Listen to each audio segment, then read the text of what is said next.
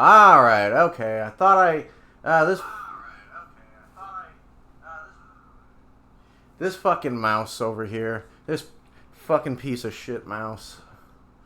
Okay, so the audio's good. Alright. Wouldn't be one of my streams if I didn't fucking forget something, or if I hit something wrong, or something wasn't working right.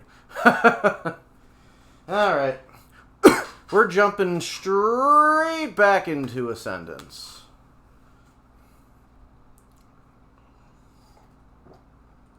Num num num num num. Alright, we're recording, we're live. Alright, welcome back everyone to the Chill Zone. Hope y'all are having a good time.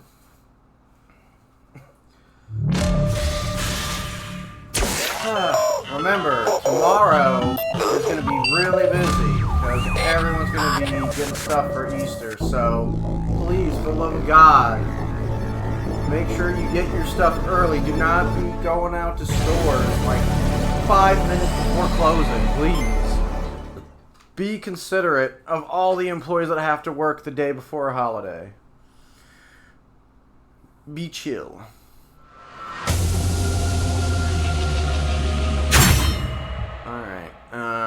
But we are going to first adjust our sound because the music, we're going to bring it down to 50 and sound effects to 50. Because, my God, the music was very loud during my previous stream. And let's see how many chapters we've done. Sister's Revenge, Blind Devotion, Message in Blood, Raziel's Demise, The Bargain, The Crypt Calls, Desecration of the Tomb, The Resurrection of the Lieutenants, Flight of Vengeance, and Wings of Destiny. Let us continue. And if we all remember, oh shit. I return to find you in deep consultation with the past. Perhaps now you're ready to help me? Oh. We gotta do this boss fight again? I figured that would... I do not know yet whether to trust you. Then trust the amulet. What did it show you doing with the Heart of Darkness? As I've told you before, I do not have it. That is not what I asked. It showed my Sarafin self surrendering the heart to Mobius. He is dead, as you well know. And with him, the heart is lost. I can offer no more. I've indulged this distraction long enough. My obligations lie elsewhere. Hold on. It's not going straight to my... Sorry, Stream Manager. For some reason I thought it was going to go straight there, but it did not. I want to make sure I can... Okay, cool. With Kain? You still choose the blood of Kain over the blood of kin? Kain would welcome your allegiance. Our shared purpose would be a balm for your lonesomeness. Have you forgotten who slaughtered our parents? Yet you've never spoken of saving them. Only Matthias. Father loved only you. His son, his firstborn, his heir. Matthias was my world, and you shattered it the moment you killed him. Every misfortune in my life, Raziel, is because of you! Is vengeance all that remains in you? Ironic, given revenge would lay with you for a while, Raziel. No, but it's all I have to give. Remain... there we go.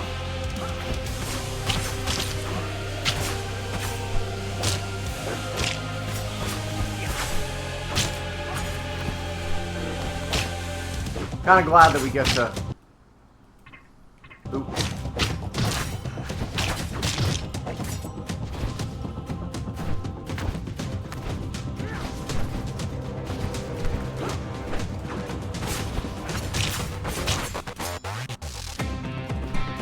Haha, duped ya.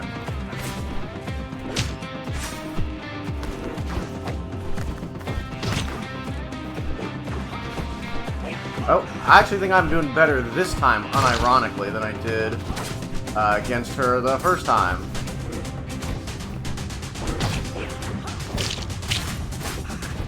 Oop, he's almost dead.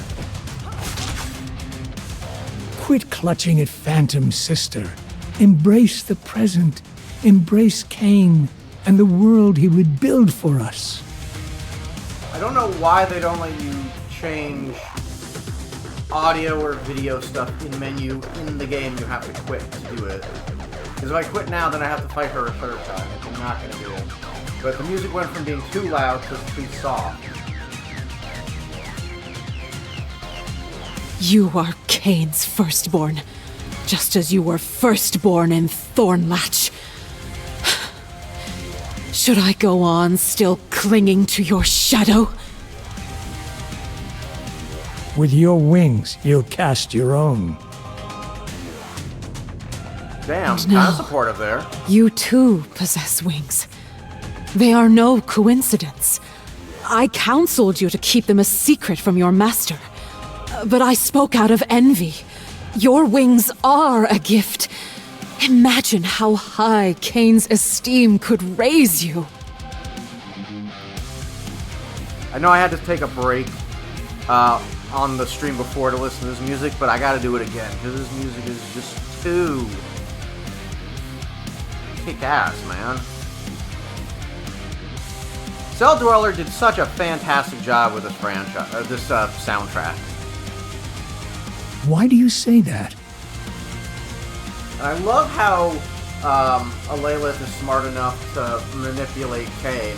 Because she knows how much Raziel is clinging to Kain. How Raziel just has this habit of anytime he joins a group or has a certain philosophy or something, he's just a zealot. He goes all the way.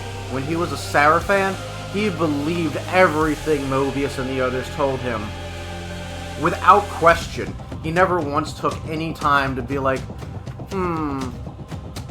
it is this old man who just sends everyone off through time, with never joining the front lines, even though he has a staff that can immobilize vampires. This guy seems a little maybe not on the up and up. Same thing when he gets risen from the grave by Kain. Joins Kain, boom, straight on. When he is resurrected by the Elder God as a wraith, at first he does want death. The Elder God's like, you can kill Kain for all the pain that you've been through. And Raziel is like, yep. Just full-on revenge, does not think about anything, never questions whether the Elder God is really on his side, or if the Elder God really resurrected him. And then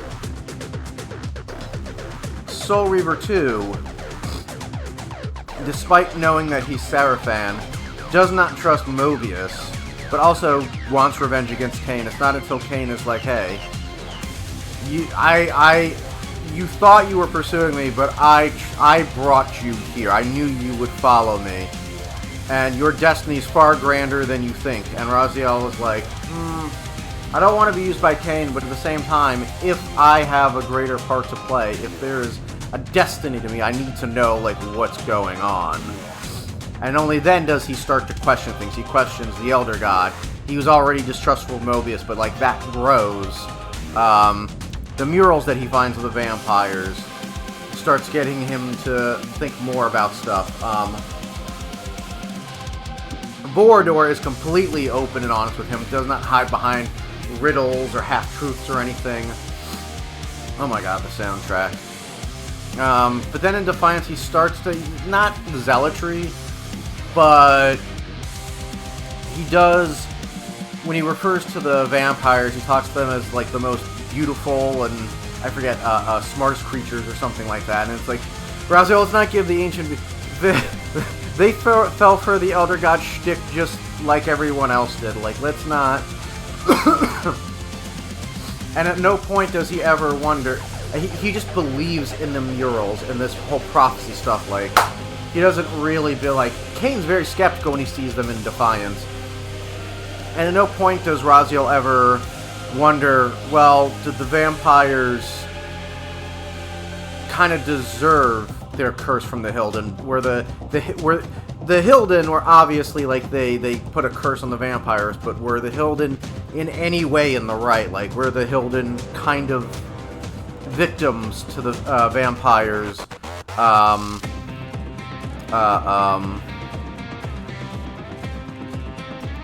Very holier than thou. Our religion, you know, allows us to just push our stuff onto you, and if not, we're gonna start a holy war with you, kind of, you know, thing. Because when Kain beheld my wings, he treated them with reverence. I knew that if he found the same wings on his firstborn, his esteem for you would be unparalleled. I grew embittered. But you have bested me, Raziel. I have no reason to lie to you. Go to him, Raziel. Let Kain behold the power of your wings. Show him, Raziel. Let him witness your ascendance. The title. Goodbye, sister.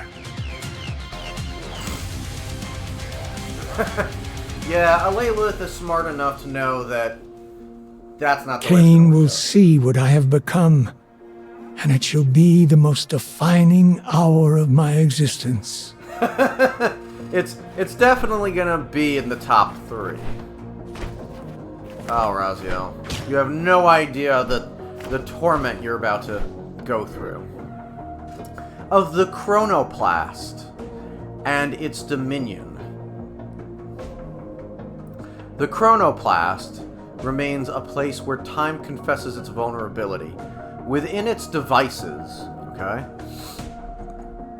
passage is made not only through distance but through ages, and the traveler is tempted to mistake movement for mastery. Yet the visions yielded from its ichor, and gears breed fatalism as readily as hope. And those who step within its influence can become thrall to the outcomes they seek to escape. We record it as the grandest of time-streaming works, and the most perilous, for it invites men to treat consequence as a tool.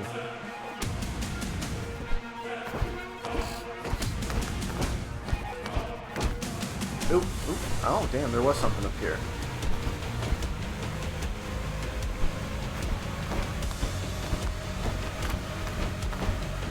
No! Alright. Let's see if there's something, because there's...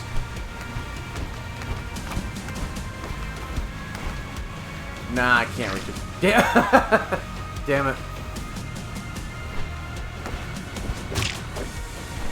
There's definitely a foreboding sense of feeling in this track.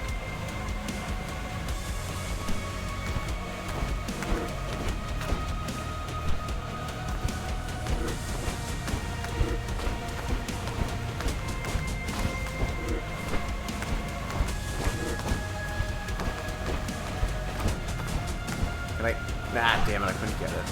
Kill me and be done with it.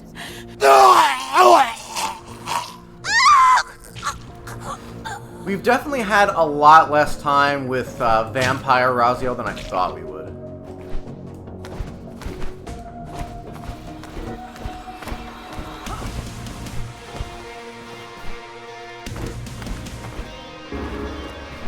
I feel like they're letting us flex, though, a little bit with the flying. No! No!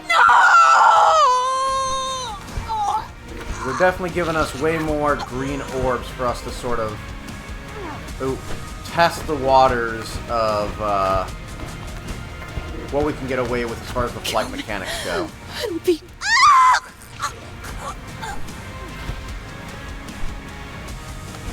Oh, damn. Burn him from the sky. Let his bones feed Nosgoth. Oh, shit. Am I allowed to suck blood from the demons, or do they just disappear? Because in that situation, it might not be worth it to fight them.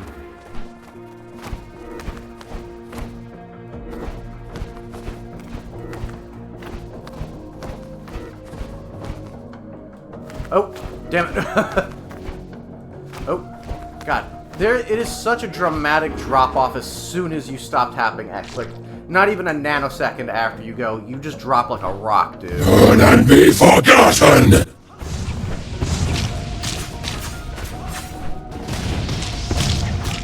Ooh, ooh.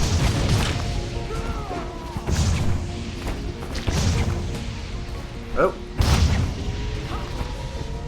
Alright, come on. Damn, so yeah, you do not get blood from them, so it might be advisable if your health is low to, like, avoid these guys.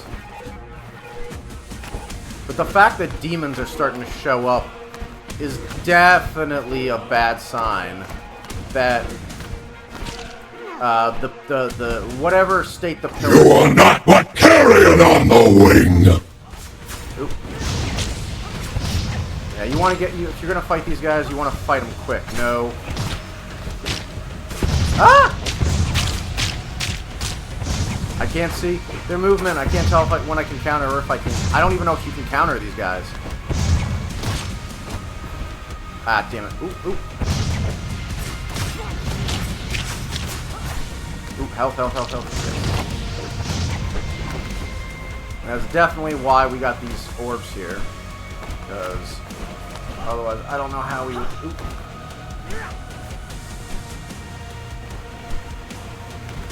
Okay, what do these lead to? Do they lead to any secrets of any kind, or... This might just be just so if I need to get away, that I can.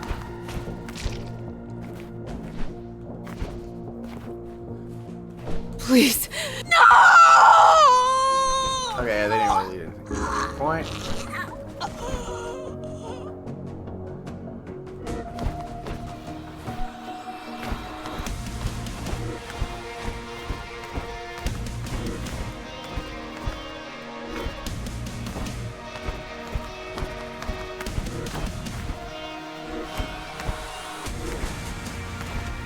Ooh. Okay. So where do I go from here?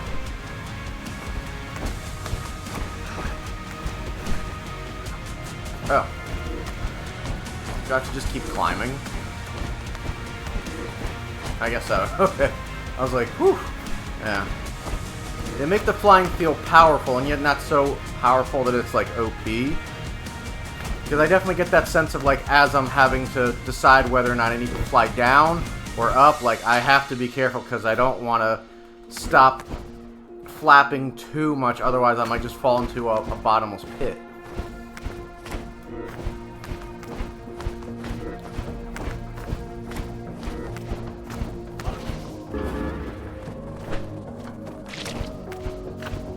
Leech of the clowns, your fight shall end in thunders! Oop, oop. I don't want to stay in between them.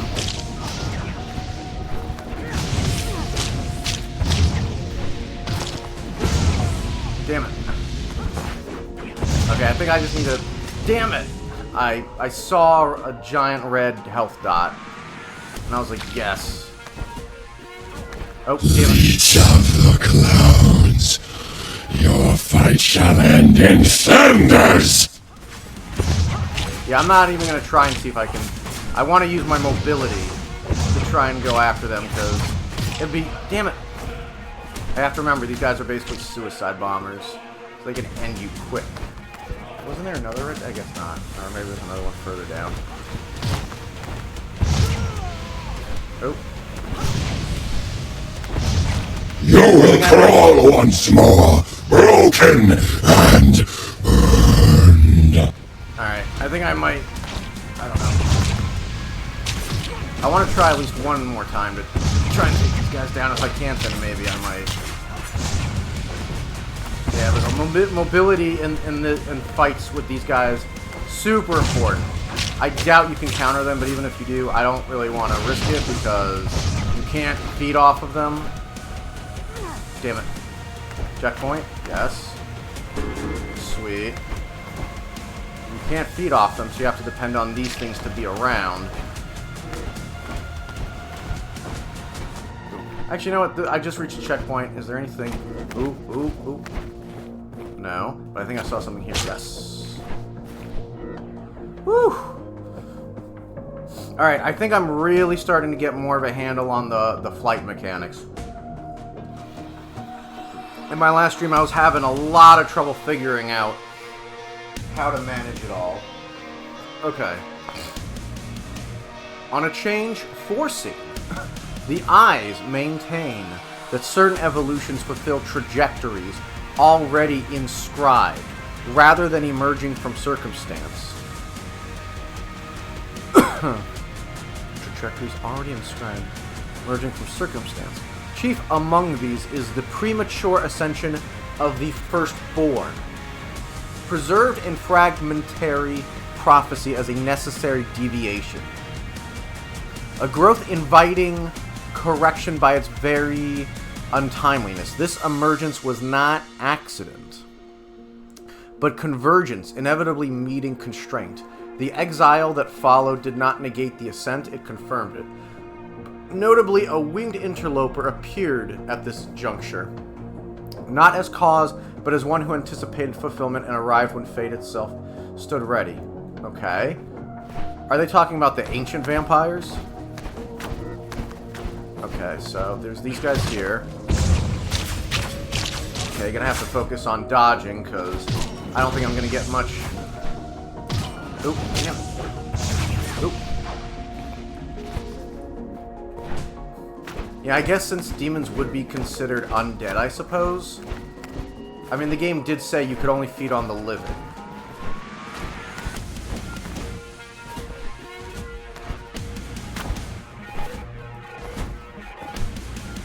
Oh, okay, this is just... I guess just a wraparound. Alright. I was kind of hoping there would be a secret there. Ooh, damn it. I have to feed soon. I'm probably gonna die, though, before I find something else. Nope.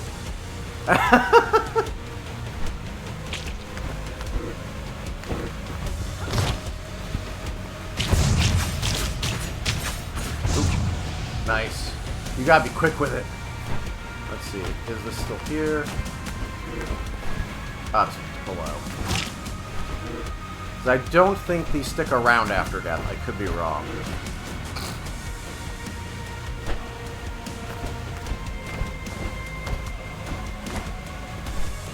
I did this. Ooh, ooh, ooh. No! Ooh, ooh, can I recover in time? No, I can't. Damn it! Damn it! Really have to be careful when you stop, when you decide not to fight. Okay, I've already fought this dude and won like twice. I ain't fighting him anymore. I've proven it. I can beat him. Ah, it's not gonna let me go. Boo! Boo! Alright.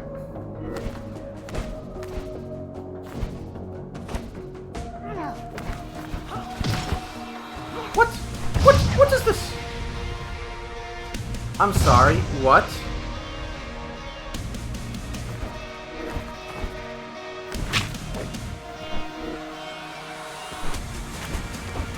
Alright, and I did not get that health up. Perfect.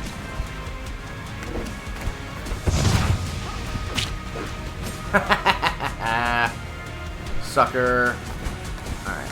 I'm gonna try and go around this time. Maybe they'll let me fly around the demon, because I don't know how I'm supposed to fight that guy with fire pretty much everywhere. Ooh, okay. Can I? Yes. Okay, good. I was about to say, like, I don't know how they expect me to fight this. Ooh, I thought I was about to fall on my death. Please, no.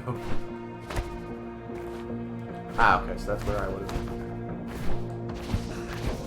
Yeah, I really... one thing that I would like with this game is maybe a little bit... a new kind of reward is an indicator of whether or not there's any kind of ground beneath you. Let Kain behold the power of your wings. The sanctuary of the clans, seat of my lord's power.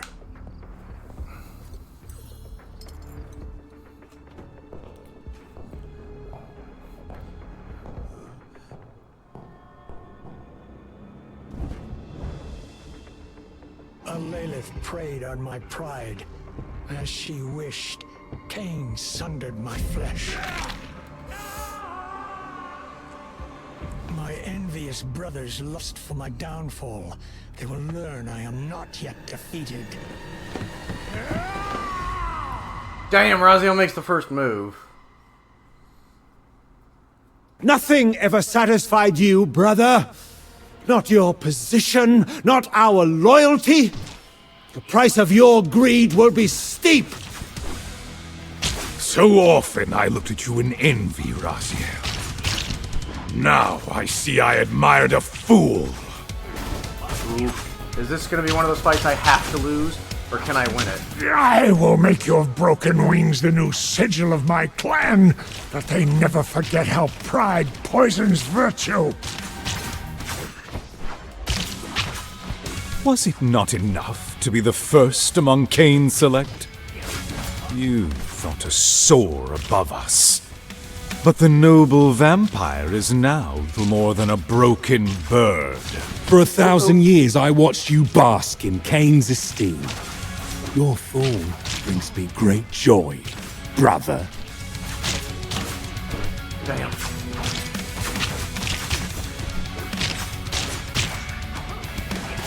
Ooh, they're bringing out the old soundtrack out. Modernizing it a little bit, but it still sounds undeniably recognizable. He's just by himself. Wait for them to get out of position. Okay. Damn, I am like winning this 4-on-1. Or 5-on-1.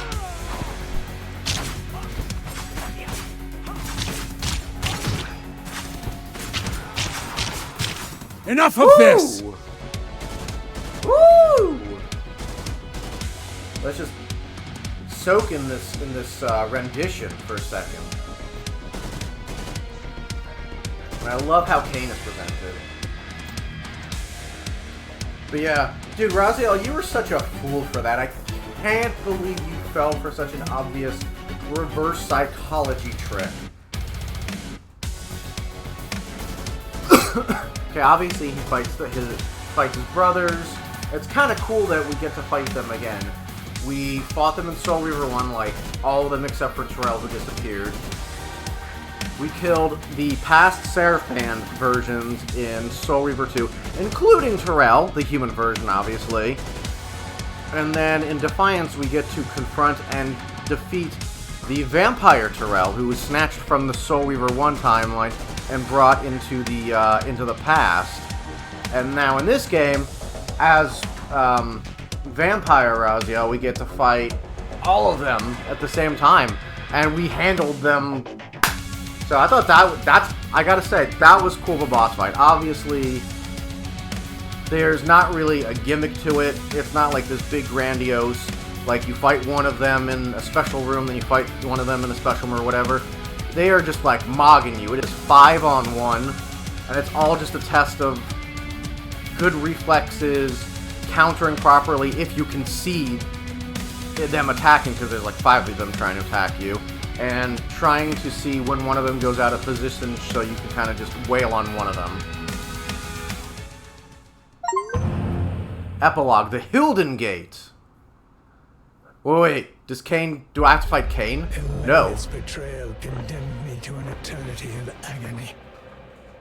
Cast him in. The amulet. Keep my memory safe, flighted brother.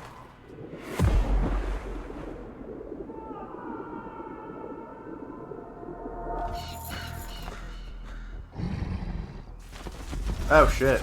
Unfinished business flees on the horizon. Raven, you've returned with the amulet. What does this mean? What's become of my... Kain? Greetings. I gave this to Raziel. I care nothing for trinkets, only our bargain. What did you do to my brother? Only what you knew I would do. I have delivered you the vengeance you were too weak to take yourself. I'll show you weakness! Oh. Shit.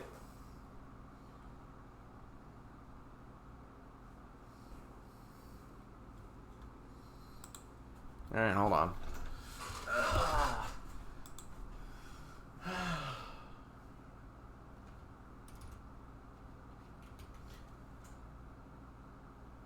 Why is this not, there it goes.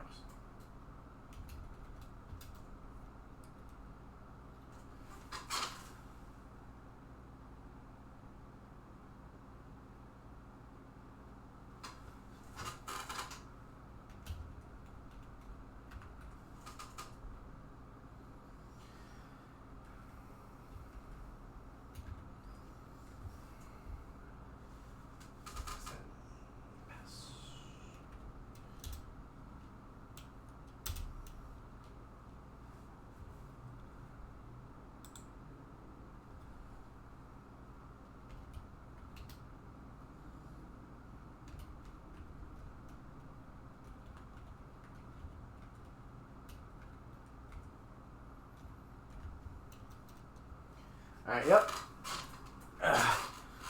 That's... Any spam like that's an automatic ban. Shit.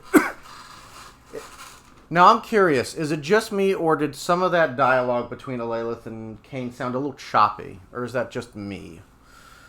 Alright, let's actually jump back into it.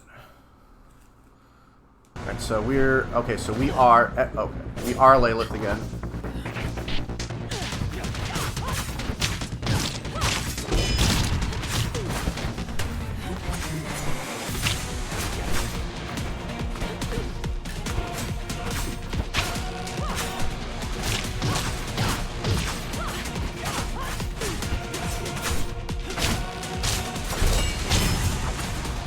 From the moment I first laid eyes on you in Thornlatch, I knew what you were.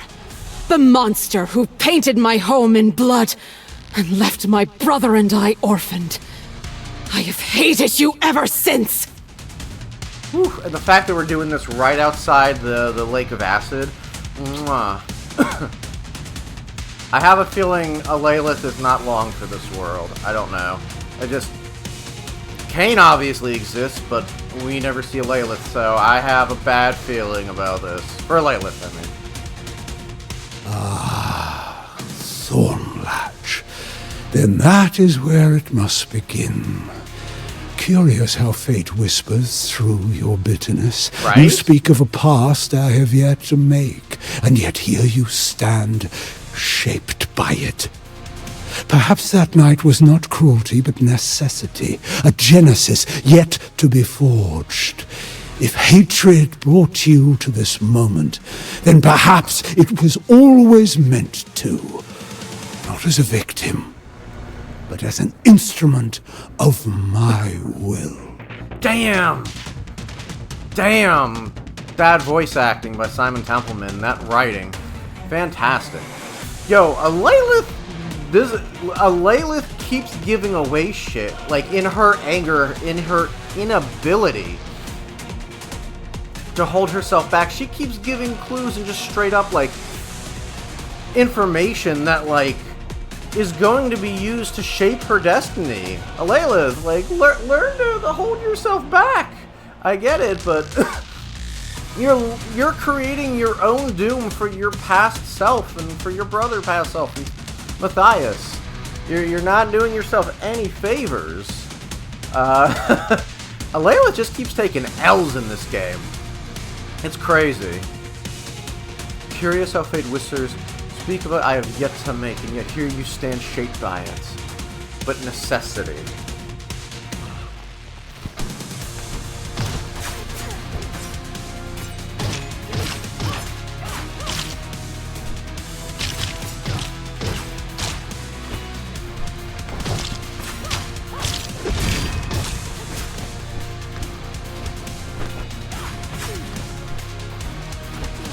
Ah, damn it. Damn it, I thought I had the counter on that one. Ooh, I'm panicking a little bit. Not gonna lie. Trying to keep...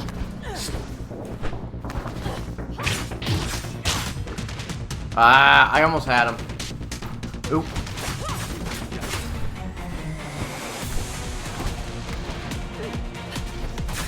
Yeah, I can't rely too much on my dive kick because I think Kain can just counter it.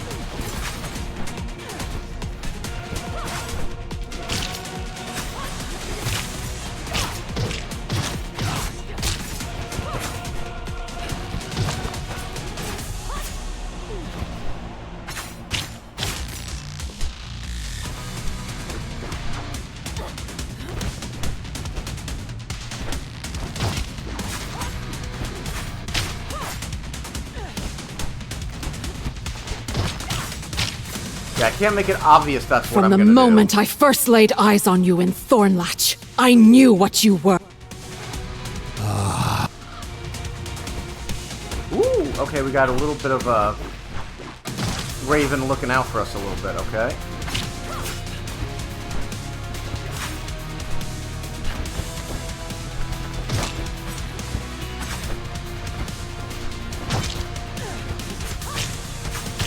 Gotta have a combination of dives.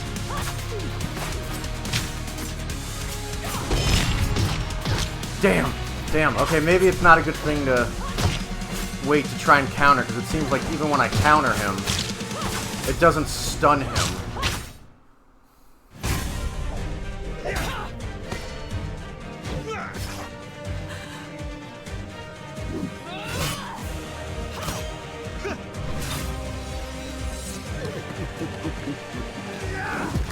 Ooh.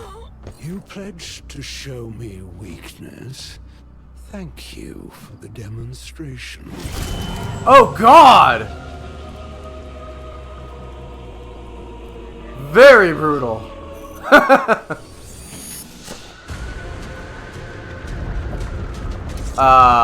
What? Time fractures anew. I've seen this before.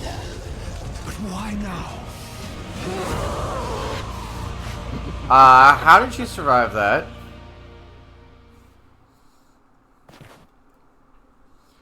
I'm sorry? Chapter 12, Into the Demon Realm. Well, we're just gonna cut from her surviving? Okay, I guess she's flying away. She knows she You can't stand be on the threshold of new awareness and purpose, child. Where is Kain? What happened? Kain killed you. Yet even now he fears a defeat he cannot comprehend. To provoke dread in Kain is a rare thing, Lady of Thornlatch. What are you implying? When Kain drove the river through you, he unwittingly gave you the very thing you have sought for so long. A paradox? Yes, you feel it, don't you? You should have died when Memories you're that alive. should not exist press against my mind, as if they have always been mine. History bends, and yet Matthias's fate remains unchanged. Just as I warned you, time is a fickle, ungovernable force. Yep. Time bows to no will, it yields to no master. You cannot rewrite the past to suit your desires. The future, though, is yours to shape. True. I have squandered so much time, Kai.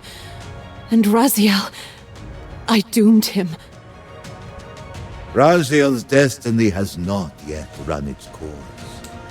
At last you are ready to become what I made you to be. Kain killed you, but today the dead shall rise. Ah, obvious reference. Wait, hold on. The game can't just end here. There's gotta be something else. Unless they plan on making a sequel in this, there's gotta be another... Can I move at all? No, I can't. I'm gonna wait to see if there's any kind of after credit stuff before I start talking. At least in depth. That's Ozar Mitrisum, as performed by Cell Dweller. Fantastic job.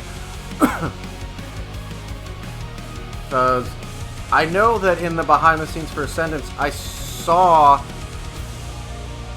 artwork, like a character artwork of another demon that Alalith was facing off against or talking to. And it was like a new voice actor for the he was playing a new character within this series, so I'm assuming that there's more, that there's like one more chapter or something. It's going to be a little anticlimactic if this is where they end it.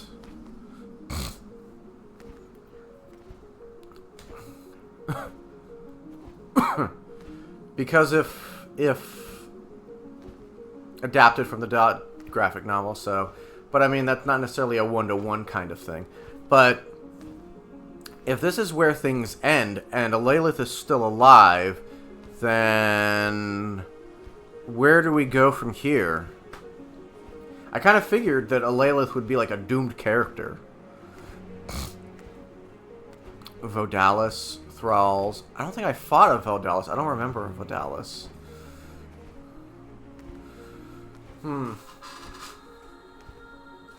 Tony J, Elder God. Wait, do we see an appearance of Tony J? There's got to be an after credit thing. Okay, I figured there had to be something after You! the credits. The creature who cursed Matthias! You and the Raven are one and the same? Yes, Lady of Thornlatch. This was I am Vodalis. But know this, I did not curse your beloved. When I found him those many centuries ago, I aided him the only way I could.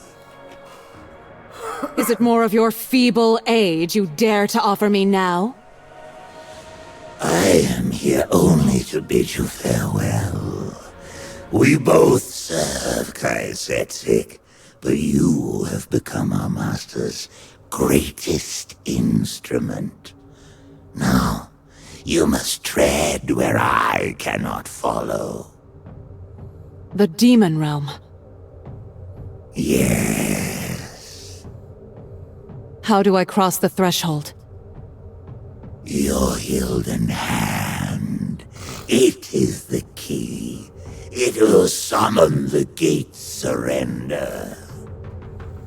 Then we part ways. May fate favor you, Lady of Thornlatch. Okay. Whatever future legacy of Kain has, obviously they're planning something with Kaisetsik and Vodalis. Because there's no way they're going to introduce these characters and have them do nothing with it. Wait, is that actually the end? Wait, hold on. We don't... Okay. Wow. But seriously, we don't even get to have at least a snippet of a level with Alalith entering the Demon Realm? What the hell?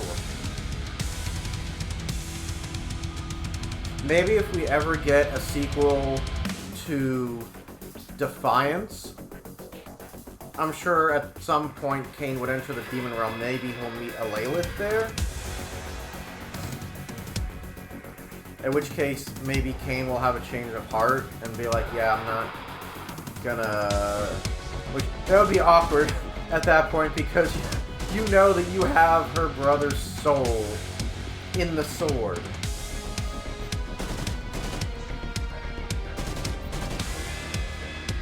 So,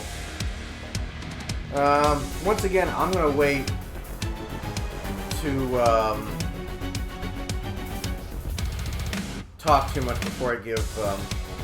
Plus, also the music's a little bit lower than it was before.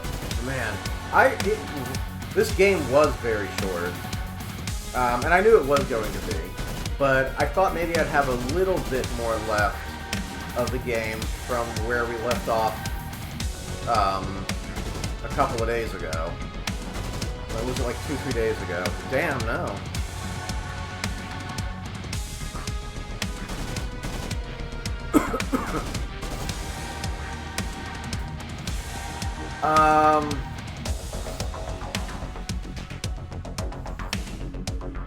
This game is...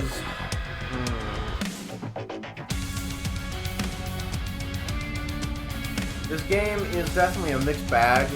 I know in the subreddit and on Steam, this game's been torn to pieces. A lot of people have just been, this game has no redeeming value, it's awful. And I think that's very ridiculous to say. This game definitely does have issues with its difficulty spikes, which obviously that can be remedied with going to a lower difficulty setting. But I definitely think that normal is a little bit harder than it needs to be. Is it Dark Souls? No. It's definitely not Dark Souls. You have infinite lives. You have plenty of time to, like, sort of try and analyze enemy patterns and try and come up with a strategy. Some of the platforming segments, though, that do involve you trying to avoid or fight enemies, those are, like, when the difficulty spikes to really get kind of up there, which is a little difficult. I think that the art style, the animation, is absolutely beautiful. I for what they're doing, for a game that's budgeted at price for $20, I did get this game. I got the Heart of the Darkness bundle, since I already had the Defiance Remaster, and the Heart of the Darkness includes both the Defiance Remaster and Ascendance and some skin packs for Defiance. It was a minimal price decrease. It was like $18.99 or $18.90 something. Where at full price it's $19.99, which anyone in chat, correct me if I'm wrong, but I'm positive when both the Defiance Remaster and Ascendance were announced, that on the Steam page, I'm positive that Ascendance showed for $30, but when I bought it, day one, it said $20. I was, like, surprised. Defiance created by Joshua Viola. I was just surprised. I was like, $20? I thought it was $30. That's crazy. I'm gonna hold off for a second because we might get something after these credits.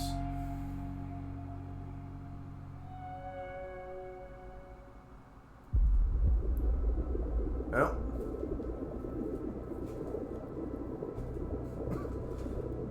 Him going through the Lake of Acid, though. Oh god, hard cut. Just hard cut. Raziel, you are worthy. Okay.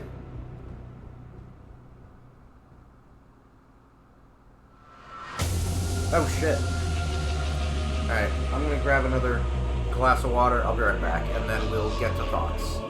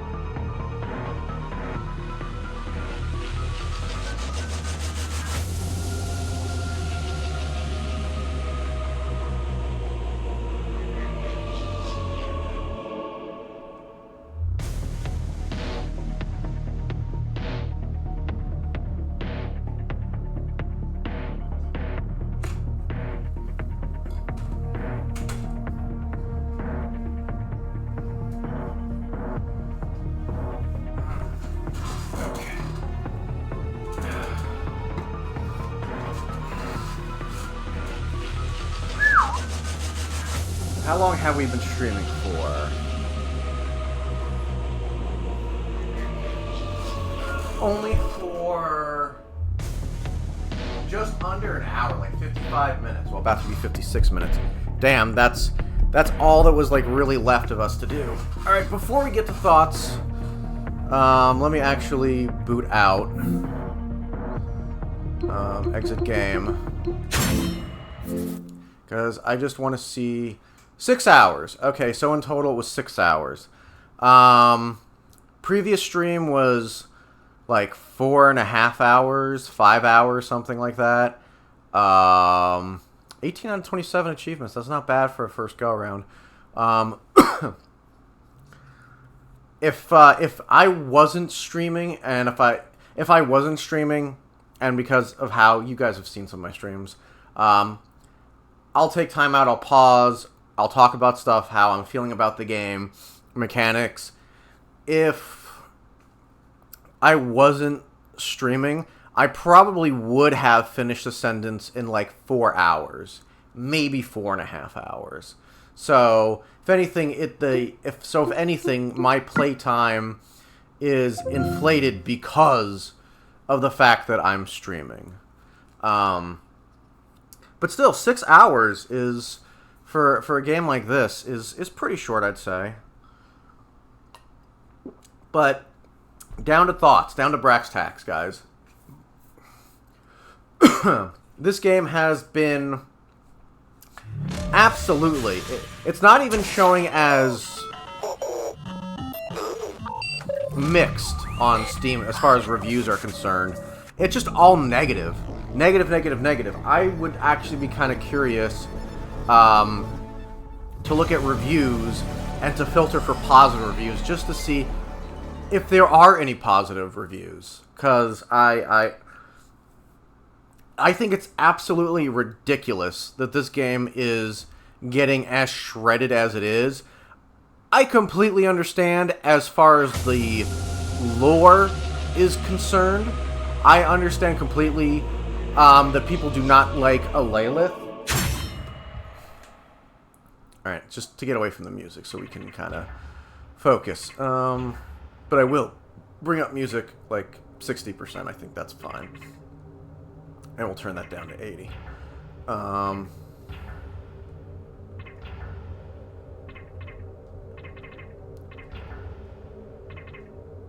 Codex. How many of the codexes do we have?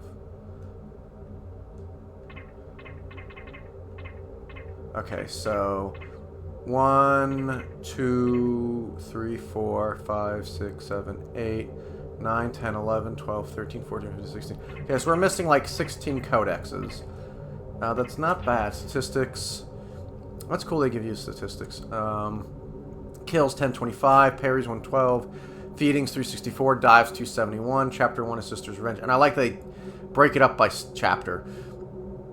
We're missing 1, and then it looks like we got 1 of each on stage 2 for all the bonuses stuff. Normal. Oh, I guess they'll probably update highest difficulty complete. It probably won't say normal, hard, hardest, whatever. It'll probably just say whatever the single hardest one is. And then chapter 2, we're missing 1 scroll. Chapter 3, we're missing 1, 2, 3, 4, 5 scrolls in total, and we're missing a blood chalice. Chapter 4, we're missing 2. Chapter 5, that was just like a story thing. How many story chapters are there where like there's really no gameplay per se? I think Chapter 5, The Bargain, that was the one where we meet Kain at the pillars and Ariel shows up. Chapter 6, The Crypt Calls, there's 3 stages. Bonus. On stage 3, we're missing... And I don't think you can pick by stage. That would be cool if you could just go to the stages that you wanted to for the bonuses that you missed. Hopefully if they update the game, they'll allow you to do that.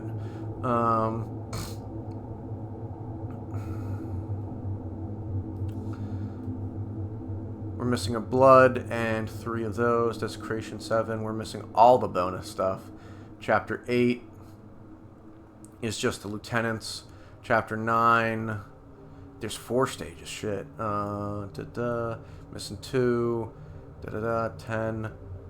We're missing 1 of the purple ones. 11, a new kind of reward. No bonuses to get. 12, no. Okay, and the Hilden Gate. Okay. So, but anyway, I'd be curious to go to Steam and see if there are any positive reviews, because there's like, it's all negative. It's absolutely insane. And the subreddit is completely incensed. And like I said, I get it.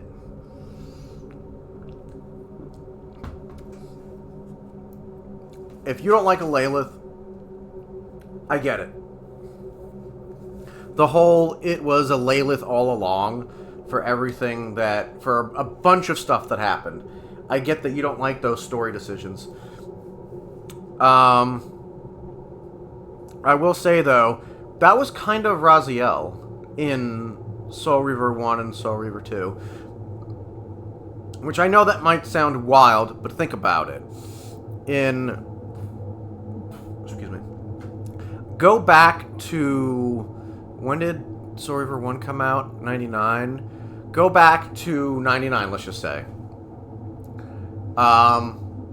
You played Blood Omen 1 when it originally came out. Loved it. You were in love with the gameplay and the lore, the voice acting. You'd never seen a game do these kinds of things before. Totally new experience for you. Makes you appreciate video games on a level that you never did before. You're like, oh shit, this is actually... games can be artistic. Then you are told there's a new game in the series. You're like, oh shit, there's another Legacy of Kain game? What is it, Blood Omen 2? Soul Reaver 1. Brand new character that you don't know anything about. Kain is the villain this time. You don't get to play Kain at all. And Raziel, for some reason, has like this great importance. And just like how we saw with Alalith, where Kain strikes Alalith down. Alalith dies. She just dies. And then comes back. And while it's not immediately apparent why Alalith comes back, her death by the Soul Reaver somehow created a paradox. I'm assuming... I mean, Kaisetsik doesn't know how or why the paradox happened. And Kain doesn't know either. He knows it's a paradox, but he doesn't know why. Maybe later on he'll figure it out when he realizes it. But my theory is Alalith was not killed because Raziel's soul is within the Soul Reaver. And that Alalith and Raziel are bound somehow. They're either bound because both of their wings were made by Hilden magic, or because they're both kin or something, or this is just something that Raziel fought against. I don't know. And I don't even know how this version of Raziel that's in the sword would remember Alalith, because when the amulet was separated from Raziel, Raziel lost his memories that Alalith gave back to him. So it's kind of confusing. But to bring this back to Raziel, you're someone who you're playing Blood Omen, right? And you're playing Soul Reaver 1 for the first time. You were a huge fan of Blood Omen 1. But let's just say... Actually, you know what? Let's do this as a comparison to something that's a little bit closer towards Soul Reaver 1's age. It's not really close, but let's just say it. Metal Gear Solid 2. Metal Gear Solid 2 does a similar situation to Soul Reaver 1. In Metal Gear Solid 1, you played as Solid Snake. Metal Gear Solid 2, you play as Raiden. Now, obviously, MGS2 is a bit different in the sense that you play as Snake through the first chunk of gameplay, and you're led to believe that you're going to keep playing him, and then, no, it is actually Raiden that you play as through the remainder of the game. Solid Snake's still in the story, but you don't play as him. And that upset a lot of people. Same thing with DMC4. Nero's a brand new character. You play as him through the first half of the game, and then Dante, you traipse through, backtracking through the entirety of the game. But yeah, so Kain, you're playing through Soul Reaver 1. And I'm just doing this mental exercise so that, like, if we can sort of excise any kind of baggage. That's the wrong kind of word to use in this context. But to sort of excise us of all future events going on from, like, Soul Reaver 2, essentially. To sort of clear our perspective, essentially. Have a new perspective.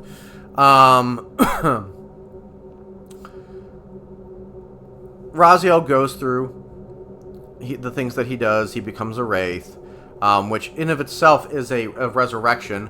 It's never been explained how Raziel was resurrected. The Elder God claims to have resurrected Raziel, but we don't ever see him do it. And as of course we know, the Elder God lies to the vampires. He pretends to be a god when he's not really a god. We don't know if the Wheel of Fate was something that was already around before the Elder God showed up, or, and the Elder God has just twisted the Wheel of Fate to work for him, or if he did create the Wheel of Fate. But anyway. And in Defiance, they do show that there are other wraiths or other creatures that you fight in the spectral realm as Raziel. But whether or not those were creatures that already existed in the spectral realm and the Elder God found a way to control them, we don't know. But anyway, so Raziel's thrown into the Lake of Acid. He, for all intents and purposes, he's dying. He's tormented for hundreds of years, for centuries, and somehow survives, or does die and is brought back. But we never know why or how Raziel is brought back. That's not something that's ever explained. It's not something that the lore ever gets into. Same thing with a Lilith. If anything, we get more closure with a Lilith sort of resurrection or explanation than with Raziel, because of the fact that she is killed by the Soul Reaver. And it might not even be because she's... I think it's because she's killed by the Soul Reaver. But...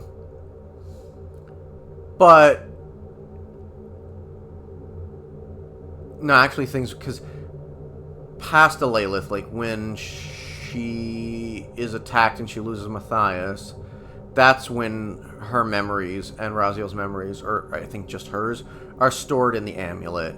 So... No, it would have to be because of the Soul Reaver that she is resurrected. So, at the very least, despite the fact that it's not outright said, we get more of a concrete answer of why a Lilith survives her death than Raziel does. But I still understand why people don't. But anyway, okay. So, Raziel dies, survives, come back as a wraith. We get that the Elder God resurrected him. I'm doing quotes. Decides to go on revenge, just like a Lilith does. Although I think his justifications for revenge are a little bit more justifiable, considering how long he served Kain for. Goes on his journey, kills his brothers, meets Kain in the Sanctuary of the Clans, and then Kain strikes Raziel down, destroying the Reaver. But we don't know at that time. Obviously, with foresight, with Soul Reaver 2, we understand why. But if again, we're doing this from the perspective of someone who you're playing Soul Reaver 1 for the first time, Soul Reaver 1 is not your first game in the series. You've played Blood Omen 1. You go through, Kain strikes you down with the Reaver, but just like with a Lilith, with Raziel in Soul Reaver 1, when Kain strikes you down, you survive being struck down by the Reaver. In fact, not only do you survive, but you're completely fine, and the Reaver is broken for some reason.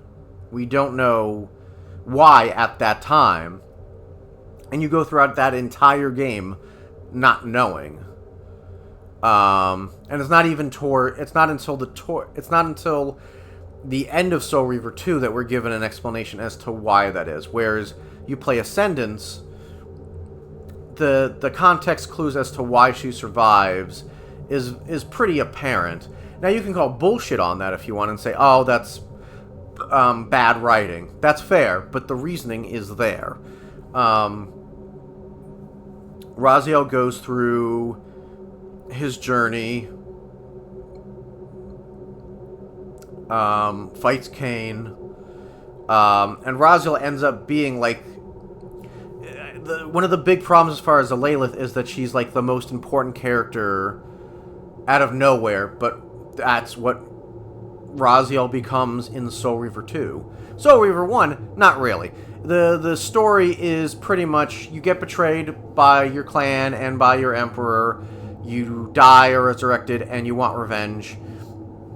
And there are sprinklings of context thrown in Soul Reaver 1, but for the most part, it's, hey, I want revenge. Obviously, you get things like Raziel finding out that he used to be Seraphan before being resurrected by Kain, which adds a little bit more emotional oomph for you to be like, oh my god, I used to be the complete opposite of what I am right now. That's absolutely insane. I used to like hunt vampires as a job, as a holy career. And there's not really any foreshadowing to that. It's something that you just kind of... I'm not saying it's not given ceremony with the music and the, oh, well, we see Rahab and we see Terrell and then we go to Raziel's.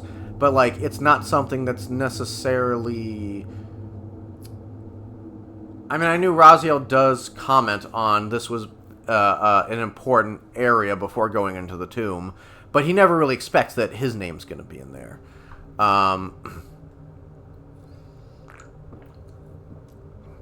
And the Elder God knew it, but he didn't tell you. But obviously it would have been...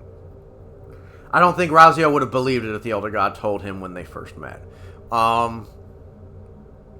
You go through, you kill your brothers, you confront Kain, you go through the portal, and then Soul Reaver 2 makes Raziel the most important character in the series. Because after he has his conversation with Kain at the Pillars, obviously he's already distrustful of Mobius, but he has some... He wants to hold on to some reverence for his humanity and for his past Seraphan history. But he just doesn't trust Mobius. He knows he can't do that. But wants to kill Kain. Kain tells him that there's more to you than what you think there is. You need to discover these truths for yourself. Your history is laying out for you to find.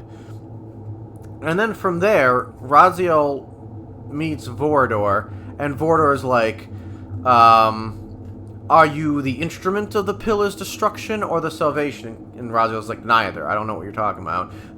And Vorador is like the most honest person with him. I love Vorador for that he is like just straight up like willing to tell Raziel straight up, I don't trust you, I don't know you, your origins seem very strange to me. Vorador doesn't tell him of any prophecies because he's like, yeah, he's a pessimist. He was an idealist, now he's a pessimist because he's like, everything's failing. There's nothing that you can do. But he comes across Vorador, and essentially is like, even if you are who I think you are, no longer matters. You're simply too late. So both Kain and Vorador are laying these like gigantic revelations of like, yeah, you are a very important character, but from two different perspectives. Kain is like, you need to search for your destiny. You are a much bigger piece of this puzzle than you believe, and is encouraging Raziel to be skeptical, to seek out knowledge, whereas Vorador is like, it doesn't matter. Like, obviously I'm implying that you're important, but it doesn't matter. And in a certain way, Mobius is as well, but it's in a different way in which he's like, yeah, your importance is in killing Kain. And that's kind of just it. But Raziel becomes like the centerpiece of like the salvation of Nosgoth. Comes across these murals showing vampires with wings, and they have these, like, they have the claws kind of like Raziel does, and they have blue skin like Raziel does, and it's like, this is kind of, they kind of look like me, except, you know, I'm a wraith. This is kind of strange to me. And then comes across these temples, which can only open by the Reaver, which it just so happens to be lucky that Raziel's has the Reaver. It's a spectral form. It's not the physical Reaver, but it's still the Reaver, and it's lucky that Raziel just happened to have the Reaver strike him down, break, and then Raziel grabs the spirit of the Reaver that's inside that just happens to be another version of the Reaver itself. It literally shows itself as a sword to Raziel, and that Reaver just so happens to be able to also open the lock to these very important temples, these forges that enhance the Reaver, which is the key to opening the next forge, to the next forge, to the next forge. And as he does this, he learns more of the vampires' history, of their ancient enemy, which we don't get to know their name until the end of the game. And he learns more of their history, but he's still confused. He's like, where do I fit in with this? I still don't understand. Finally tracks down Janos. Janos is like, yeah, you have been tested. It is your destiny. You are the savior of Nosgoth. And obviously Raziel doesn't like that. It's smells of martyrdom. But yeah, Janos is like, yeah, you're the savior. Raziel, unfortunately, creates the path for the Seraphan to show up. And Raziel, as a Seraphan, kills Janos, which I didn't think about that until today. I was kind of going through Reddit, not the subreddit for LOK, but I happened to come across it, and someone pointed that out. Yeah, kind of crazy how Raziel, even as his Seraphan self, is like the most important character suddenly within the series, more important maybe even than Kain, because without Raziel, Kain never would have become a vampire, because Raziel is the one to slice open Janos, grab the Heart of Darkness, and deliver it to Mobius, and after it is delivered to Mobius, Mortanius gets the Heart of Darkness and creates Kain. Now, obviously, Mortanius is the one that uses the Heart of Darkness to create Kain, but we can't deny that it is imperative that Raziel is there, because if Raziel isn't there, he wouldn't slice open Janos. Raziel is the one that gets the Heart of Darkness. Without Raziel, we wouldn't have Kain as a vampire. We wouldn't have Blood Omen 1. So retroactively, yes, we are given new information, but like, Raziel is kind of a Mary Sue, unironically, within the series. He creates Kain by getting the Heart of Darkness. He gets killed by his future self as a Wraith, which, yeah, that's another thing. Raziel, as a Wraith, kills not only his former self, but all of his brethren, which allows Kain to resurrect them, as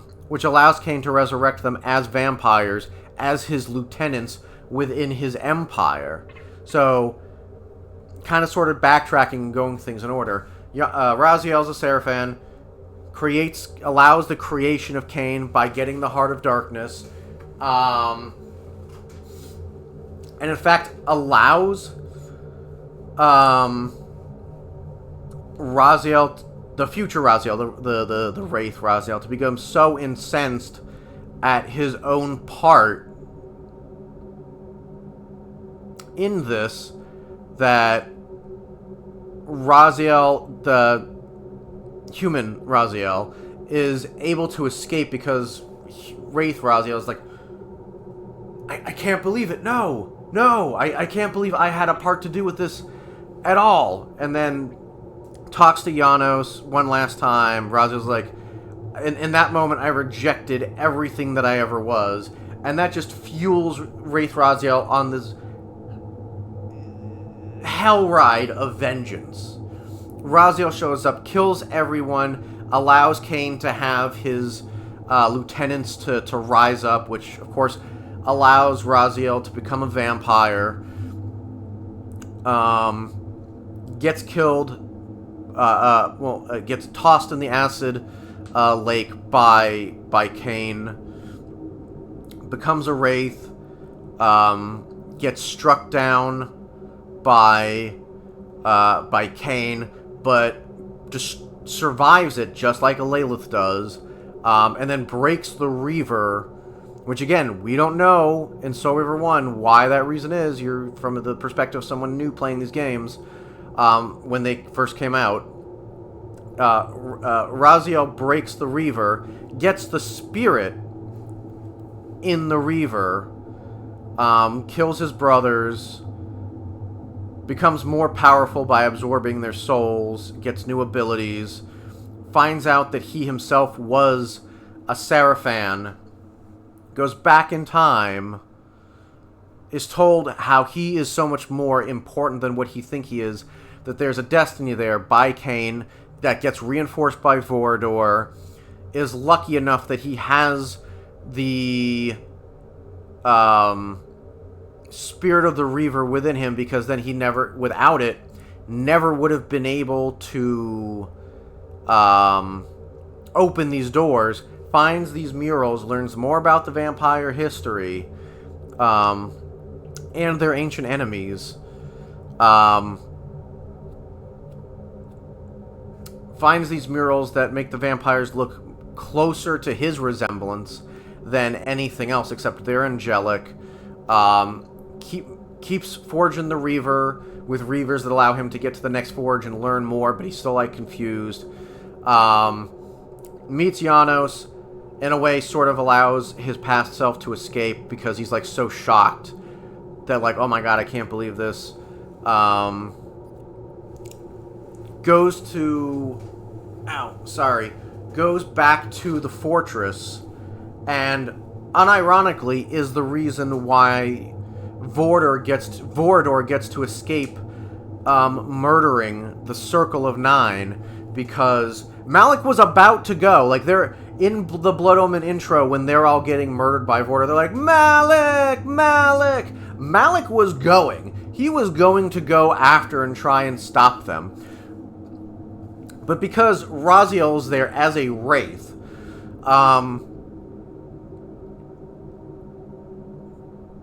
Mobius has the excuse to be like, hold, Malik, this one is the real danger.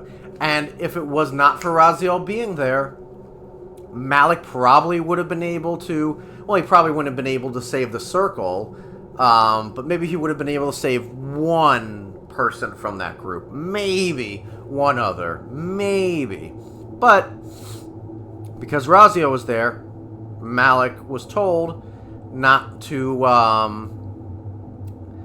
leave, and he didn't. He followed orders, and in Blood Omen 1, and I do know this, that it was shown in the intro, Malik's soul is split from his body and imprisoned in his armor.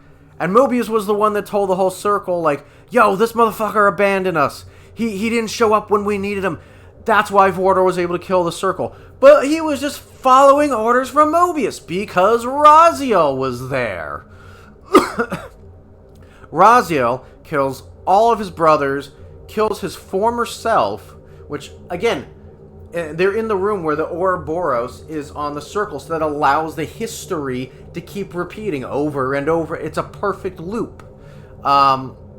Kills his human self, allows Kain to resurrect them as vampires, and then Raziel is supposed to be fated to enter the Reaver itself, because his spirit is no longer in the Reaver at that point, I don't believe. Oh, wait, no. Yeah. So, he's about to, but then Kain saves him. And Raziel's... I would say at that point, Raziel and Kain are kind of split in terms of, like, their importance into the lore, because Kain does say in Defiance, I went to the Vampire Citadel not to look at Raziel's destiny, but to learn more of my destiny of Sign of Balance. But Raziel is still very key to everything, because of the vampire Hilden champion Prophecy in Defiance, which has Raziel, like, very much like, oh yeah, this has got to be... I have to be one of these champions. Not questioning at all. Kain is very skeptical of it. The few times that we meet Vordor as Raziel, he's still impressing that, like, oh, you're still important, you know, so on and so forth. And then, of course, Raziel purifies Kain, purifies the Reaver, and then the loop starts all over again with Raziel, his spirit trapped in the sword. And we go right back to the beginning where it just circles. So yeah, in a strange way, Raziel is kind of a Mary Sue in these games. And that's a criticism of a Lilith that I think is completely bad faith. A Lilith, despite whatever writing issues that there are in the story, a Lilith is not a Mary Sue. She gets her ass handed to her constantly in this game. She loses her parents, although obviously we don't know about the mom, but she says later on the dad only cared about Raziel. But yeah, Lilith and Raziel are born. Apparently the dad only cares about Raziel, so that's an L right there. That sucks. Her parents are murdered. Another L right there. What was her lover Matthias is turned, and she... Oh, sorry, hold on. Born, parents don't seem to care about her. At least the dad doesn't. That's an L. Parents are murdered. That's another one. She loses her lover Matthias because he's turning, and Raziel, out of nowhere, I know he instinctually does this, but he doesn't even, like, try and, like, ask a Lilith what happened, what's going on. Instinctually just, whoop, slices off her hand to try and stop the infection, and slices off Matthias's head, not realizing that a Lilith gave her hand to Matthias to try and save his life, or even if it didn't save his life, she wanted to become infected like Matthias so that they could continue to live together. But that doesn't work out because, whoop, here comes Raziel. Slice! So, parents are... at least the dad doesn't care about her. Her parents die. Matthias is turned. That's 3 L's. Her plan to either save Matthias or be turned like him so they can live together is thwarted because Raziel intervenes, which it seemed like they had a happy relationship as kids. But then once that happens, boom, that makes her hate Raziel, so that's like 5 L's right there. And she's not even a vampire yet. She's still a kid. So she curses his name. She wants to die. She yells at Raziel, like, leave me to die, because if my lover is dead, then I don't want to live. And that doesn't work out, so that's kind of 6 L's. Confronts Raziel because she wants to kill him for revenge for killing Matthias. Or at least not allowing her to die with Matthias. And wants the Heart of Darkness to bring back Matthias. And is this close to getting Raziel, but then Mobius' spell... actually, even before that, she tries to go to Mobius, asking for his help, and instead she curses him and doesn't allow her anywhere near Raziel. Confronts Raziel, is about to kill him. Mobius's curse kicks in. She gets sent away. That's 8 L's right there. And that's just the start of Ascendance. Tries to find Raziel again, but then Raziel is killed by his own self, and So, like, what do you call it? Alilith is too late. She tracks down Raziel after he's killed, so that's 9 L's right there. Doesn't know where to go to get the Heart of Darkness. She does get 1 W in that Mobius's curse is now gone, but still, that's like a minor W for her.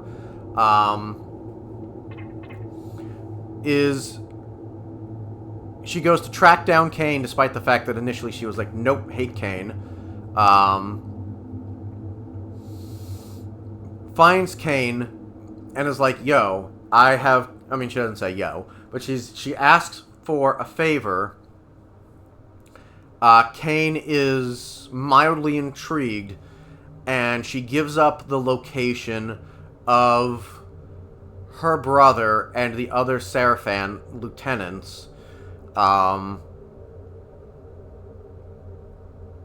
hoping that he will give her information about a paradox, and he does, but Alilith cannot understand what Kain is trying to tell her, so that's 10 L's right there. She gets there, and Kain actually holds up his end of the bargain, but she can't understand a damn thing of what he's talking about, and maybe it's just because we have hindsight, and we've seen these paradoxes play out, but it feels like Kain is explaining it in a way that Alilith should be able to understand, but that's...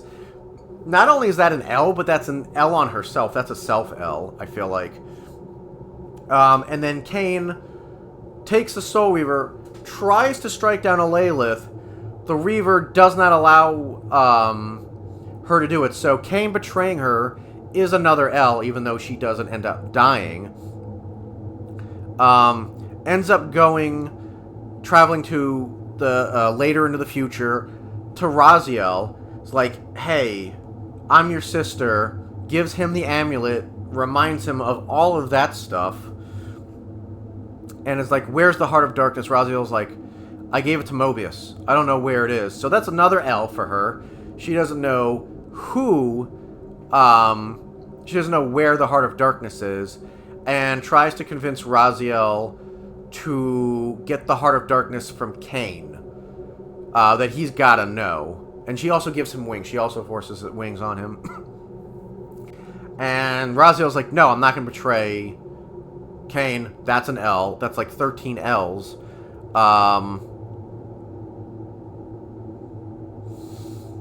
What do you call it?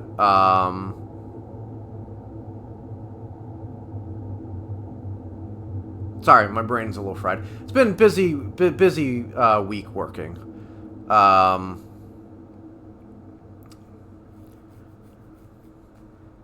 Yeah, Raziel's like, yeah, I'm not going to betray Kain. So she has no idea where to go for the Heart of Darkness, and tells Raziel to not show Kain his wings because he will, kill him, and then fights Raziel. I think she leaves first. Gives him time to think about it, shows back up as like, yo, are you ready to cooperate with me? He's like, nope. Not gonna betray Kain. I'm not... Actually, you know what? Just because we're high up on the L counter and it's the same L, I'll just leave it at 13. She's like, nope, not gonna do it. Alilith fights Raziel, loses to him. That's 14 L's. And then she tricks Raziel into showing his wings. And then Kain, knowing what... After he tosses Raziel into the abyss, knowing what the Raven portends, and seeing the amulet and knowing what that is as well, knows that there's unfinished business, goes to Alilith, starts the fight with Alilith. Alilith loses that fight. That's 15 L's. And again, this is within the same game that Alilith is introduced in. I know that she's introduced within the comic, but I'm just saying as far as the games. This is the game where she's introduced as a playable character, let alone just a character. Unironically, gets what she wants. She gets a paradox after Kain brutally splits her head with the Soul Reaver. She gets a paradox, but it doesn't get her what she wants, which is Matthias's return. She does not get the ultimate goal for what she wants, which is the return of her beloved. That's 16 L's. Goes to this place that Kaisesith tells her to go to. Meets Vidalis, which she thinks is like, oh, this is the one that that turned my lover. And Vidalis is like, I was there, but I did not. I actually tried to give my aid to Matthias, but it turns out either the aid was not strong enough or he was just too late. So that's 17 L's. And is like, yep, Alalith, you're not going to get the things that you want. That sucks for you. Too bad. But you have proven to be our master's strongest weapon, our strongest tool. So you will be going to the demon realm, and we don't know why. It's not explained what the purpose is, but so she just uses her Hilden hand, goes into the Hilden, the demon world, and where the Hilden are at, presumably. And then we don't see her, and that's the end of her story, at least for now. So that's 18 L's. That's 18 L's. And I'm not saying that Raziel does not suffer loss. I'm not saying that he doesn't go through tragedy. Obviously, learning his terrible destiny, that he is doomed to play out this loop of resurrections over and over again, only to go into the sword, and for that to be a sort of its own loop itself, because eventually that sword will get broken by Raziel when he confronts Kain, and then he'll be imprisoned within his past self of Raziel.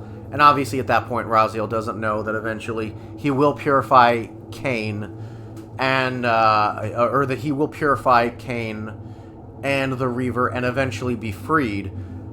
But knowing that he will be going through the cycle forever and ever and ever and ever, that's a torment, obviously. And Raziel keeps getting tested and being used at every turn. Obviously, he gets L's. But Raziel has never been... No one has ever... Or at least...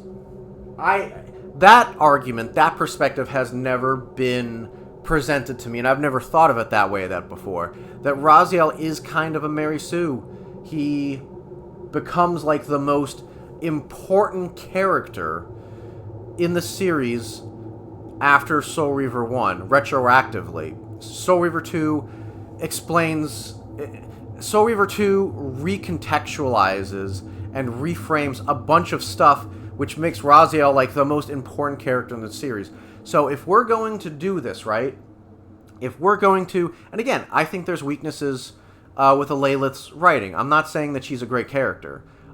She's an interesting character, I think.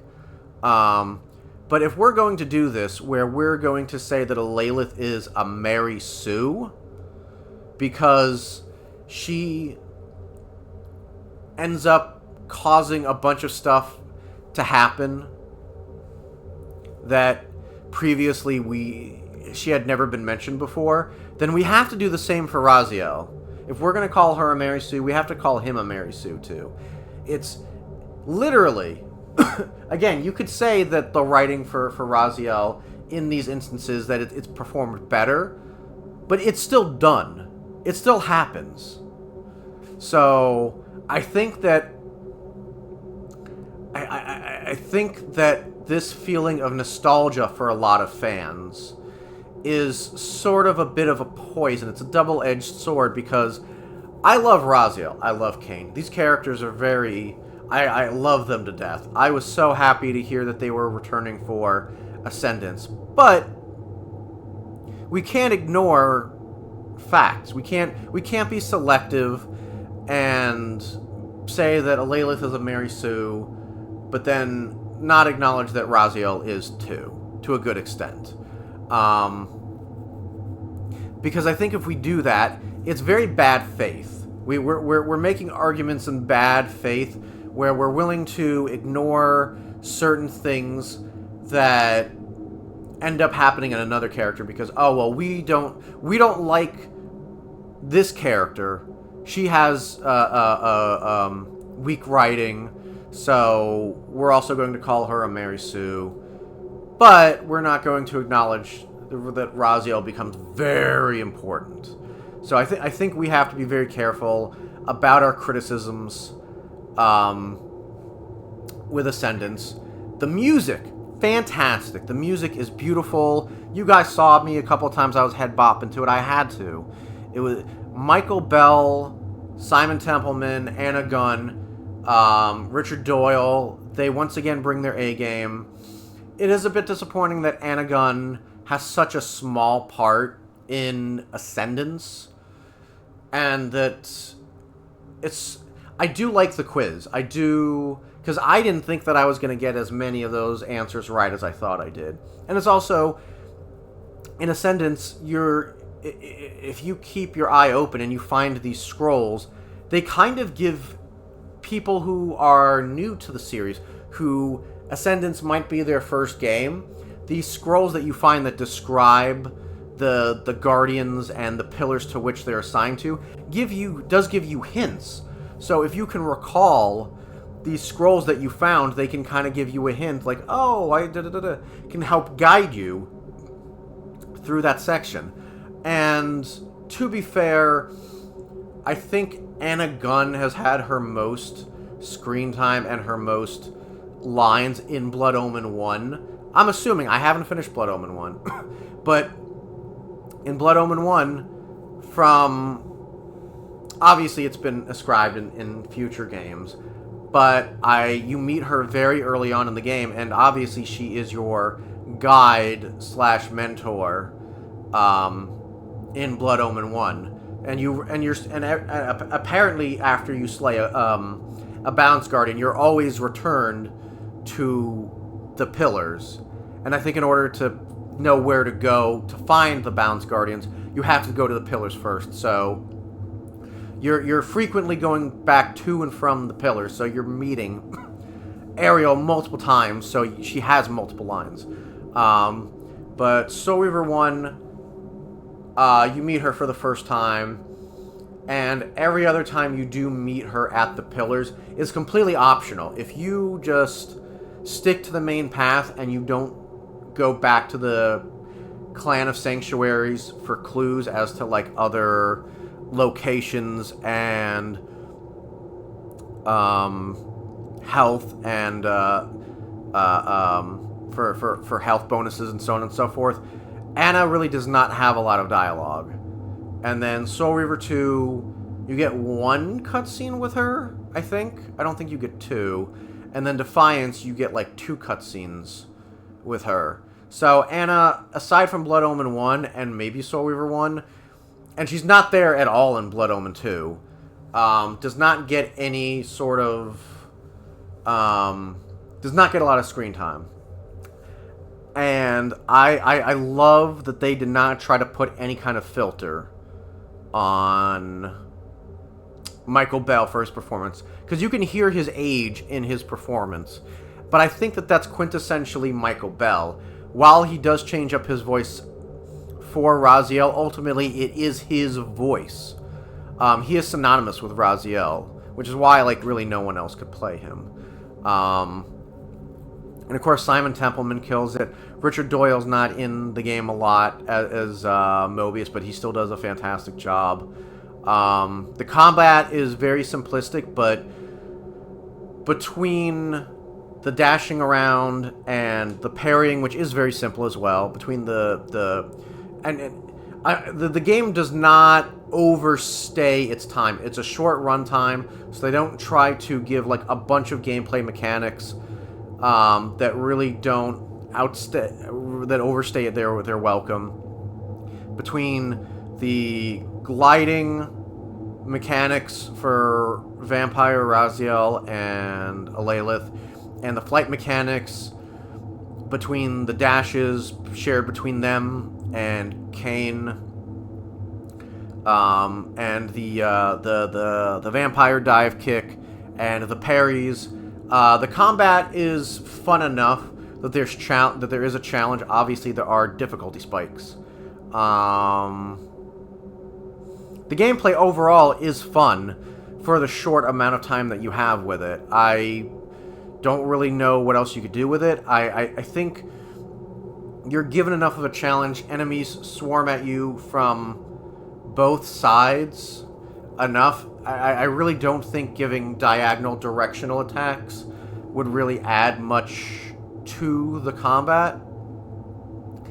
I think the enemies are challenging enough, but they also do die quickly enough that you don't really get these damage sponges. Maybe that's how it is in the harder difficulty settings, but on normal they basically die enough, and the game does incentivize you to keep on on the move because you're always needing to get blood.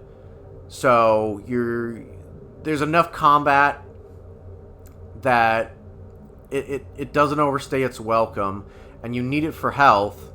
And there are certain sections where I guess like the camera won't move for you to get to the next section until you defeat enemies, like we saw with Raziel at the end towards the game. The art direction is beautiful. I love how they changed it up. You know, you get these anime-style cutscenes with Raziel when he's a vampire. You get these, like, PlayStation 1 era style kind of cutscenes with Kain when he's discovering the tomb, and Alaylath when she's getting the quiz from Ariel. The gameplay is fun. The main issues with the game is... one, the difficulty spikes, which I think a lot of those tend to come more towards the end. A lot of that is the platforming where you have to juggle, not losing all of your lore so that you can keep flying, but also avoiding the enemies and getting to the other side, getting to checkpoints, because if you die, you do lose progress, and it can be difficult to get back. Sometimes there's so many enemies swarming with you, there's too much clutter, you can't tell when attacks are coming, so it's hard to parry. So in those instances, you really have to use your dash and your flight abilities and your vampire dive kick to, like, really sort of use those as, like, counters. Parries are really just for small groups of enemies or one-on-one fights. And the fact that this game is tied to the Dead Shall Rise graphic novel. And again, I said, I have not read the graphic novel. But the big issues are the difficulty spikes and Alaylath. Alaylath is performed very well by her voice actress. And I think Alaylath is a character who... she is driven. She knows what she wants. She's not conflicted about that. She has a goal that she wants to achieve, which that's all good. Obviously, she's selfish in certain aspects, but that's not new to the series. Obviously, Raziel has been selfish before, even though he is a very honorable character. Kain has no problems whatsoever with either striking people down or being brutal. But Alaylath at times is very cold. But I think that these are things that help drive her. She does have some hypocrisies where she says she tries to use her blood with Raziel as like, no, you're not going to side with me, you're going to side with Kain. And Raziel points out, like, you never mention our parents, just Matthias. And that's when she's just like, Father never loved me, he only loved you. So there are some times where she does come off as a bit one-dimensional sometimes. But largely she is a character that's driven, and I do like that about her. It's her writing at times that are an issue, and that Alaylath does cause a number of things to happen within the series. Most of the time when she does this, it's unintentional. It is things that she slips up and she says something in anger, or she does something and doesn't realize she's causing the very terrible fate that she and Raziel will be going through, and doesn't realize that. But she still does it. Really the only way to sort of, I guess, cope with this is to say, because again, like, Alalith isn't brought up in previous games, and obviously the out-of-universe answer for that is that she wasn't created yet. The in-universe answer, and I think this is really the only, and I'm getting this, by the way, this is not my own idea. I finished, I did my stream that you guys saw, and then being very careful to avoid spoilers. I've mentioned him on stream before, Kaiju Post. He is a big LOK fan. He's made a bunch of videos about Legacy of Kain. Clearly, he's very passionate of the series. I was far way ahead, at least as far as the videos that he's put out. He only put out part 1. He was very earlier on, so I was very careful. I wanted to make sure. But he talked about this. He says that the way to cope, or I guess a way to explain Alalith's absence in the series and her importance in Ascendance is the in-a-universe answer would be paradoxes. In Soul Reaver, the last paradox that is created is when Kain saves Raziel from the sword at the end of Soul Reaver 2. But by doing that, he creates, Kain creates the events of Blood Omen 2 that happen. But we don't know. Obviously, this is a monumental paradox. It's a monumental change. Because Blood Omen 2 was... That part of history did not exist yet. And so, of course, if that much history of Kain's and Raziel's... Because, of course, there's no way... I mean, obviously, history always finds a way to make things still fit, so that Kain and Raziel do the things that they have to do, that they're destined to do. History only allows, in retrospect, minor changes. You're not really unwriting stuff, you're rewriting it. The things that are meant to happen are still going to happen. It's just that the manner in which they happen, the order in which they happen, certain events change, but things still happen the way that they're supposed to be.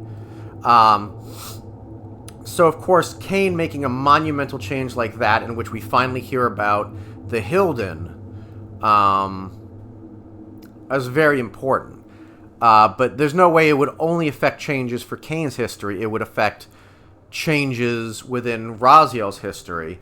And within that history, because I think there's... and again, I've never kept track of how many convergences there have been, how many paradoxes. But I think Kaiju Post said that Raziel, or Kain saving Raziel from the sword was the 4th paradox that occurred. So that's 4 times that the timeline has been altered, that history has been altered.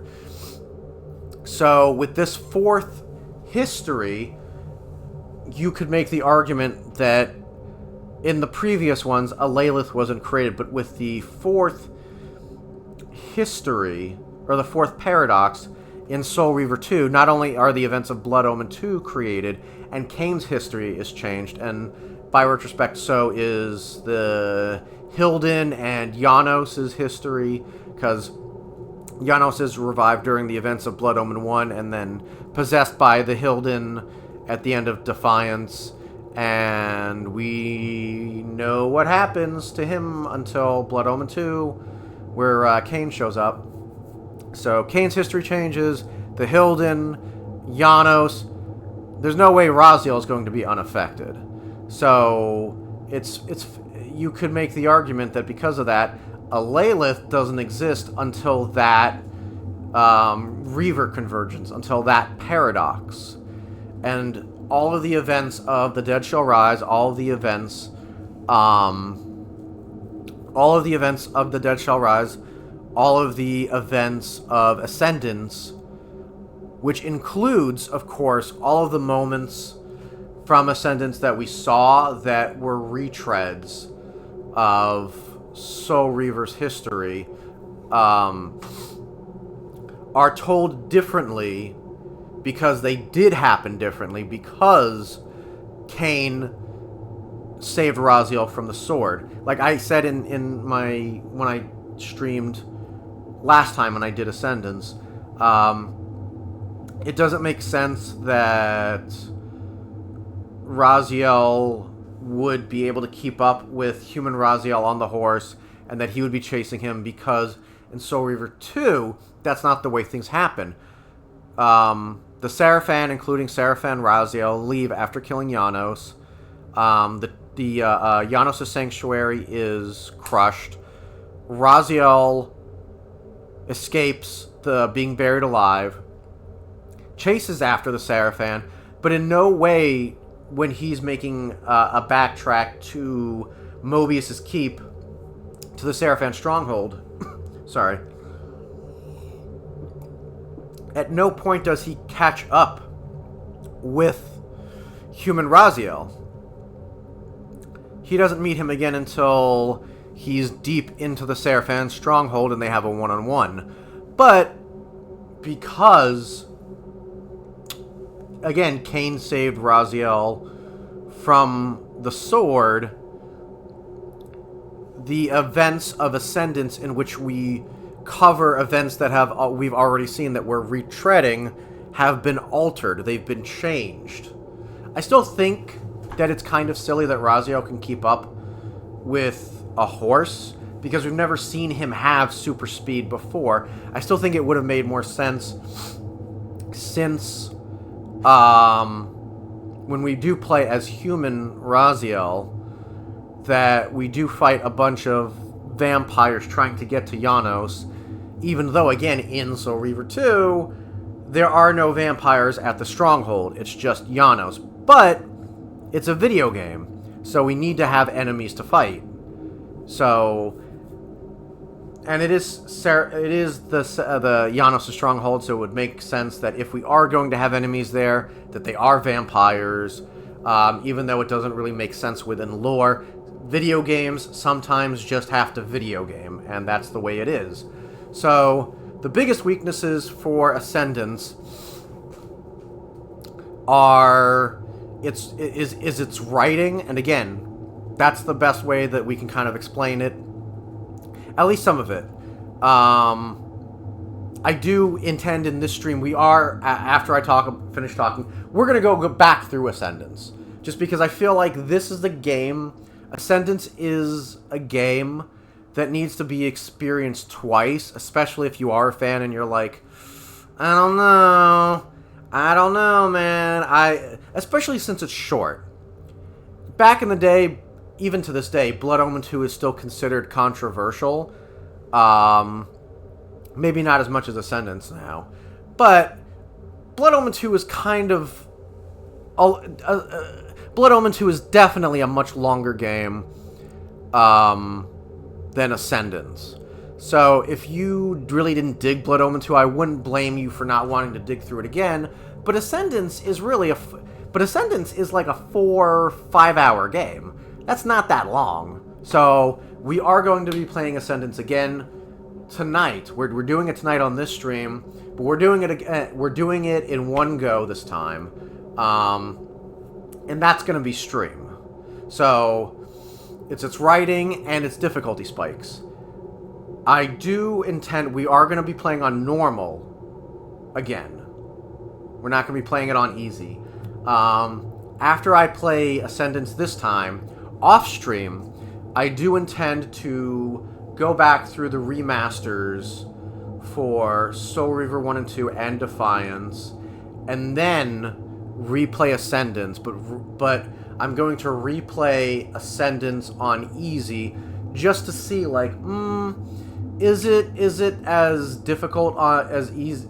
Is it as difficult on easy as normal? Is there only like a slight difference between? Is there only a slight difference between easy and normal, or is easy mode really just that easy?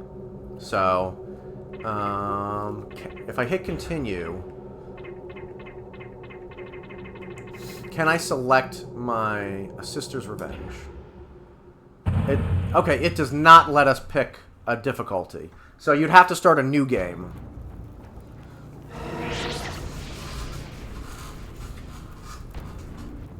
Where has Mobius's wretched curse cast me now? Am I doomed to drift endlessly through the mists of time? Alright. I'm going to resize it because I don't want to block any of the character portraits. Or maybe I'll resize it... I think I'll put it here. There we go. That's still kind of... But it's the best thing I can come up with as for right now. Where has Mobius's wretched curse cast me now? Am I doomed to drift endlessly through the mists of time? Again, she's taken the L. She's forced to do this. She doesn't want to. Being transported through time. I have done what I can to counter the Time Guardian spell. Actually, wait, hold on. Let me quit back to title.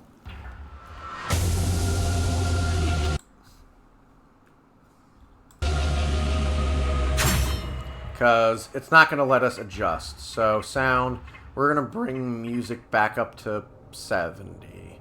Actually, no, I brought it to 50, then I brought it back up to 60, I think. We'll leave it at 70 for now. Alright, gameplay options. I don't know, maybe I should go to... Okay, maybe I should go to easy, just to see what it's like, to see if it's, like, significantly easier. Or actually, you know what? Let's leave it on normal for now. Normal for now. And then when we start to get back to the point where the game starts doing big difficulty spikes, we'll go to easy and we'll sort of compare the differences.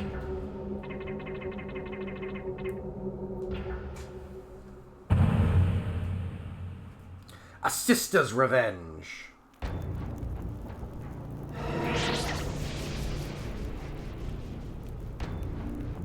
Where has Mobius's wretched curse cast me now? I love these backgrounds. Am I doomed to drift endlessly through the mists of time? You know, I love these backgrounds. I love the character portraits.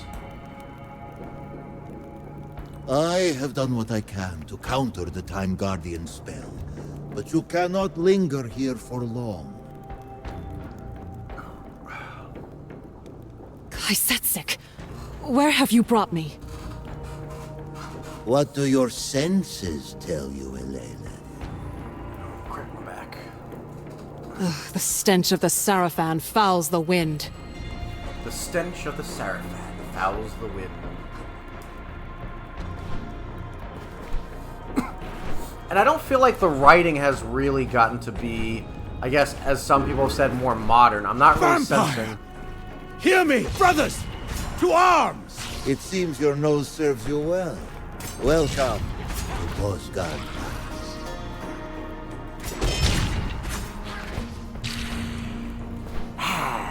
Must your little spy shadow me at every turn? It is my eyes, just as your amulet serves as my voice, Lady of Thornmatch. If anything, I am kind of maybe a little bit disappointed that it's this and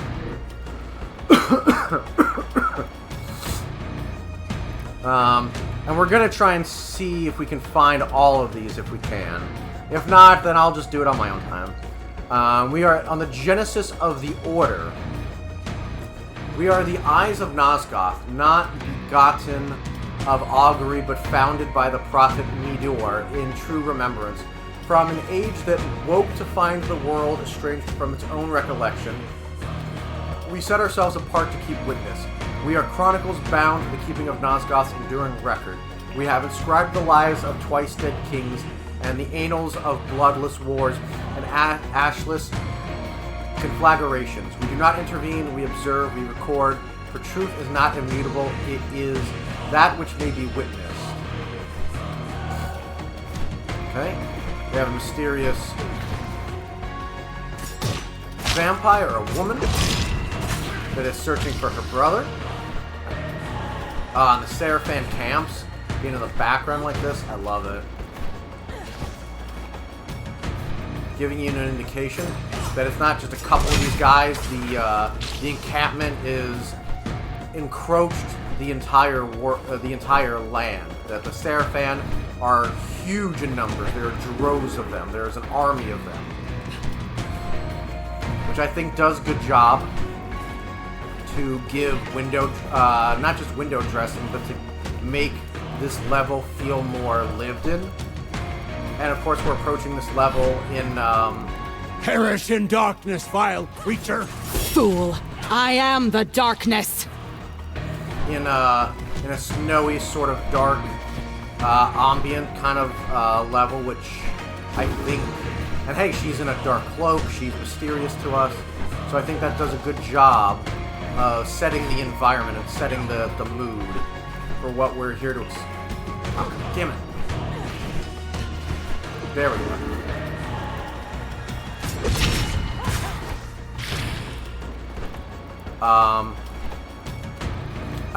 I've made comments about this before, but I do think it is smart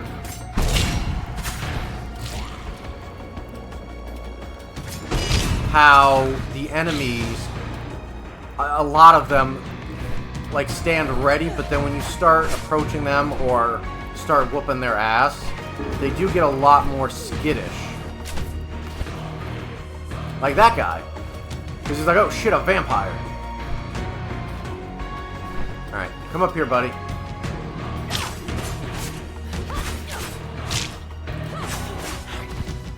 They're like, oh shit, a vampire. I know I've been trained for this, but still. Damn, I gotta be careful.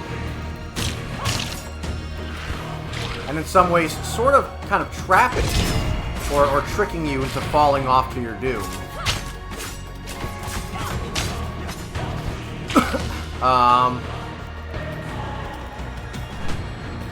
Because I know a couple of times I've tried to... Unclaim your vengeance, Lady of Thornledge. I cannot constrain Mobius's curse on you much longer.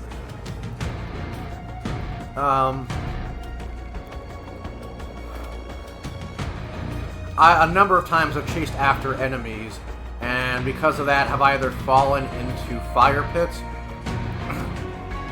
or tried to dive kick them and then like fall into my death. So in some way, yeah, I mean that is pretty clever of them to... I don't know if that's intentional from the developer standpoint, to try and have the enemies be a little bit more wary and unironically kind of cause you to cause your own death, but...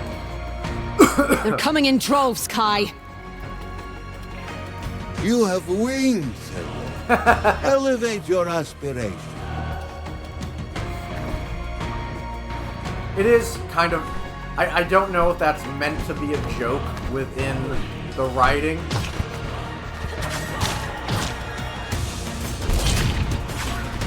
About the whole, like, you have wings! And again, the music kicks in, it's fantastic.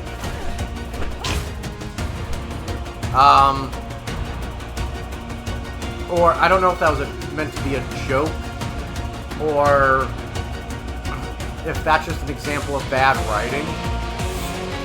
But it is funny that, like, he had to remind her that she has wings. Concerning our reputation, we are suffered, yet never fully trusted. Our ledgers are consulted. Our judgments often set aside where the eye contests command or king. It is easier to challenge the witness than accept an incongruent world. Thus we labor as scribes beneath the sun and take to ourselves as heretics by nightfall.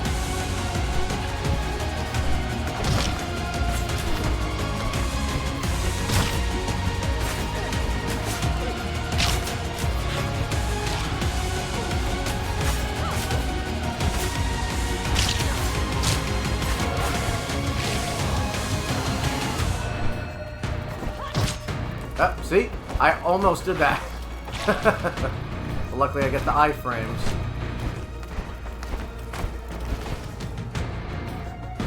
There must be hundreds of them. But where is my brother? Try and go after the...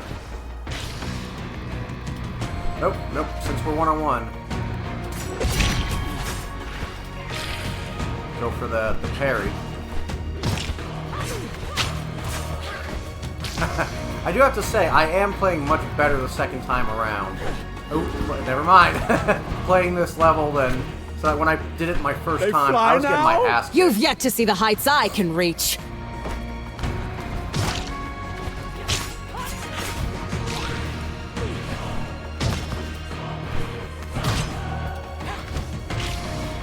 And I do have to say, this is another thing that I have to say about the subreddit, about the LOK subreddit.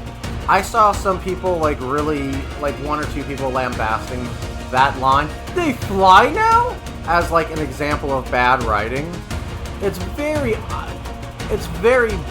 obvious that the "they fly now" line is meant to be a reference to the Rise of Skywalker. It's a joke. And it's not like this is new to the franchise. Legacy of Kain has told jokes before that are dumb. They're funny, but they're dumb. The best example that I can think of is Soul Reaver 2. Hold on. On a matter of sight, they claim their vision was bestowed by consecrated right, but they lie. I have beheld that which lies beyond the guarded veil. Elders treat paradox as mere sophistry, distant and bloodless. They have not felt the earth shudder beneath their certainty. Nosgoth chastens those who may mistake observation for mastery. If this testimony diminishes my standing, let the ages pronounce who among us was blind. Friar Jacob Lowenbar, 3rd Scriptorium Avernus. Okay. So back to what I was saying.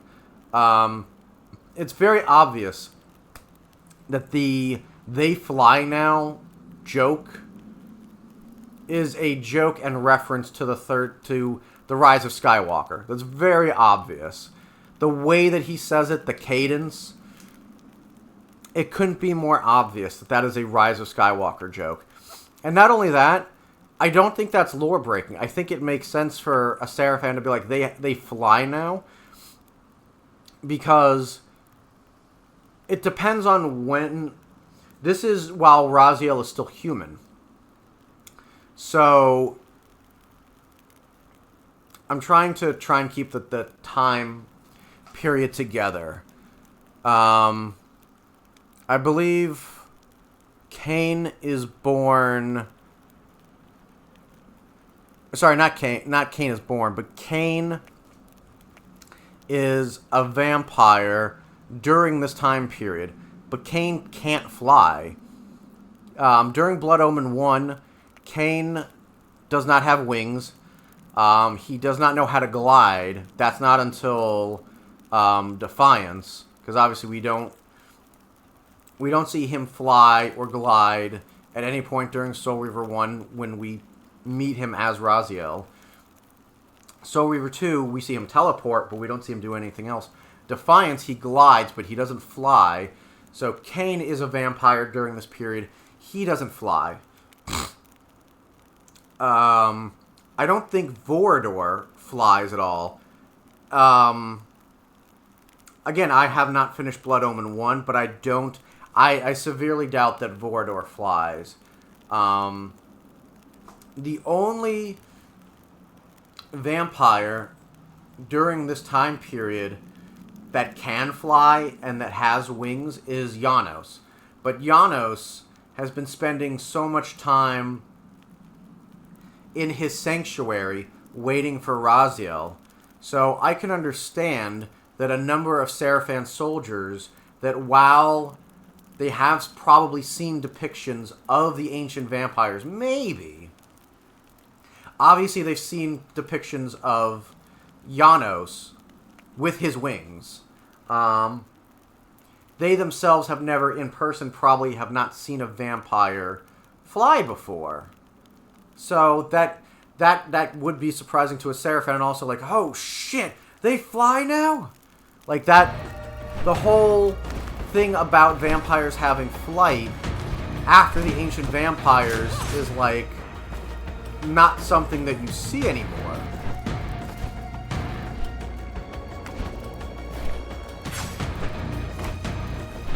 So while there are very legitimate criticisms of Ascendance, and there are legitimate criticisms of Ascendance, I feel like a number of fans, especially within the within the subreddit, really have taken their hatred of a Lilith and the Dead Shall Rise graphic novel, and really let that hatred blind them to anything good that could come or has come from the graphic novel or a Lilith or Ascendance. Like, I'm convinced that the people that did, I'm convinced that fans that did buy this game and that did play it but only played it to prove themselves right that yeah, this game sucks and that it has no redeeming values at all, that there's nothing good about it at all, that they never intended to give this game a fair chance. Of the binding called the Pillars of Nosgoth are no mere monuments. I will, after this level, lower the volume back down. No mere monuments, but a covenant of restraining powers, raised by the ancient vampires to confine and contain the Hilden within the demon realm. Each is sustained by a dedicated guardian, but the corruption of one reverberates through all. When Ariel was slain and Nupraptor's mind undone, that taint spread unchecked, staining both the Circle of Nine and the land entire. Thus the pillars do not simply balance Nosgoth, they imprison what even fate struggles to contain.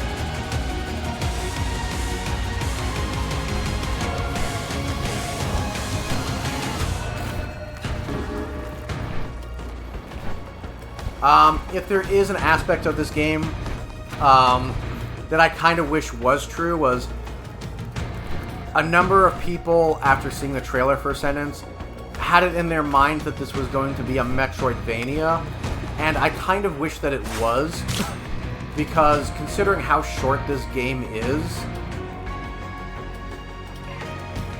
I think it would give more replay value if there were more secrets to uncover, especially if you got to have some kind of new game plus mode, where you got to keep your upgraded abilities where,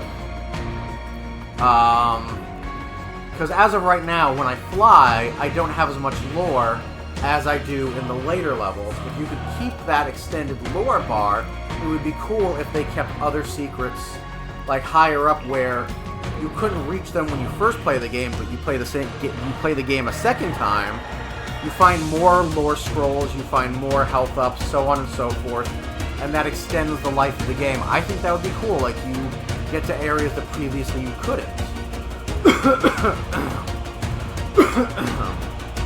Of Ariel still unreleased, Ariel remains bound to the pillars. So obviously this is after her death. A guardian whose death did not conclude her duty. Her murder hurled the Mind Guardian Nupraptor into madness, and from the impact of that cast, spread ripples that shivered the circle, and through their binding, the pillars themselves. This corruption is not a tale completed, but a stain still visible on the land. For the pillars and their guardians are bound symbiotically. Until balance is restored, her unrest is not merely passive sorrow, it is continuing action. Come on. Oop.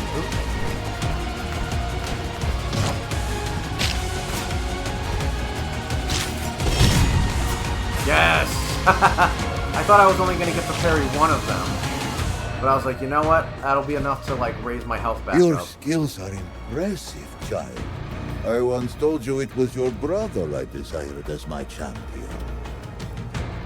Was this while he was still a human, or if it was after he became a vampire? A pity you must settle on me. A pity you must settle on me.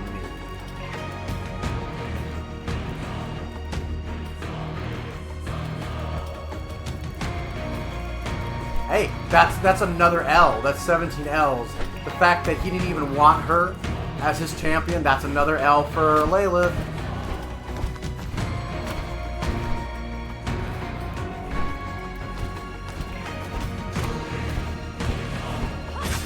least it doesn't feel like my lore bar is bigger than when I first played this level.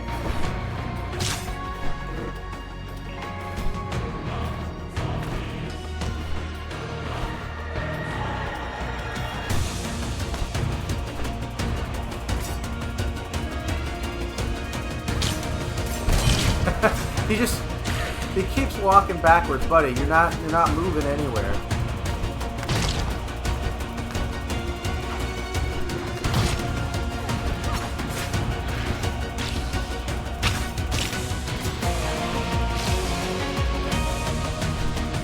Sorry, man, you ain't going anywhere. Who knows? Maybe there's a secret in that.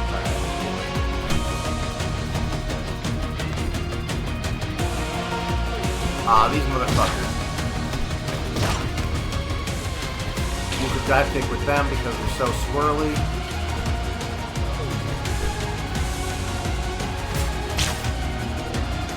When the center endures, bounds are not dominion but tension. Our records indicate that the Guardian does not command the pillars, rather, it absorbs their contradictions. When bounds falters, it is seldom through absence, but through excess of burden.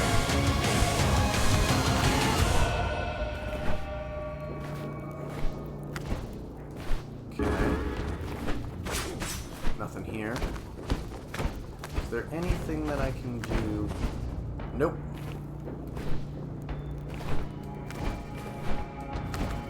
And of course all the Seraphim camps, all of the dead vampires, and maybe even human dissidents, all of the Seraphim logos and flags and stuff. Very, very well done.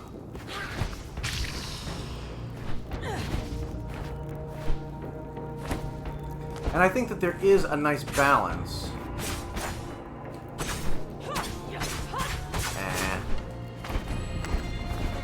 With the flying, it serves a multitude of things. It's your movement mechanic in mid-air. For platforming, it allows you to find some secrets. In combat, it can allow you to get out of a hairy situation. You combine that with the dash.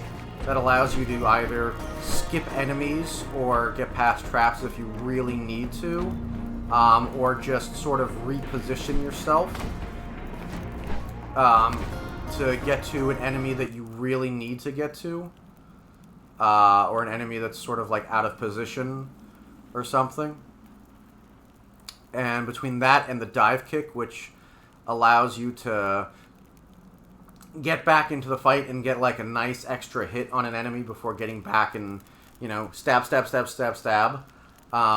I think that all works out well, but it is tied to lore, so you're not ultra powerful. You can only do it for so long, and it's also good for like gliding down so that you're not always falling down bottomless pits. Like that. That would have been a bottomless pit. I don't think there's anything there. I mean, I'll try. Let me see. Nope. Oop.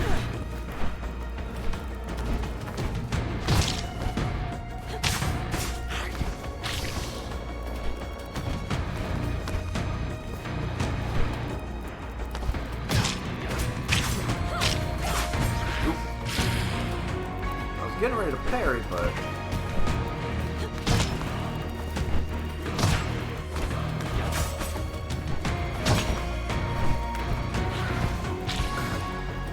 really trying to not get caught by the fire, because the fire tends to cause a lot of damage. Please, don't leave me here. Sorry, milady. By the pillars, the stories were true. What? That there are vampires? Is anyone out there?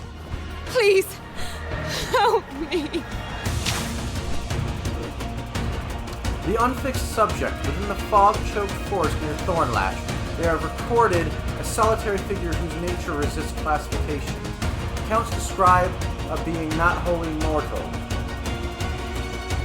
marked by exile and sundered identity, oft attended by ravens that answer to him as if bound by shared intent. The speaks with arcane knowledge and deep understanding, yet displays conflict, as though his thoughts were drawn from more than one source. Those few who encounter him report distortions of memory and time. Whether this proceeds from the forest, the man, or proximity to both remains unclear. We mark him neither architect nor warden, but a symptom of a cleaving yet unresolved. So people report distortions of memory and time. Please. I think that is foreshadowing the amulet that a Lilith carries. Carrying that amulet, that's the thing that allows Raziel to get his memories back. Don't and then leave once me it's gone, Raziel doesn't remember anymore.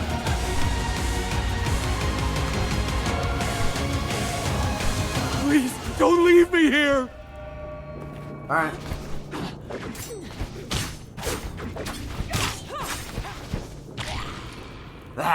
Water!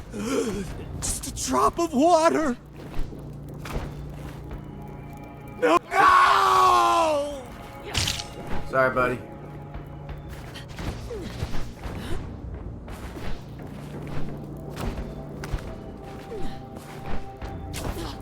Ah, you bastard. Oop, oop. Nice, nice. We're gonna get those other guys.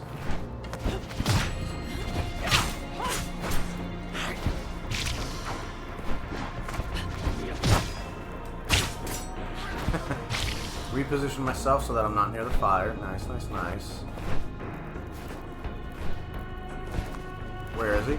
Ah, nice.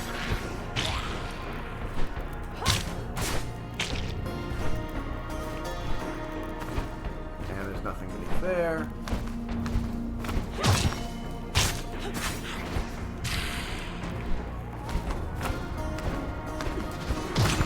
Water.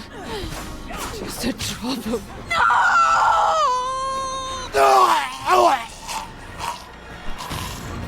Can't waste a good meal prepared by the Seraphan.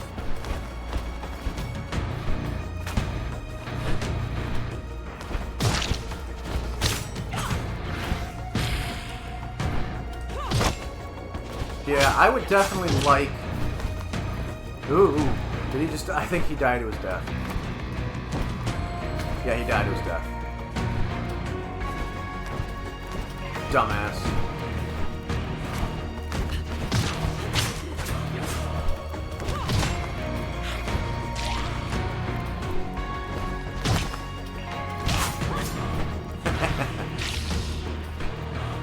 But yeah, I would really like an update to this game which allows you to adjust audio and video in game when you pause it, rather than having to exit the game. That to me is annoying, and it would be cool to get some kind of like New Game Plus mode. I mean, I understand we get like difficulty settings and stuff like that, but Water. I don't know. Just a drop of water! New Game Plus modes are always tend to be really cool. There was something over here. Okay. Like, there's ground? I didn't know there was ground here. Oh, shit. Or is this where I was always going to land? I don't know. Please, don't leave me here! Oh, shit. Yeah, never mind. No! I was worried that this was going to be a bottomless pit. On memory and its frailty, the Guardian of Mind is charged with perception and remembrance. The truth of either Nosgoth proves treacherous, memory bends beneath belief as readily as beneath fact. We observe that prescient insight often precedes error rather than forestalling. Seems about right. Okay, this was always... Okay. I always thought that this would have been a bottom, but no. Alright. There's nothing if I climb high, right? Because I feel like I'm finding all the same stuff that I found last time. So, I don't know what I didn't find in this first chapter.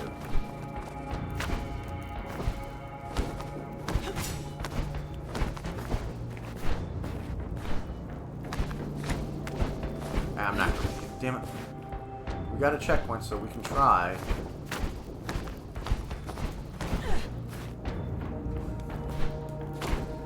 Because we're pretty decently high up. Nope. Nope. Kill me now. Because there might have been something that I could have found, but I didn't, so. Kill me now! Kill me now! Okay.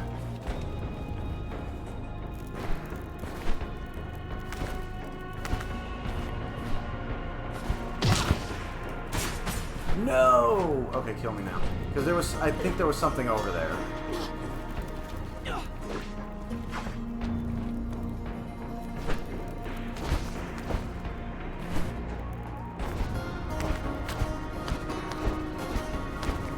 Or maybe not. Okay. No, never mind.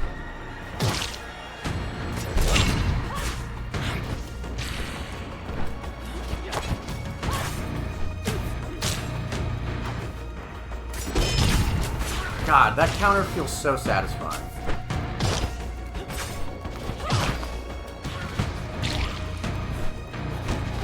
Yeah, the vampire dive kick is pretty much the closest thing that you'll have to a projectile in this game. Well, I mean, aside from the fire bombs that Raziel has. Oh, and that is another thing. I do appreciate that not only do we get to play as vampire, or human Raziel, but that the gameplay differences are distinct enough. Like, it really does feel like when you're playing as human Raziel, that you are fighting an uphill battle. You do feel the absence of the flight, I mean, I know you can roll, but it's not as good as the dodging or the misdodge that Kain has. You miss the flight, you miss the dashing around, and most of all, you miss the regeneration of your health. Because obviously, they're vampires, so as long as if you're in a bad situation where your health is low, but you can at least kill one enemy when you're being surrounded by like 2 or 3, if you can at least beat one of them and bite their neck and get the blood before you die, you have a chance to get back into the fight and win. Whereas with Raziel, there's no health regeneration. You just have to come across these weird chicken leg things like in Castlevania. But they're kind of rare, so you don't play as human Raziel for too long, but long enough that you really do feel that difficulty. I cannot hold back Mobius's curse much longer. When my strength fails, you'll be torn away from here later. Where will I end up this time? Who can say? 1,000 years into the past? Or yesterday morning? Mobius's machinations rest on the life of your brother. The Time Guardian will do everything in his power to keep you from influencing it. I don't want to influence his life, Kai. I want to end it. I'll be right back. I'm just gonna put this cup away and grab a sandwich. Start to get hungry.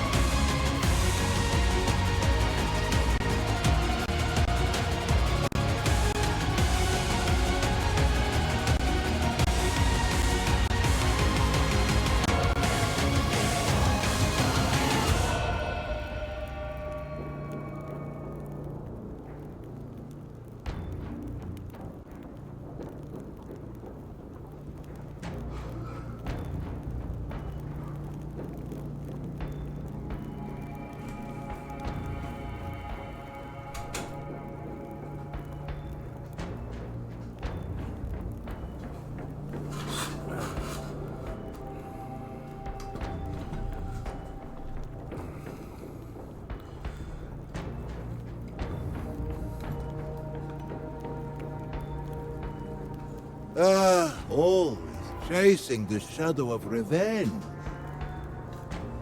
The sooner my goal is achieved, the sooner I can fulfill my obligation to you. Your brother is a powerful Sarafan Inquisitor now. He and his warriors have never seen defeat. Oh, but they will. Cease this prattle and let me focus.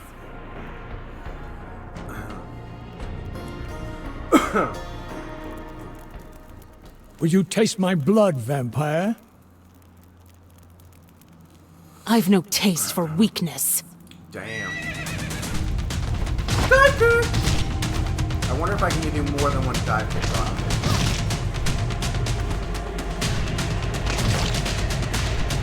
I don't think so.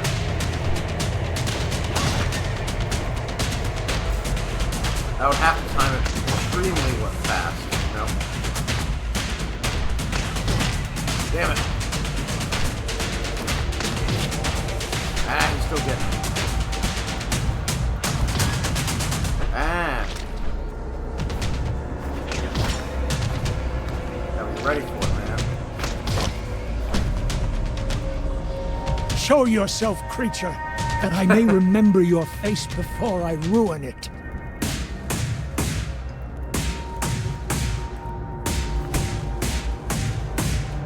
Lilith, this cannot be. You live. By the blood of Janos Audron, dear brother, you shall pay for Matthias's death.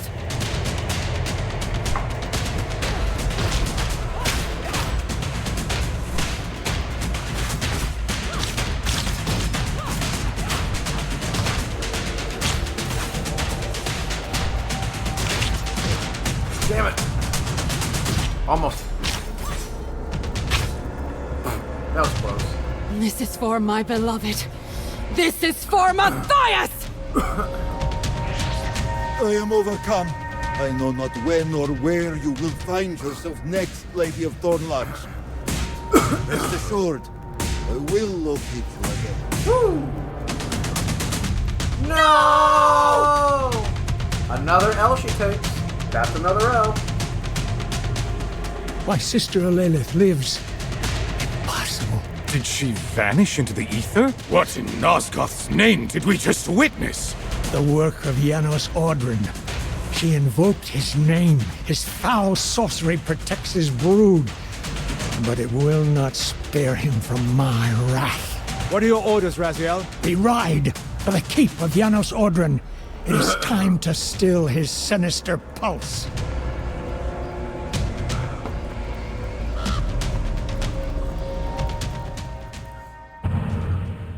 Blind Devotion. Alright, we'll exit real quick. Oh, I didn't mean to exit the game, no. Damn it. I should have hit return to title, that was my bad.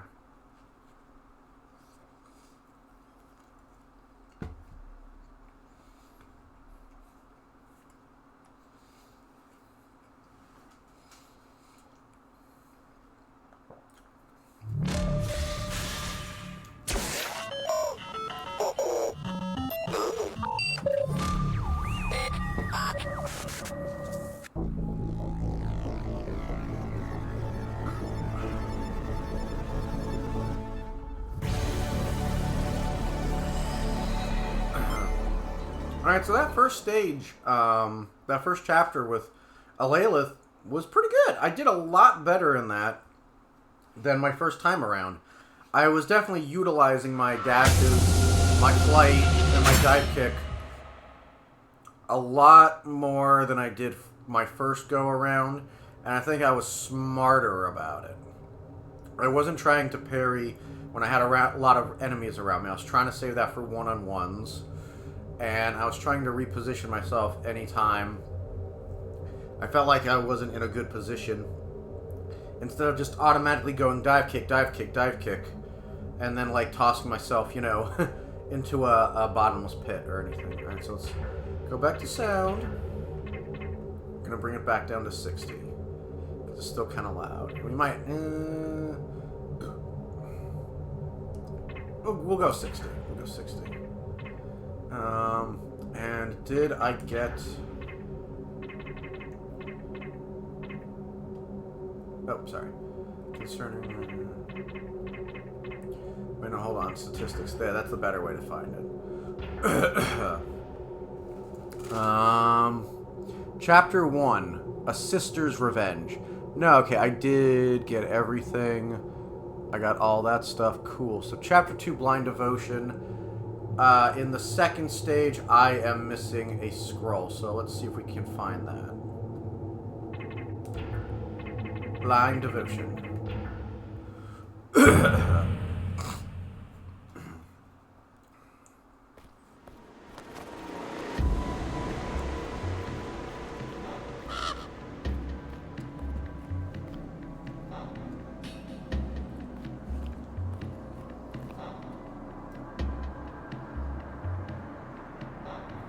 It's gone beneath the ice.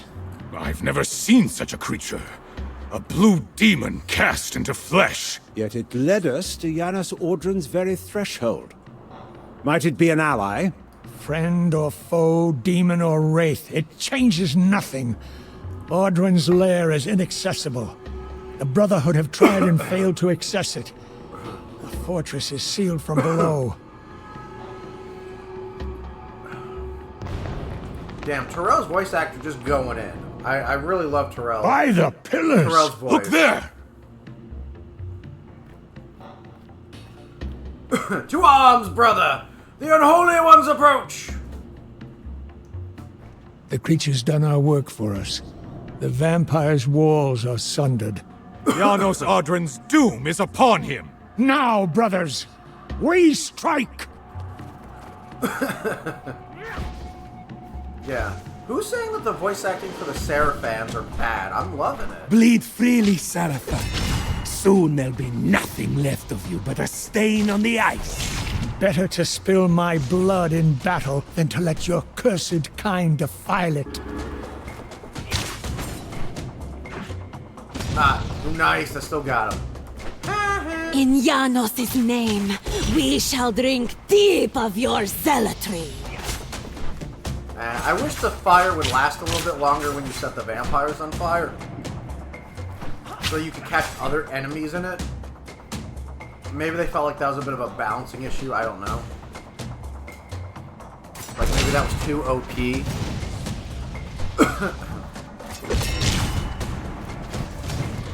But I don't know. I think that would be kind of cool. Especially since you lose so much as human Raziel. Like you lose so much of there's so much trade-off for him. I've watched boundaries. The divisions twixt realms persist only so long as they are kept.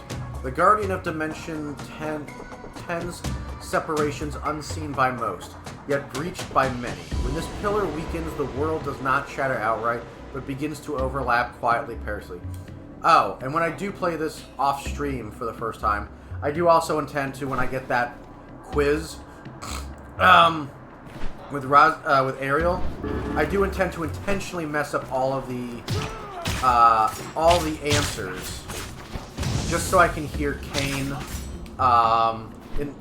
give hints in a very sarcastic kind of way, like he did that when I messed up the one with Alalith, and also insult me. I want to hear more of Simon Templeman's acting.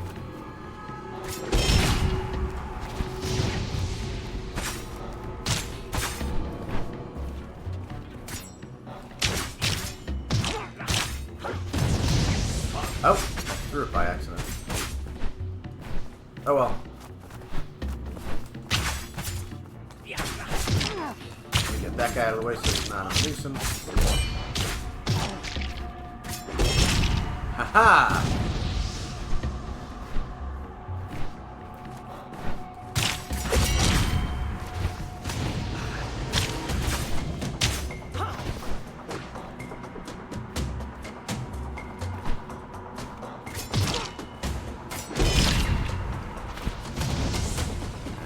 And, what do you call it? These fire bombs do take a while to recharge, so I want to try and be smart about it.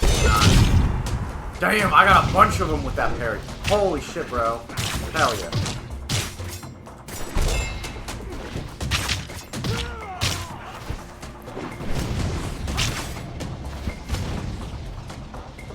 I want to try and get multiple people with it if I can. Still, again, that confident stride, man.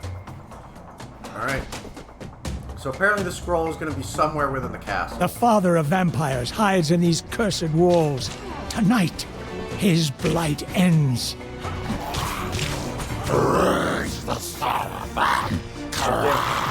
Damn. That attack came out quick.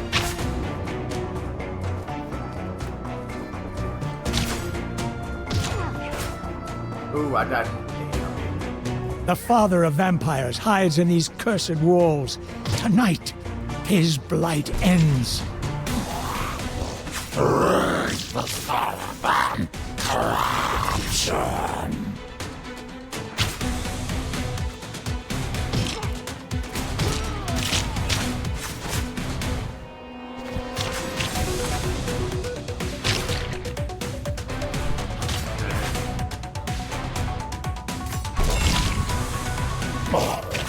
The blue one was worthy. You are lost.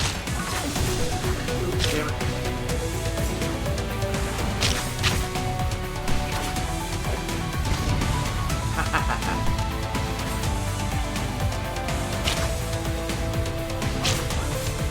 I have to be. There's no way I can't get this one.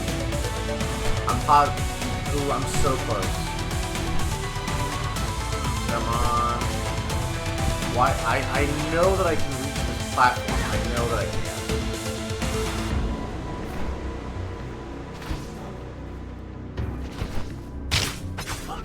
Damn you. I probably would have made it if not for that damn bat.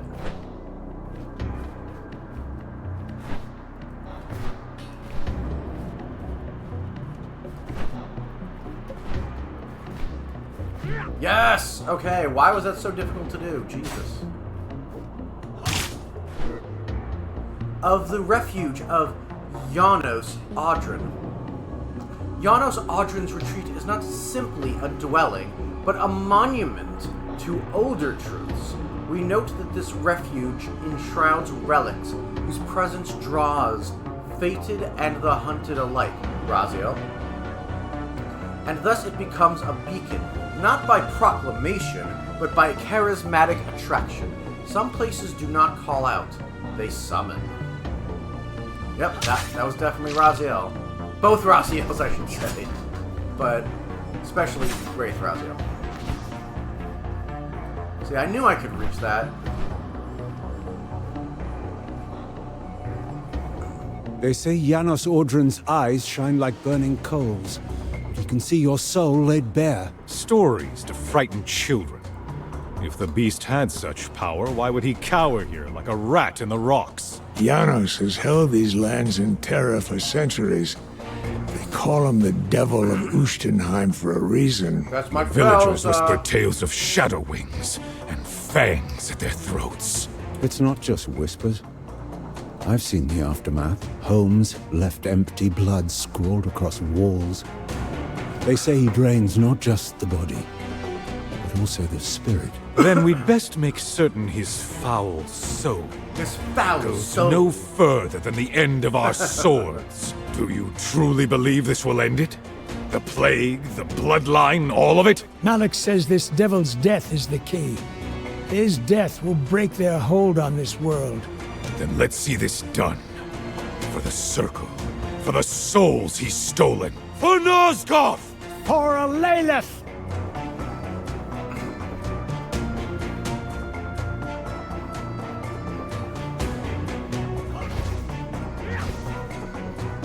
They say Janos Audrin's heart is the source of their corruption.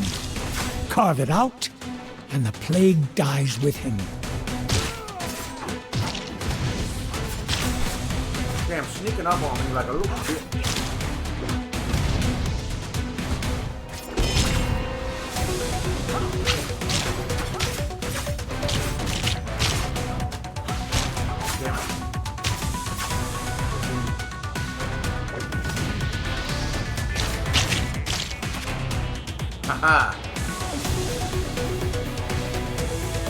Woo! Mobius this knew faster this day too. would come. His sight pierces the past and future alike. And in his wisdom, he shaped our crusade, guided the Sarafin Order's righteous hand against this plague. Mobius says this staff will defeat Janos Audrin. Well, I believe him. He doesn't lend his treasures lightly. This staff is no mere trinket. It's said to cripple vampires, to leave them writhing like maggots in the dirt. A fitting end for Janos Audrin. And once he lies dead at our feet, we must claim his blade, as Mobius commanded. That weapon must not fall into the wrong I hands love again. how into it they are. These voice actors are just I going had in. mourned her for 15 years, believed her dead, claimed by the same fate that consumed our parents. Yet now, impossibly, she lives, corrupted by the very evil I swore to destroy. I think it's very funny that I'm here, dying, bleeding out. Raziel's like, Alalith. He's having his anime flashback. This would be like we've been 20 episodes in, and Raziel's like having his flashback. It's just like fighting like the big bad. He's just like, no, must survive for Alalith. Alalith, my sister, a vampire. Michael Bell is just, he's able to really dial in that somber tone, that really regretful sorrow. Looking back on yesteryear, just like, no. Her wings, just like Janos Audrin's. He perverted her after his own image. The sister I knew, buried beneath corruption. Why does she hate me so fiercely? And I love how he says this and then literally answers his own question. I wonder if this is an issue of misogyny. Just like, a woman said it?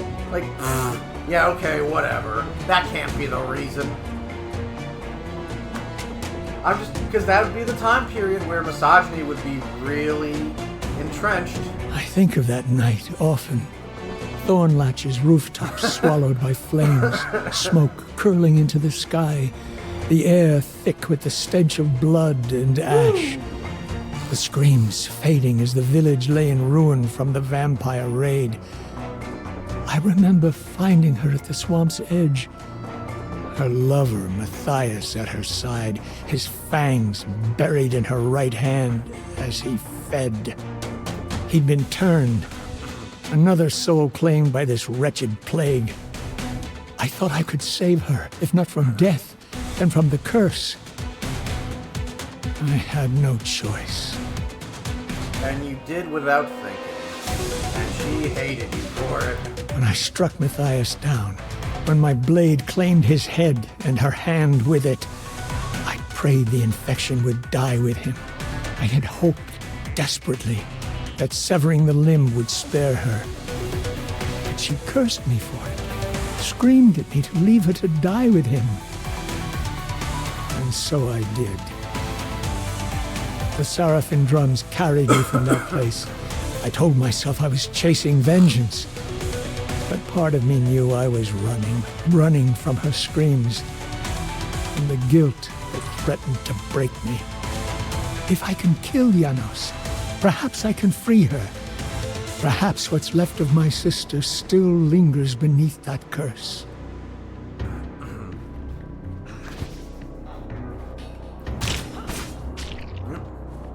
Definitely still difficult, but I'm still...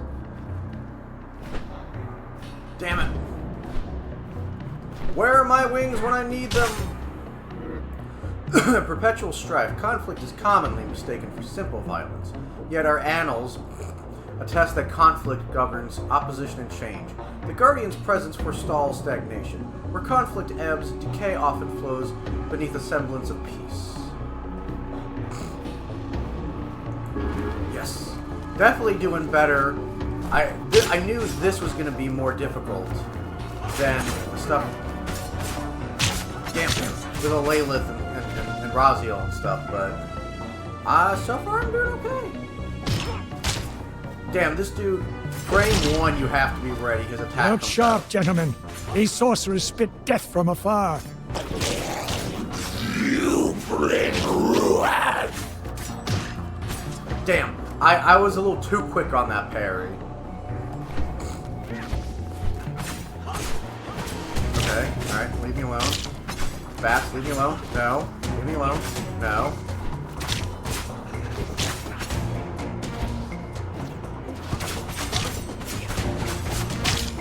Yeah, I don't think they have any physical attacks. I think they just spit. As long as you... Look sharp, gentlemen. These sorcerers spit death from afar. You bring ruin. As long as you duck and you roll, you're good.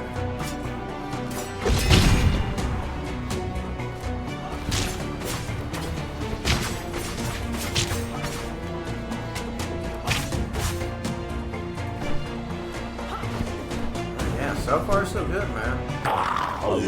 We protect this sanctum.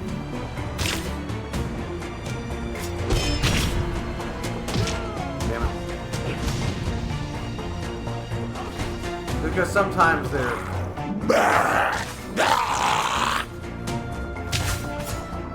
Sometimes their attacks are a little too quick. You just wanna... Oh.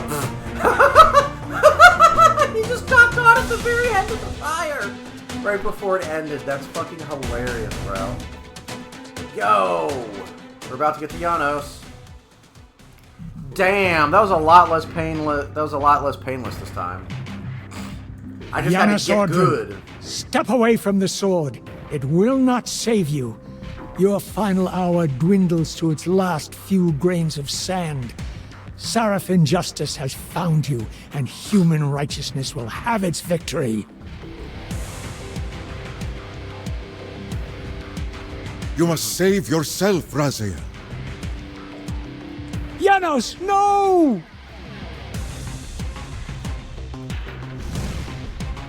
Save myself? It is you who needs saving, vampire. Yeah. The bitter irony. It's like, another Raziel? And of course no one would ever be like, wait, what does this mean? Of course you'd just be caught up in the moment of killing your greatest adversary. I was not speaking to you, Inquisitor. Most people don't think that. Raziel, I know, is no longer with us.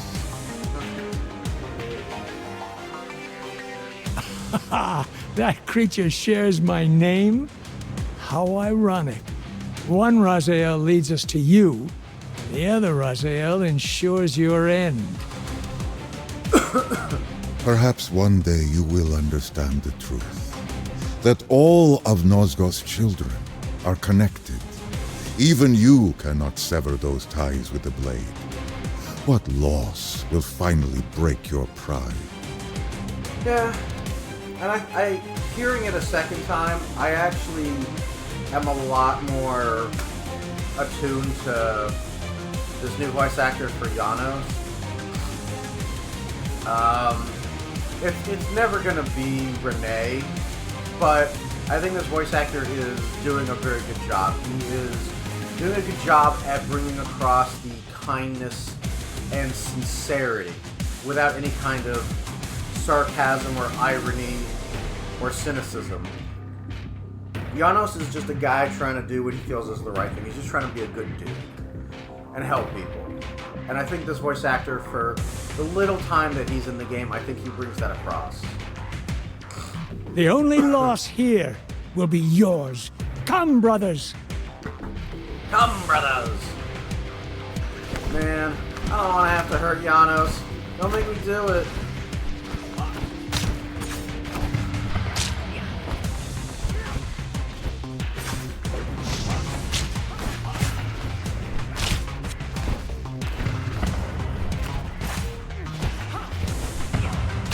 See the staff of Mobius, and understand your fate, devil!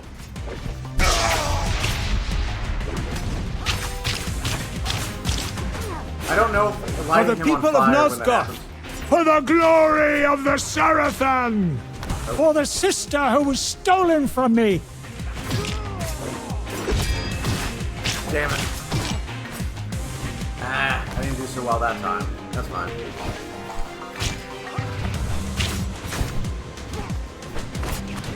I was not respecting that it was Janos' turn.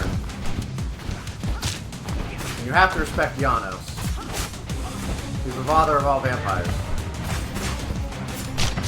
Damn it, see? I'm getting too greedy. I'm getting too greedy. See the staff of Mobius, and understand your fate, devil!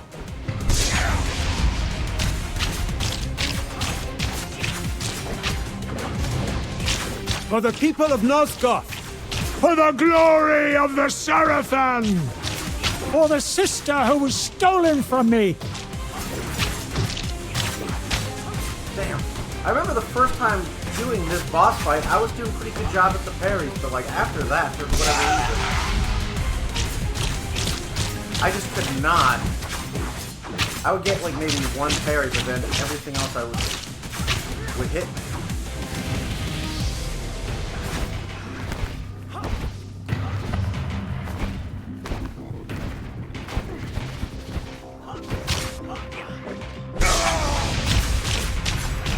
I swear to God, if I survive this...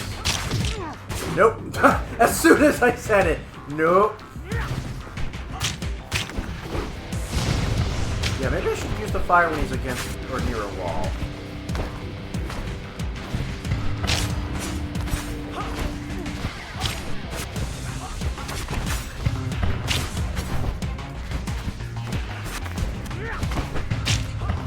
See the staff of Mobius, and understand your fate, devil!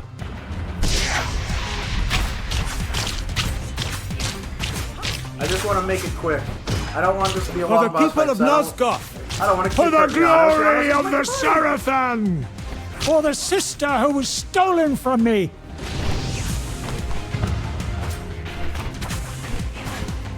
Ah, damn it. Too greedy, too greedy, too greedy, too greedy. If anyone...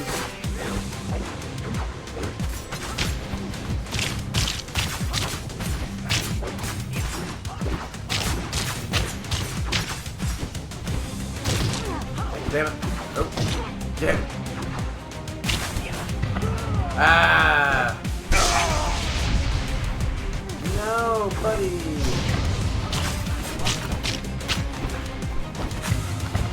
I don't know if the fire really affects him.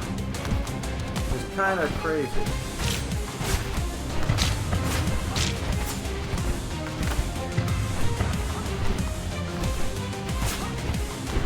See the staff of Mobius, and understand your fate, devil!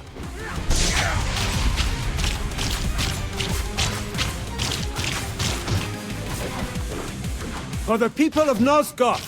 For the glory of the Sarathan! For the sister who was stolen from me!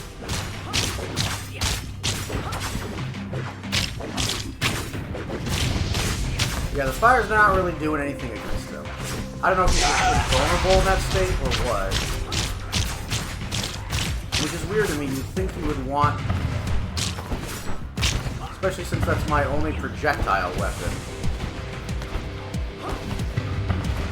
And I'm limited in what I can do compared to my vampire self and Layla and Kain. But at the same time, it does give it like a... Like you're since we are fighting against the father of vampires, Janos Audrin himself, it's giving you that like, I'm fighting for my life out here, man. I'm fighting for my life. This guy really is difficult.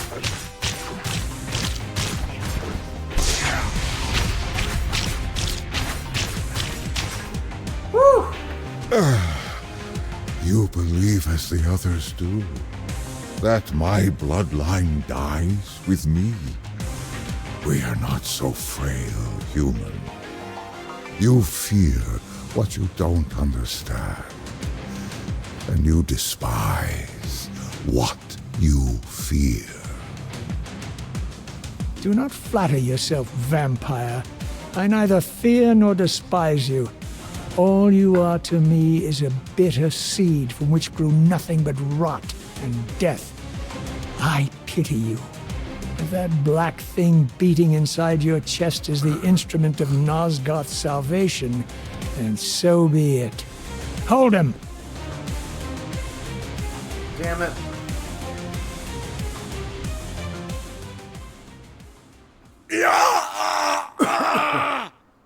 Look at his black heart! How it still beats! And hey, my hands aren't sweating. The fiend intends to bury us alive! Raziel, we must get out of here! Remember the sword! My hands aren't sweating nearly as much. They're barely sweating compared to my previous stream doing Ascendance, where I was like, I'm struggling, man. I'm struggling.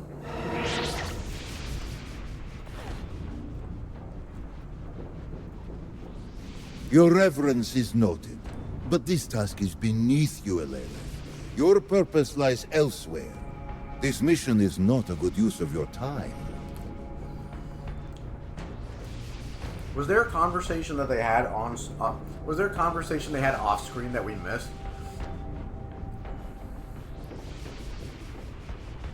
Because I don't remember her saying anything to him that would be considered. Oh shit! My battery's down. I gotta charge it. Nope, I reach it. Yes. Okay. But yeah, I don't remember her saying anything that sounded like reverence before she got pulled into the time stream. That's beneath you. What is the time, Kai? I smell Sarafan, but this is not the camp where I fought Raziel. That was days ago by the flow of linear time. I feel I've been absent for 1,000 years. Damn Mobius and his curse! The Time Guardian is clever. He would not have you disrupt the path he requires of your brother. His only concern is Raziel. Yes, and your attempt to kill Raziel has set your brother on a course of vengeance against Janos Odro. Against Janos Odro.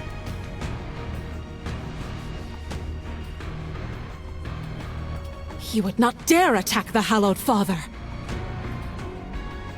He would. He will. He has. Damn. Someone that Alaylath actually respects other than Matthias? That's crazy. Where is he now? I suppose that is for you to discover.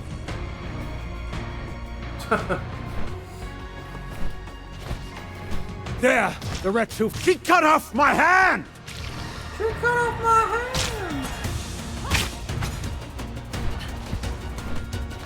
I should really... Actually, yeah, let's do that. Quit the title. I do want to see what I'm missing in each chapter. If I miss it, I miss it, but, you know, we'll try to... statistics. So, A Sister's Revenge, we did that. We got everything. Chapter 2, yay! We got everything. Chapter 2. Chapter 3. We're missing 1, 2, 3, 4. 4 scrolls in the first stage. And a blood chalice, it looks like. And we're missing 1 scroll in stage 2. So 4, 5. So 5 scrolls, 1 blood chalice.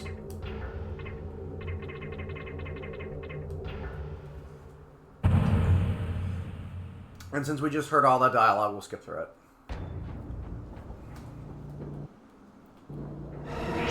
Yeah, we need 2 more.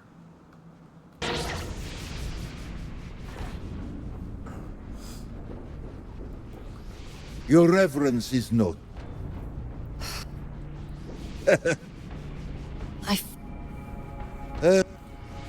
His own... Yeah. He would not... He would. Where... Hey. There! The wretch who fell so many of our brothers. Take my right hand if you will, creature! I will learn to fight with my left! Damn, pretty baller of you to be like, fuck it. I don't need my right hand. 'Tis but a flesh wound.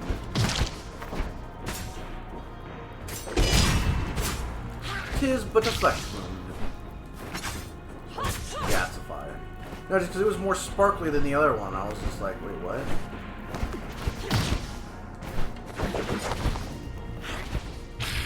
I just wasn't sure. Alright, so I gotta keep more of a lookout on this level, because I'm missing a bunch of stuff. And it wouldn't be in any of these boxes, but I'm gonna check anyway. Feels too easy.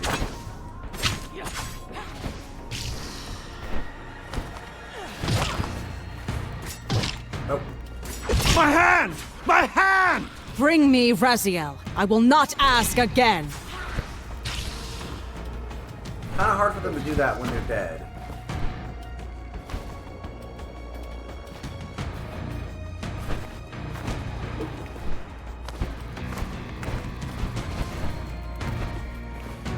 I remember this is supposed to be the critical path. Take my right hand if you will, creature! I will learn to fight with my left!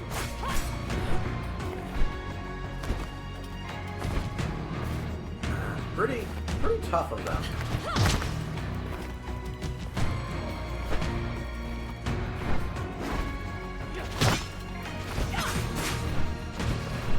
Damn you. Man, I gotta... Even walls that are not sparkling, I feel like I gotta check.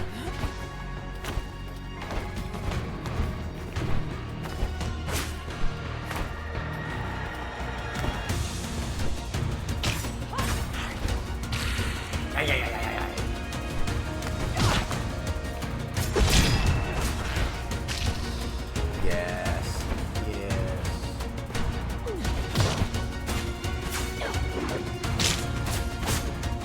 These guys are super easy. Just put the pressure on them.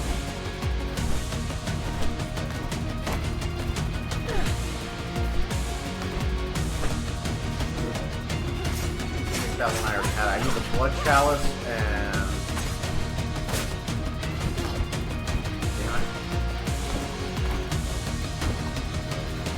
I need the blood chalice and I need like 4 scrolls to here. Please, don't. No!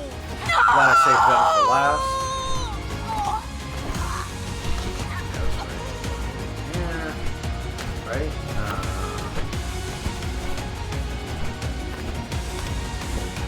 Yeah, I did. Okay. Oop, don't touch the fire.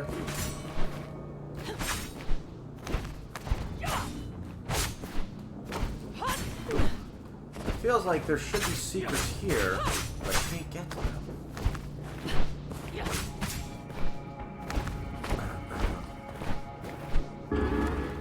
Your bird will never leave me alone, will it? He has watched you longer than you know, child. He is my oldest and most faithful servant. His eyes keep you alive, especially when you wander from the path you swore to walk. You should take comfort in his presence. The only comfort left to me is the fight against the Sarafan.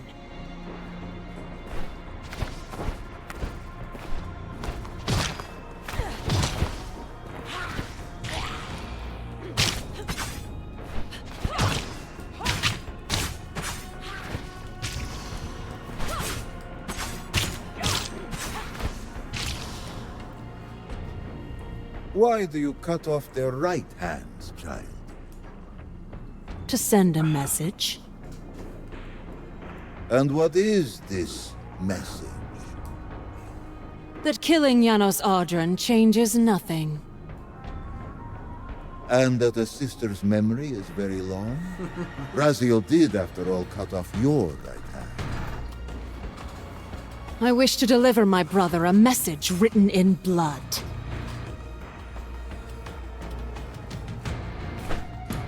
That dude just been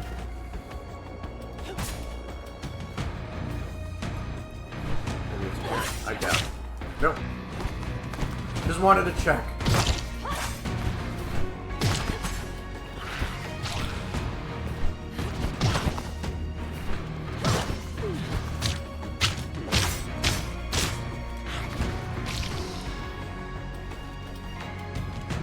Come on. Come on.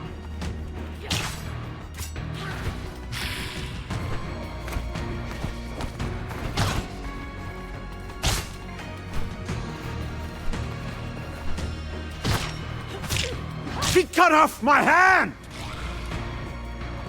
Oop, oop, almost missed me. Alright, I can come back here. Kill me and be done with it! No! Ooh, did I miss this? I missed a scroll. Maybe. On the Woods of Cambion. I know I'm missing 4 in this, and then 1 in the next one. So let's see. On the Woods of Cambion. In the Cambion Woods, trees have rings numbered not in years but in repetitions. When the accursed Time Streamer was invoked therein, his dominion did not subdue the forest's rhythm but interlaced with it, engendering a stasis, wherein time neither advanced nor unraveled. We, the eyes, judged no true paradox, but a concurrence.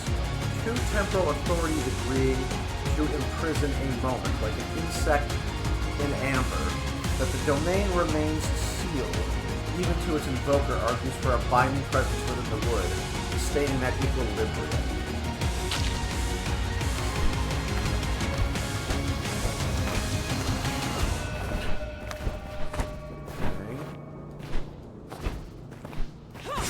Nothing? Come on. Why are you gonna have this?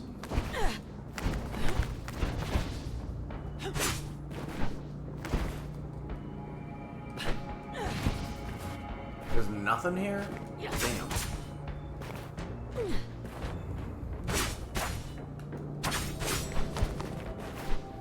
You gotta encourage, even if there's like barely an exploration, you gotta encourage it if you're gonna have other paths, man.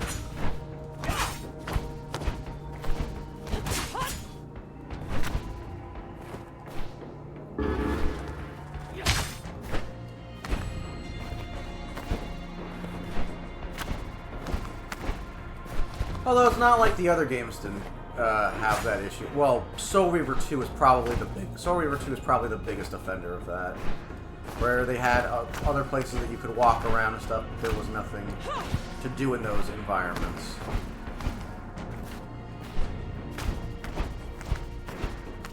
Nah, nothing up here, damn.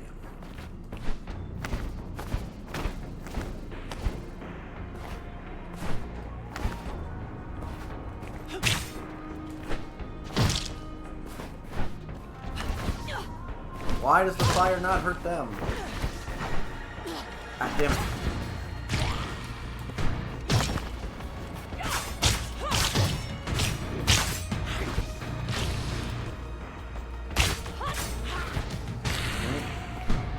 So, this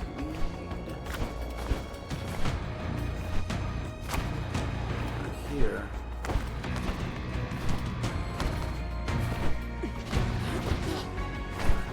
I'm dying. No. Please, don't leave me here! Ooh, prisoner. I will need your sustenance. Lead me to the please, yes.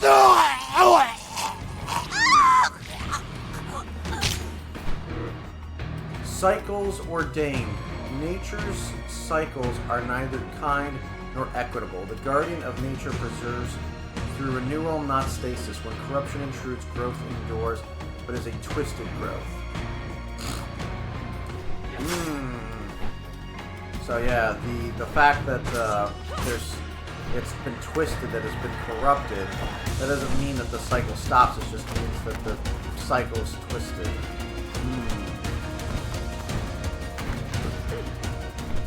Damn it! I'm gonna die. Sorry, prisoners. You're. Ooh, that was close. Your sacrifice was not in vain, prisoners. Got me the thing. Ooh, okay. That was something. It got me to the checkpoint. It allowed me to live.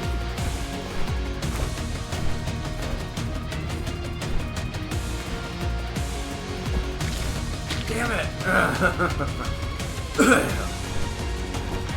That one was tricky for me last time. I should have just dashed there.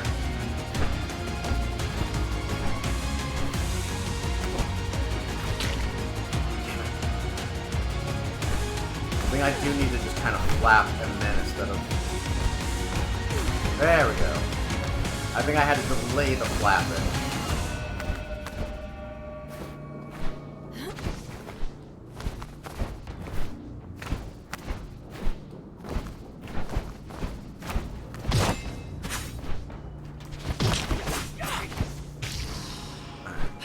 So where does this...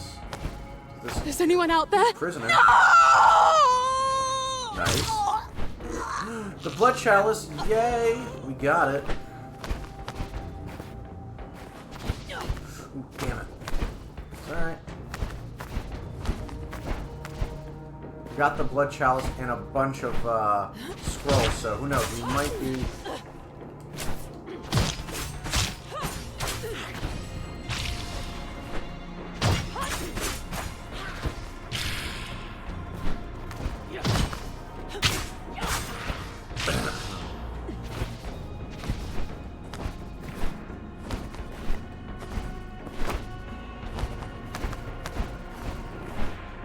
Trying to remember where's the critical path.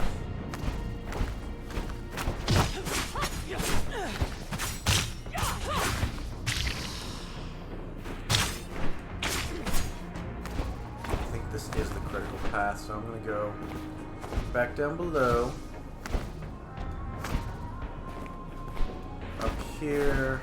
See if there's anything up here.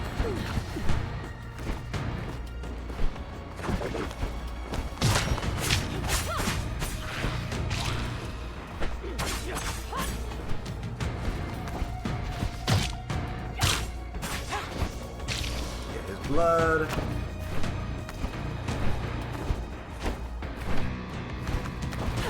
Oop, oop, oop.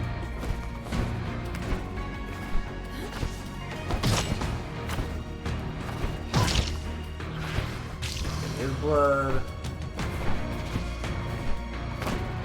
I can't remember which way is the critical path and which way is not. Oh, damn it. Okay, nothing there.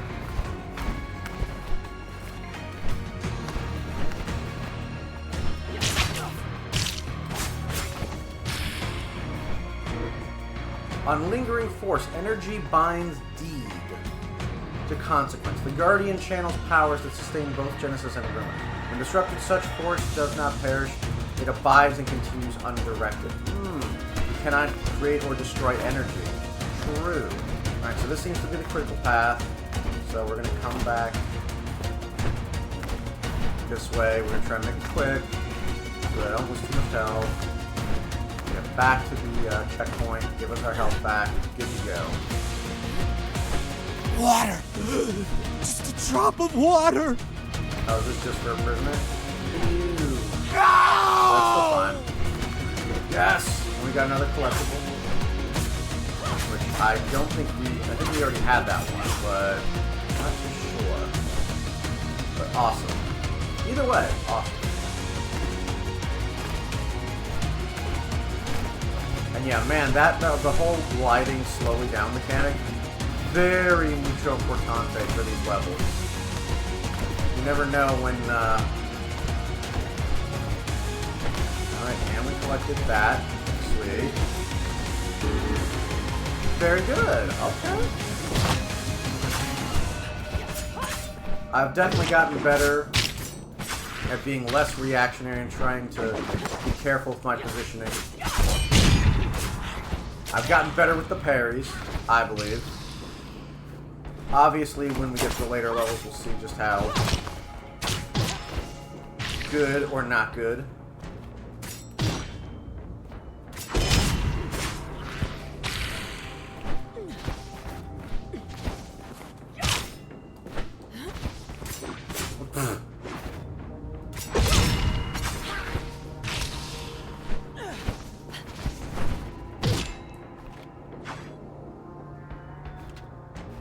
Come on. Stop trying to hit me and hit me.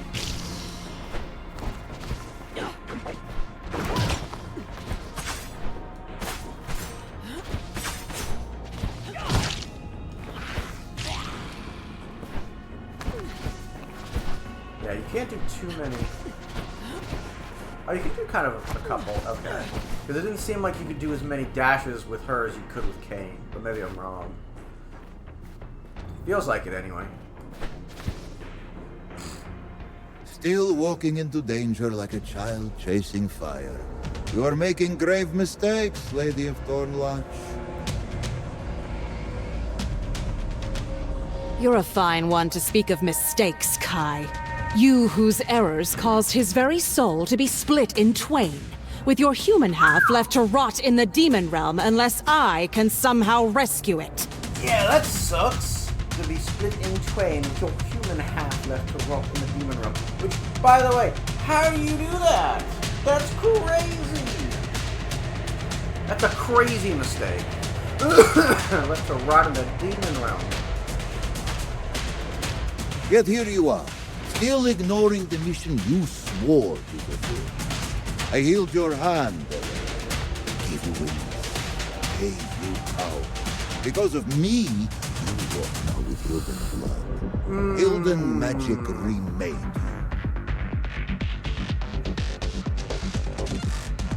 you. Yeah, I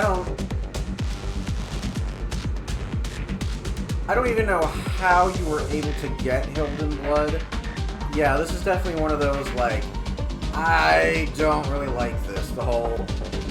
If they can somehow justify this in another game, or in another graphic novel or something, where they can, like, justify her having Hilden blood and magic and all that other stuff, that's fine. If they can write it further down the line, and it legitimately is like, okay, actually, you know what, guys?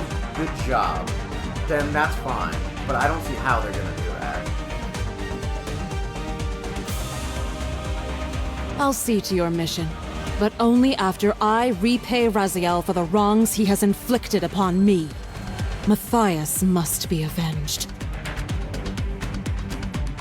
Your ambitions go far beyond revenge for a slain lover. You seek to undo time itself, to restore the vampire Raziel took from you.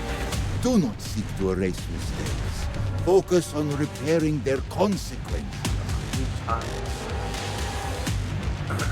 One way or the other, I will overcome the curse of Mobius and make the Time Guardian grant me a path back to save Matthias. Then I swear to fulfill my obligation to you. Matthias was always meant to die those many years ago. Turned into a vampire, so Raziel would kill him and wound you. That moment anchors Raziel's path. Mobius would never allow you to undo it. Another bopper here?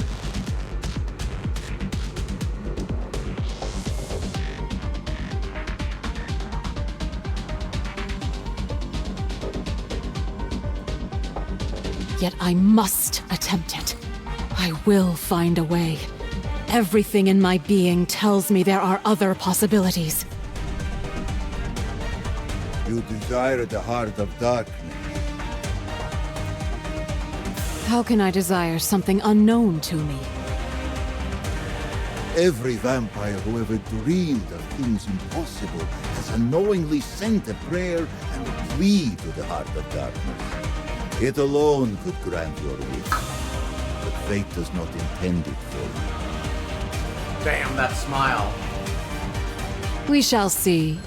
Where is this heart? In whose chest does it beat? Janos Odrin. Janos Odron. But Raziel has torn it from you. How is it my brother continues to murder hope after hope? If Raziel removed the heart, then he knows where it is. Yeah, you think. Okay, if I'm missing... Hold on. I gotta use the bathroom real quick. I'll be right back. 4 out of 5. Nice.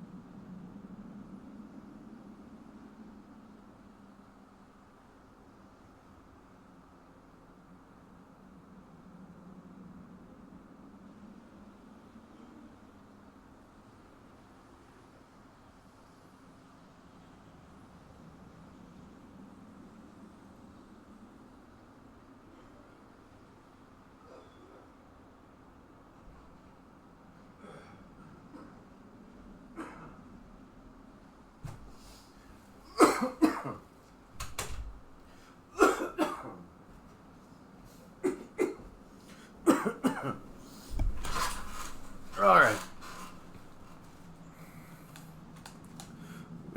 Excuse me.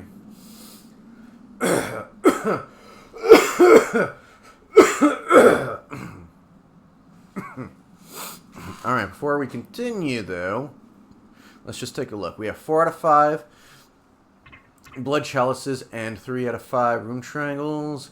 Charms, we have Revivalist Charms. It restores the fallen with greater vitality upon return. Vitalist Charm dulls the blood hunger and delays the drain upon the flesh.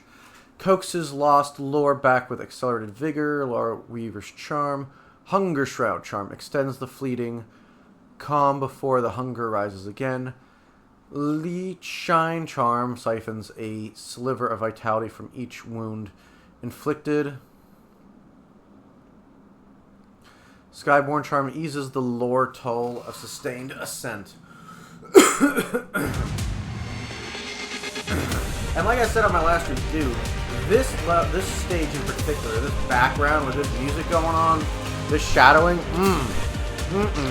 girl.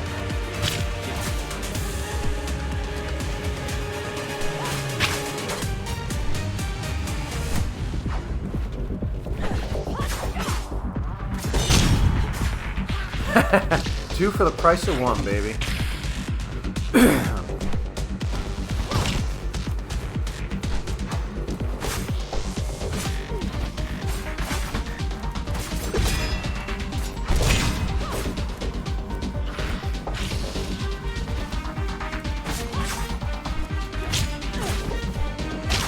we go.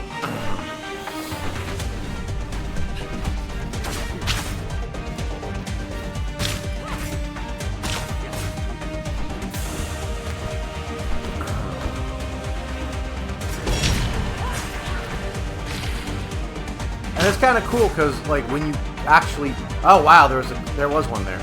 States govern transitions more than destinations. The Guardian oversees... The Guardian oversees the crossings between life, death, and that which abides between.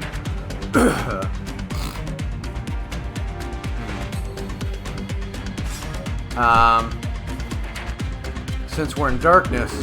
Whenever you bite their neck, it definitely makes it seem more brutal because you gotta use your imagination.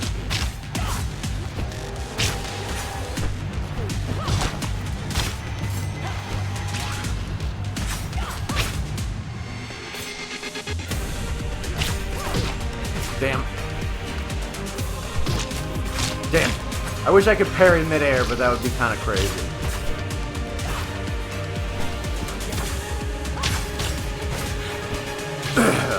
But that might have been the one that I needed.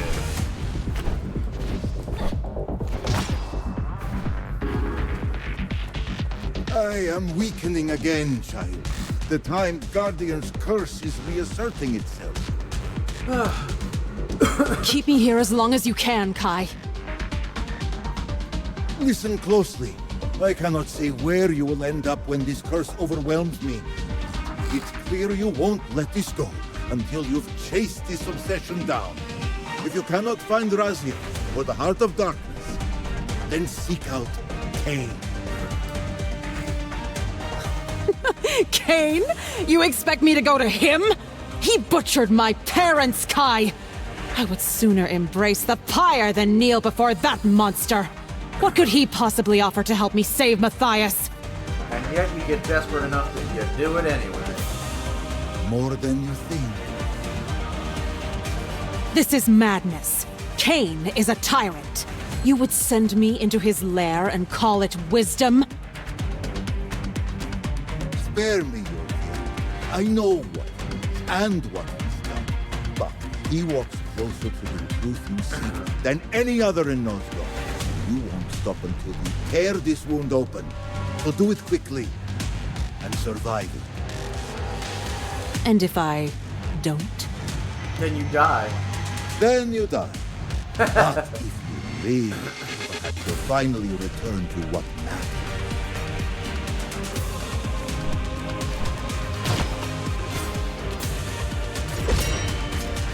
Damn. I think I had it, I just didn't do it. That's alright.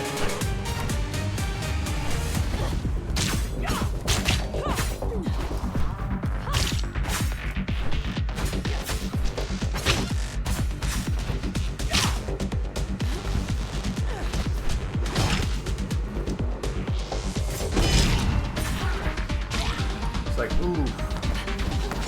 It's fucking cool.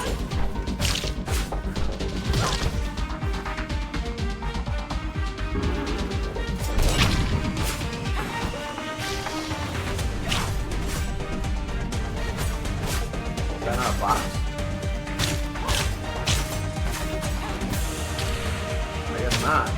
I assumed it was, but I guess it's just a rock.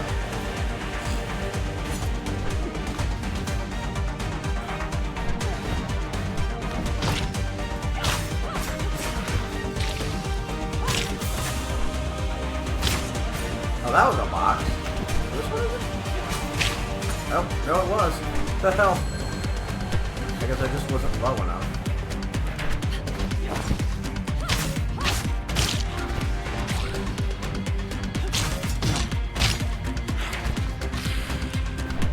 it worked well enough.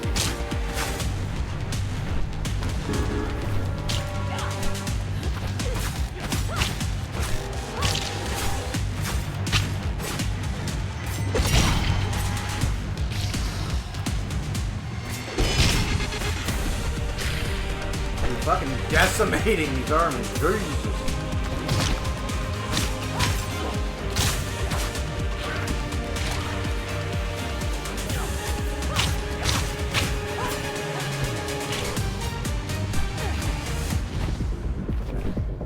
So far we have not had to go back. So far we have not had to go to normal or easy.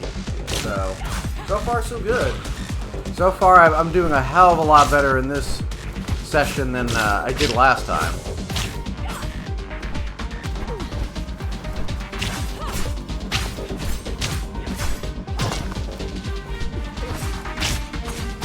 I don't know why dive kicks don't work on the vampire bats.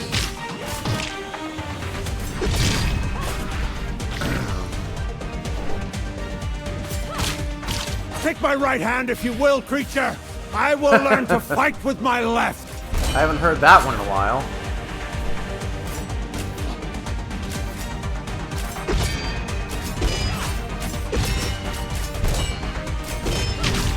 Damn, I can parry the arrows. Nice.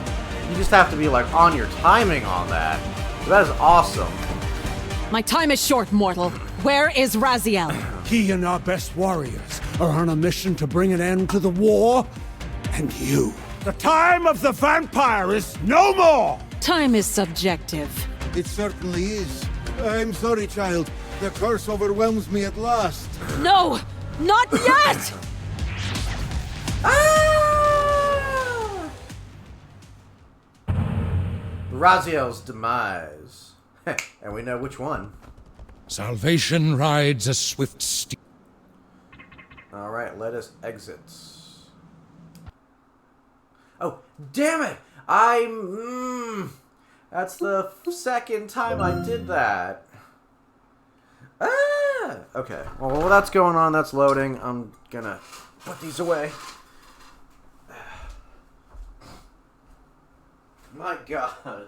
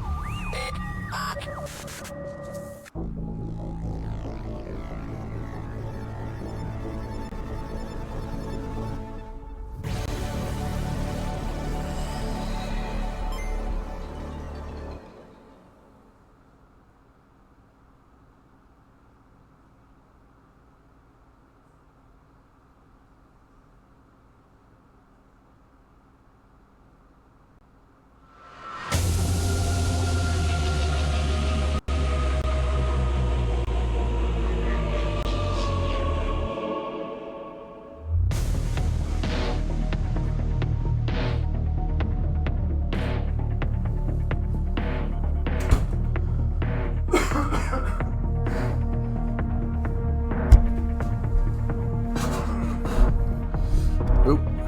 Alright, I'm back. Statistics. Message in blood. I still missed something. Fuck. I missed one. I got the blood chalice, which that's good.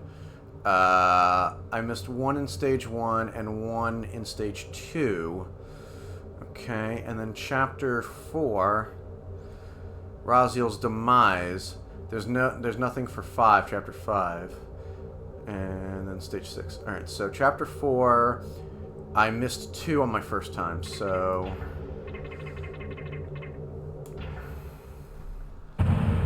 let's see if we can't find those last 2. Salvation rides a swift steed. What happened here? We were beset. A vampire. A single vampire wreaks such carnage? It was the fiend from Bosgard Pass. The winged devil. The winged devil is dead. Take courage. Raziel, cut out his heart. Right ahead, brothers. Make sure the stronghold is secure. Where is she now? I know not. She disappeared into a sudden mist, but not before maiming so many. She had but 2 words on her lips as she cut off our right hands. Speak them. One was Raziel. The other was revenge. What have I done wrong? Audrin's progeny still thrives. Look, Raziel! Do you see it? Death is coming for me. Behold, its ashes skin. My time. Woo! Expires. He is terrified. The Blue Demon. Janos Audrin had the wisdom to save you from me, but you rushed to abandon that pardon? Is this why you give chase, Blue Demon? Do you presume to take my prize? Yeah. Very well. Come and claim the Black Heart if you dare. Alright.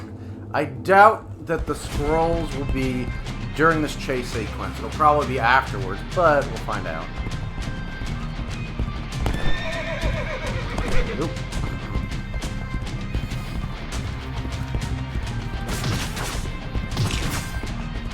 Can I perfect this? Can I get through this without getting hit once? Let's see. Focus. Gamer chair lean. Oop. Oh, nope.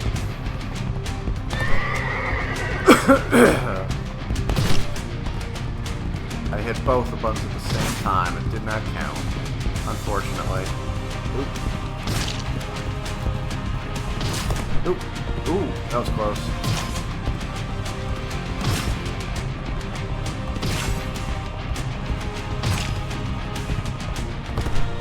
That was close.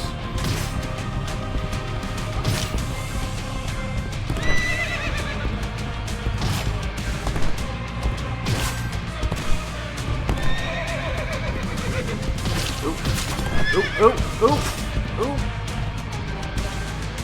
Nice. Okay. I bet there's an achievement for getting through all that without getting hit once. I got through that way better the first time. Or way better than the first time around.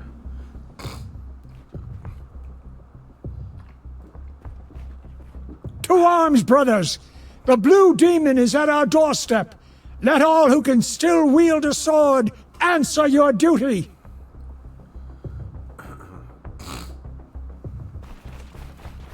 Ah! I must get the Black Heart to Mobius. Come to take your revenge, demon! Back to hell with you! Alright, how in the hell do I get there? Oh. Damn it.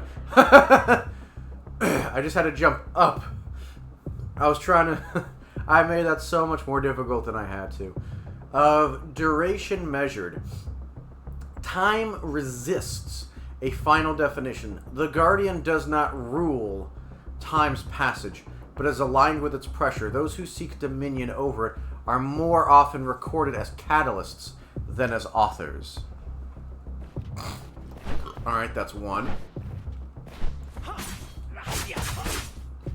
Now there's one last one to discover.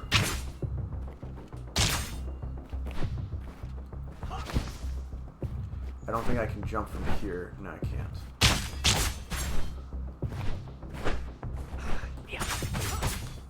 Alright.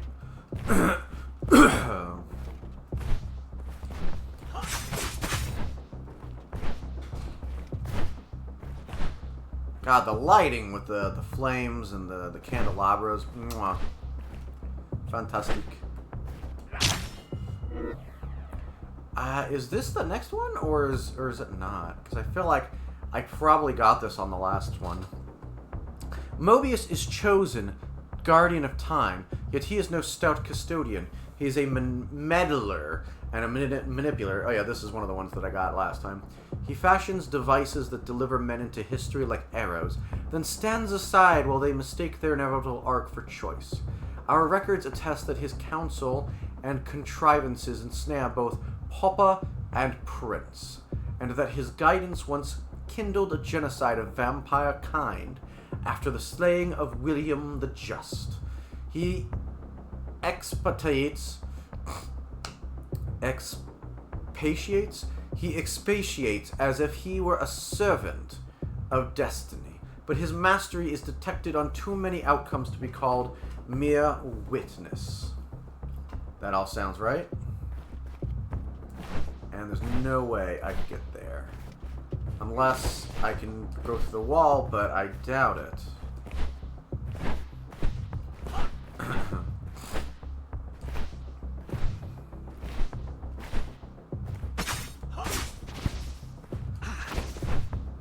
Have you come to reclaim the monster's black heart? You'll have to get through us first.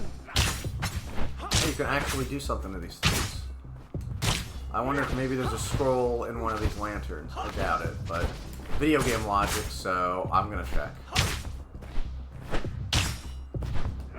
No. Okay. I was curious. Curious that they have a thing for health there when there's literally no enemies around. Interesting. Maybe in higher difficulties this place has enemies? I don't know.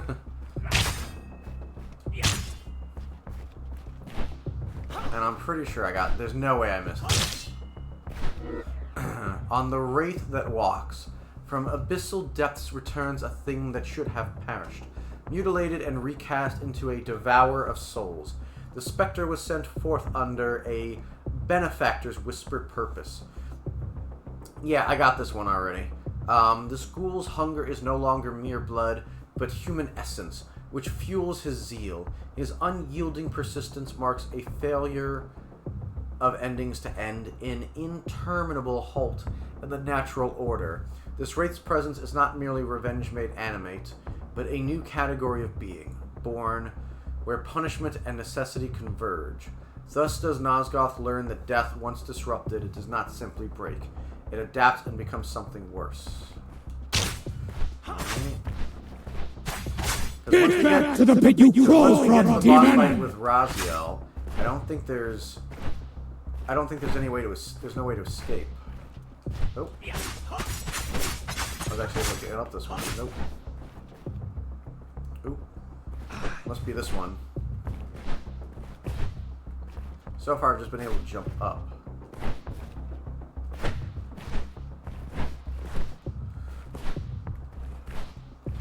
There we go.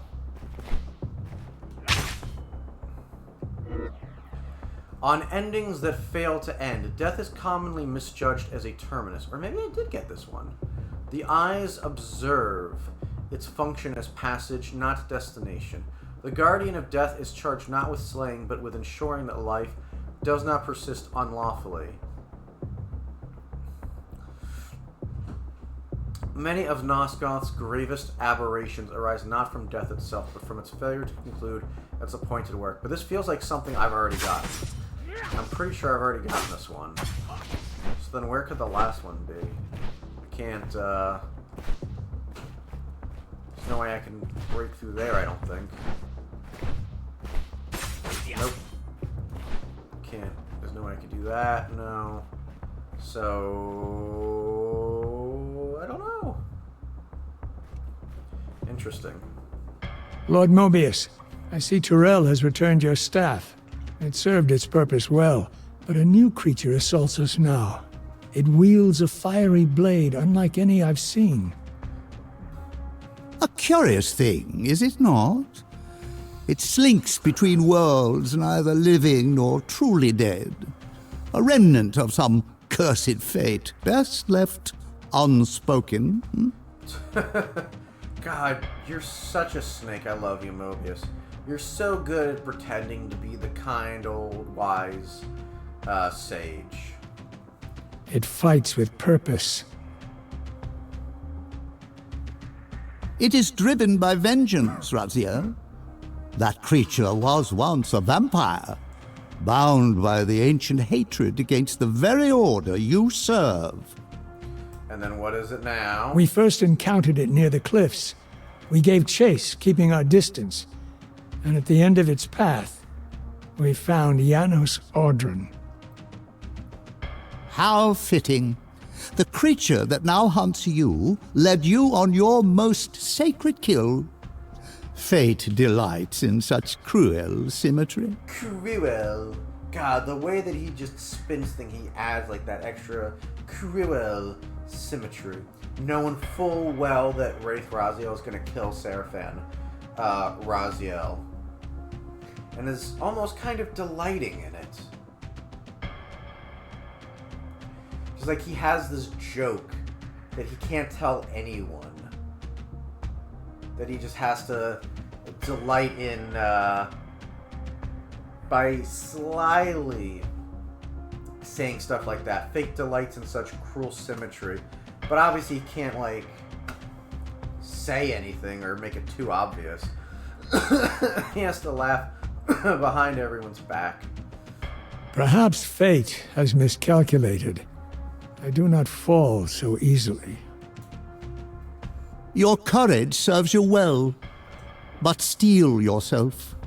Your brothers lie slain, and the storm draws near. Now, give me my prize. And that's where the facade drops a little bit, but not too much. I cut it from the winged devil's chest myself. You have done well, Raziel. I am pleased.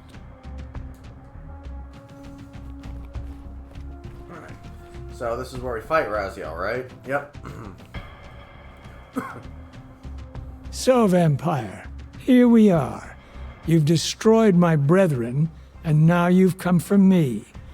You'll find I'm not such easy prey. I don't want to kill you, but I will if I must. Return the heart to me, and we can end this now. So, you've come to avenge that filthy parasite and reclaim his foul heart. You're a righteous fiend, aren't you?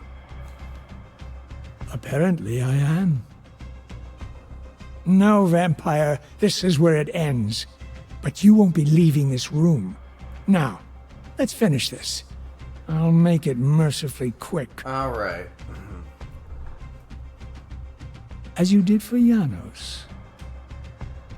No, that beast had eluded us for far too long. It would have been a great shame to end him too quickly. It's ironic, really. The great Janos Audron turned out to be no challenge at all, thanks to you.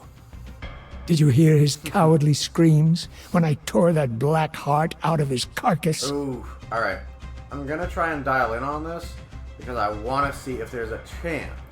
Because his health does go down. His health does go down when I hit him. I want to see if there's a chance that I can win the fight. Your time's up, Butcher. Justice has come. He does massive amounts of damage to me, though.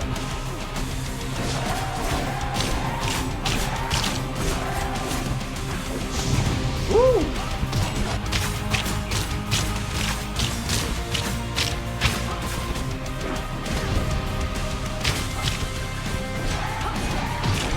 Damn it! No, I fucked up.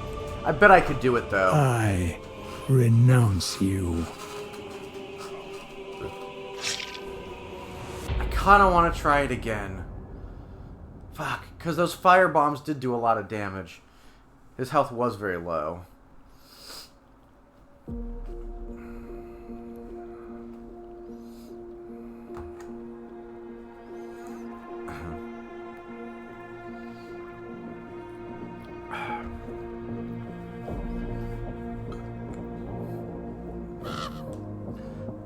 Ever vigilant, Raven. Your gaze never strays far. Only problem is... It's done. Raziel is gone. And the Heart of Darkness, lost to time. Perhaps now you can unshackle yourself from this folly, and return to the path we began together. Not while there's still a whisper of hope. You said Kain might hold the key, that his knowledge could guide me. Then that is where I go next.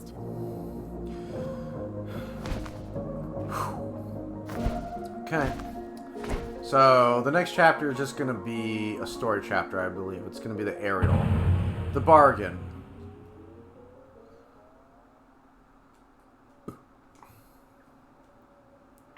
So, quit the title. We're not going to exit. No. Did I get everything for that, Raziel's Demise? I did. Okay, so 1, 2, 3, 4. I did end up getting everything. 1, 2, 3, 4. So, I'm not going to try Chapter 4 on stream. I'll try that after stream. I do want to see if there's an achievement for not getting hit at all. I'm not going to look it up, but I'm going to see if I can do it. And I want to see if I can beat Raziel, future Wraith Raziel. So, Chapter 5 is just a thing. And then Chapter 6, The Crypt Calls. Stage 1, I got the Blood Chalice and the other thing and the scrolls. Stage 2, I got the thing and the 2 scrolls. Stage 3, I got nothing. I didn't get the Blood Chalice and there are 3 scrolls. So, alright. 3 scrolls and a Blood Chalice in Stage 3. Okay, continue. The Bargain.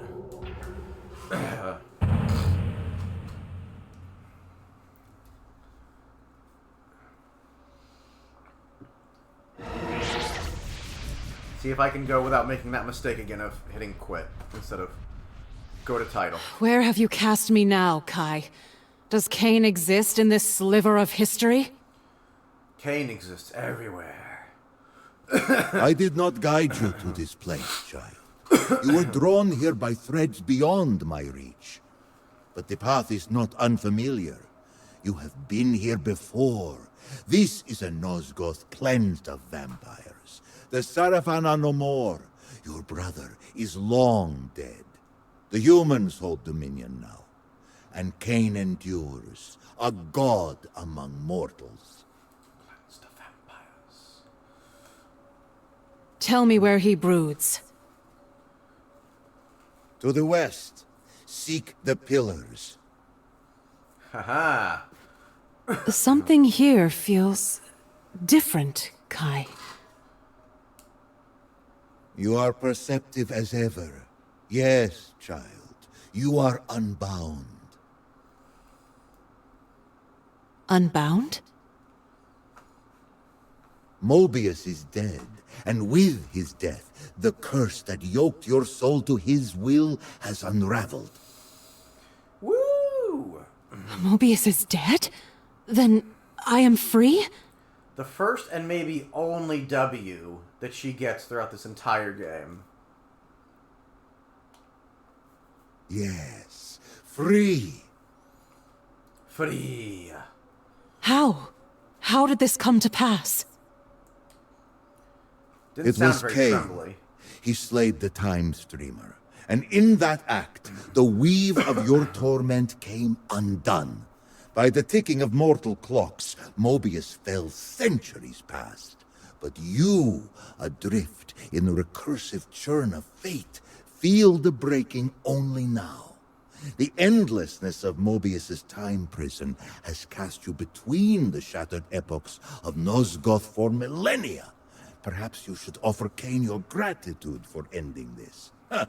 His ego may find such flattery agreeable. Yep, the weave of your torment came undone.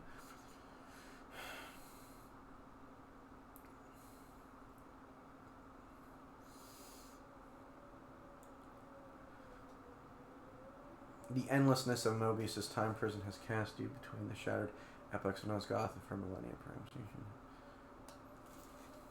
Gratitude? No. I may be cut from Mobius's strings, but that does not make the blade my ally. Kain now remains my only chance to reach Matthias. Should he refuse me? And if he does? Then I will kill him. Kain does not succumb to death, child. Right? He bestows. He's kind of the main character. Proceed carefully. He's got that plot armor. So you might want to proceed carefully.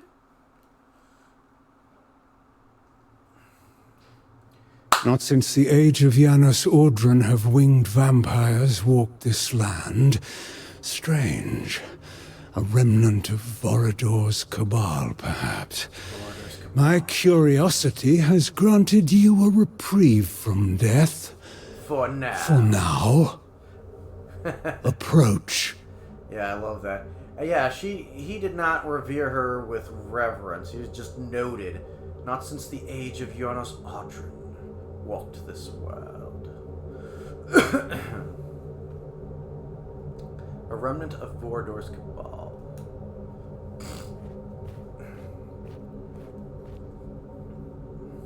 I have come seeking a favor. A favor? How tedious. You tread dangerous ground with your presumption. Dangerous ground. I kind of like... I don't know if I took this screenshot, but... That, like, disgust. Just like, a favor? Ugh. Bring me something better. Not presumption, Lord Kain. Desperation. Not presumption, Lord Kain. Desperation. What is the source of this desperation? Right? Never really announce that you're desperate for something because you kind of give up your hand a little bit when you do that. A desire to right a wrong. Swords and teeth are sufficient enough for that. Right to the It is point, said Kain. you have the power to weave time's tapestry according to your whims. The power to weave time's tapestry. If Kain could do that now, you think that he would be where he's at right now? Nah, he would have... Well, this is a younger Kain compared to where he is in Soul Reaver and Soul Reaver 2 and Defiance, so maybe not. I'm not Mobius. The threads of fate are delicate, but go on, I'm intrigued. For the moment. As soon as he heard some of that flattery, it is said that you were able to weave the tapestry of time at your whim. I am not Mobius. The threads of fate are delicate. But go on, I'm intrigued. Long ago, a Sarafan killed my lover. I would see him restored. You would do better to find a new, less pathetic paramour.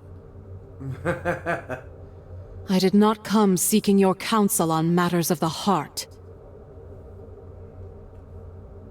No, you seek a paradox. That is no small matter. Yet you speak as though you understand the dangers. Tell me, did Vorador send you here? Did he tell you what befell him the first time I dared to re-stitch time's threads? Right?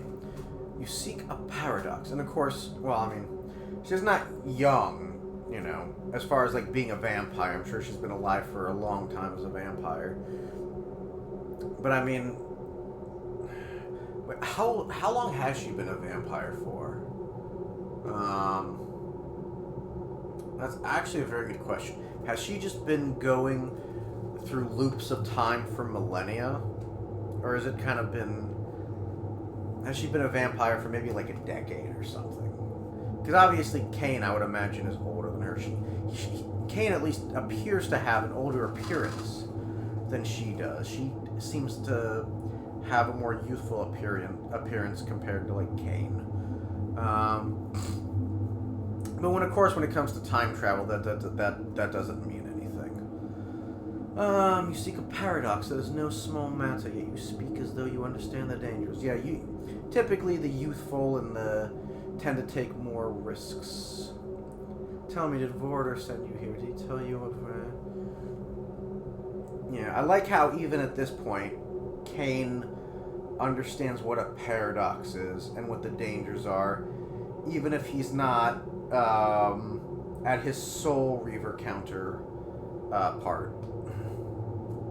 Let him believe you are one of Vorador's. He won't trust you otherwise. Yes. Vorador told me. Did he now? And a rare trust? Was your comprehension of his words just as uncommon? Yeah, Kane's not really buying this. The way that he's saying it, he's very skeptical of what she's saying. But he's like, let me see like where this goes. This is kind of interesting. Let me see.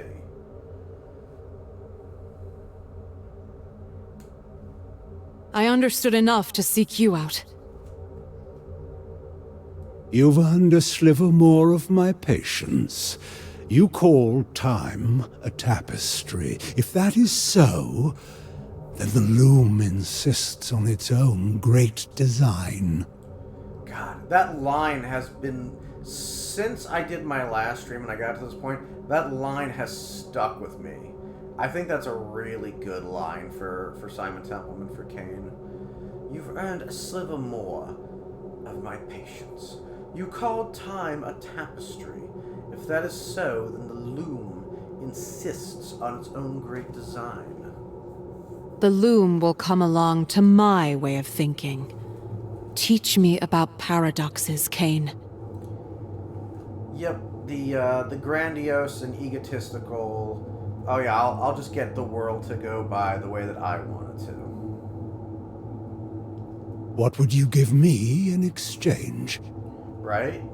Quid pro quo, Alayla. Quid pro quo. You gotta give to get. Isn't my gratitude enough?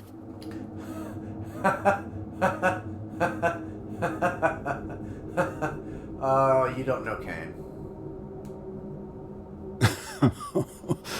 Only fools accept thanks as payment. Tell him of the tomb of the Sarafan, where your brother lies in eternal slumber. Reveal its location. Plant the seed that he might raise Raziel and the others there to reforge the fallen Sarafan as his servants. Let Nosgos see that even the hallowed dead bend the knee to Kain.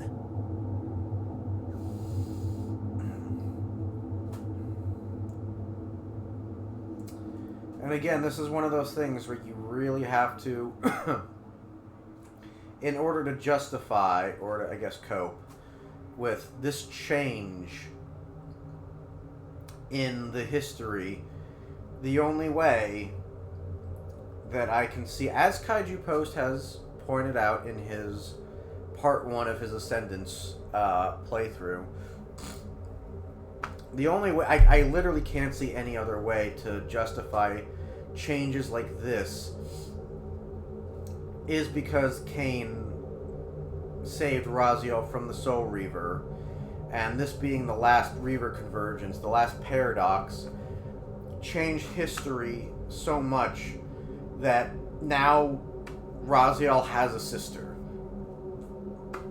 That Raziel never had a sister before, and that the other paradoxes weren't so great and so big of a change that they had to accommodate to have given Raziel a sister, but that change was.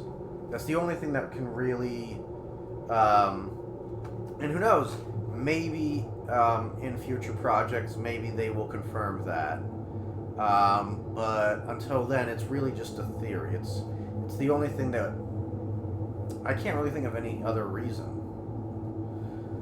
You might not like these changes, and I'm not exactly a big fan of them either. But it's really the only thing that we can do until any kind of confirmation has been made by by Crystal Dynamics.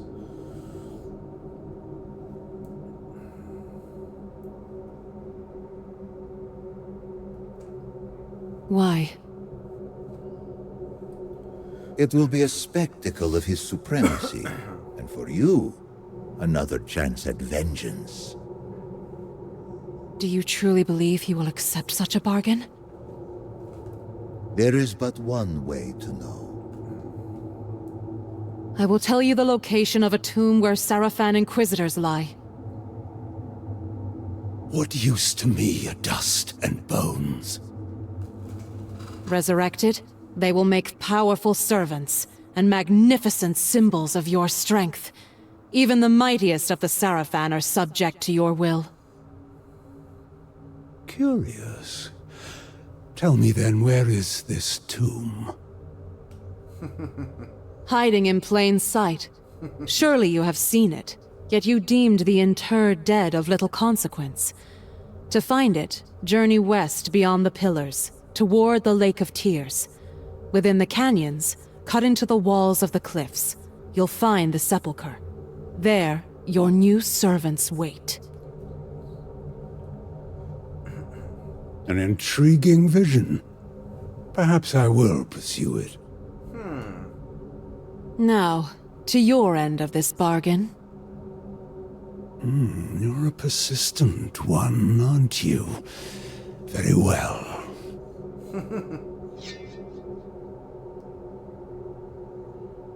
A paradox is not something I can simply tell you. To grasp its true nature, the threads that both bind time and unravel it, you must first prove yourself worthy. Do you even understand the ground beneath you? The history etched into Nosgoth's bones? Damn, Kain's kind of mad here. He's just like, you don't even comprehend the ground that we're laying on right now.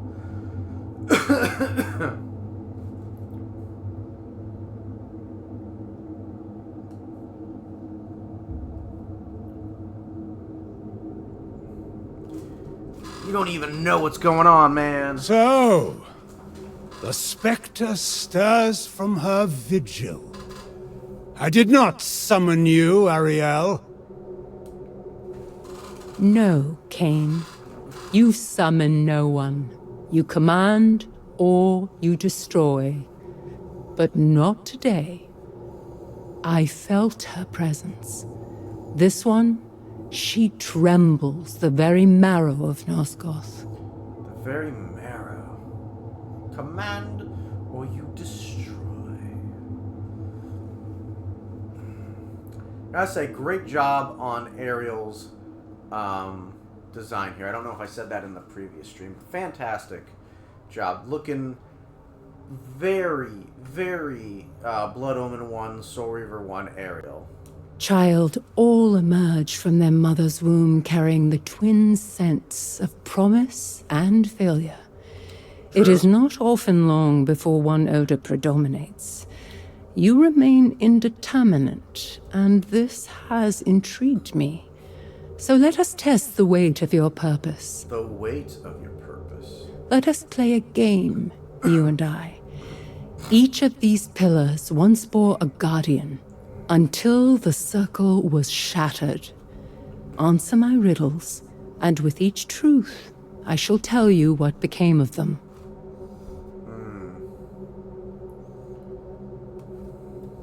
Play her game. See where it leads. I'll remain close should the need arise. Uh-oh. Odd. Another voice speaks through your talisman. Yet I hear only the echo, not the words. If we are to proceed, it must fall silent. I really missed Anna Gunn as Ariel. I missed all of them. I understand. And the fact that she went from Breaking Bad fame and was able to get back into the groove for this, it's such a small part within Ascendance, but I think it's still fantastic they were able to do it. Be still, Kai. I'll call for you when this is done. As you will. Good luck, Lady of Thornlatch. And I feel like this rotating camera with this art design is so reminiscent of like PS1, Blood Omen 1 type of like graphic art design or art style. Love it. The first to fall, his love defiled, logic forsaken in fury wild. Where thought is weapon and madness reigns, what pillar bears the mentalist's chains? What pillar bears the mentalist's chains? Alright, last time I got one wrong, so let me see if I can get all of them right this time. And again, loving this art style. Especially when we see Ariel in a more classic like PS1 kind of design. Naprapta, my beloved, guardian of the mind pillar. When I was slain, grief shattered his mind, and madness followed. At the first hint of gain, Kain took Naprapta's head without hesitation, quick to kill, as always. The mentalist was the first to fall, and he did not Hey, you sent fall Kain after alone. And you made him the first kill. She tore the veil twixt realms unseen. Let demons walk where men had been, where space distorts and forms betray. What pillar warps the world this way? Dimension. Azimuth, guardian of dimension. She opened the veil and welcomed demons into Nosgoth's heart. Kain chose her as his serpentine blade's first taste. One merciless strike, nothing more. To him, her death was merely a step on his path. Yep. But again, you said Kain after all of these guardians. A knight in chains, his oath betrayed, in fire and steel his penance paid. Where battle burns and peace must end, what pillar wills the war to end? Conflict. Malak the Damned, once the guardian of conflict, bound by oath and fire. Cursed by Mortanius for an ancient failure. Now his soul is chained to his armor, enslaved for eternity. He wore the wild, a beast in thought. By root and flame his power wrought. Where verdant life and death entwine, what pillar binds this worldly line? Nature Guardian. Bane, guardian of nature, a force of wilderness and fury. Twisted by Naprapta's insanity, he became something monstrous. Kain called Bane like a rabid beast, as though death were his cure for everything.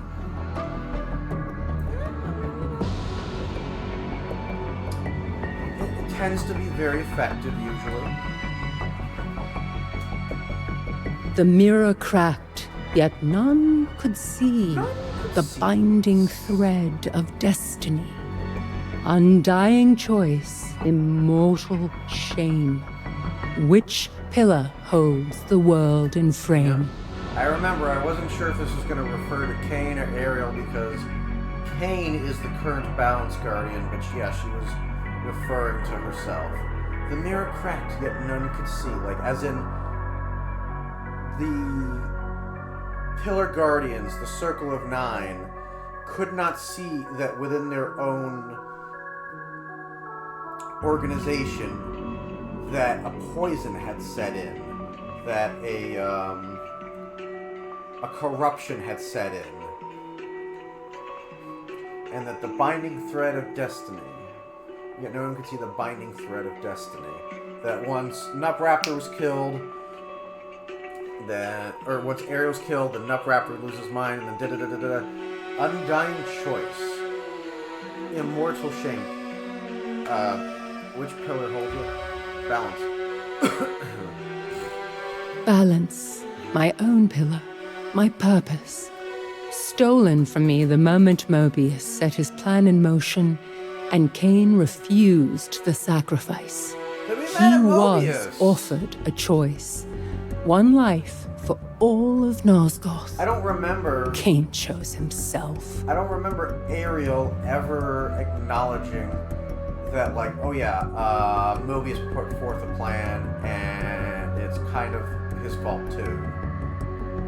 She seems, in the previous games, to be ignorant of that fact, so I don't know if this is something that's expanded on in the Dead Shall Rise that they didn't really keep in Ascendance, or if this is a writing mistake. I don't remember. She burned with light no flesh could keep, a waking storm that would not sleep, where power coils and sparks take form. Which pillar births both life and storm? Energy. The energy pillar. Jewel. She was ill-suited for the burden she bore. Corrupted like the rest, then struck down by Kain, of course. Kinda harsh. He never considered what it meant to slay, only that it was necessary to his mission.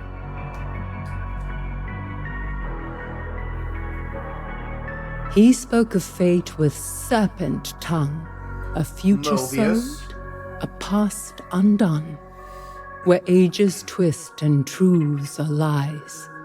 Which pillar breaks what never dies?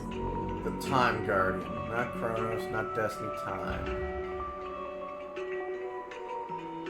Mobius, the time streamer, a deceiver always. He betrayed the circle, but believed he was serving a greater purpose. And Kain, he danced to Mobius's tune, then killed him for the melody. Time has a cruel sense of irony. Yeah, because Mobius is a very good deceiver.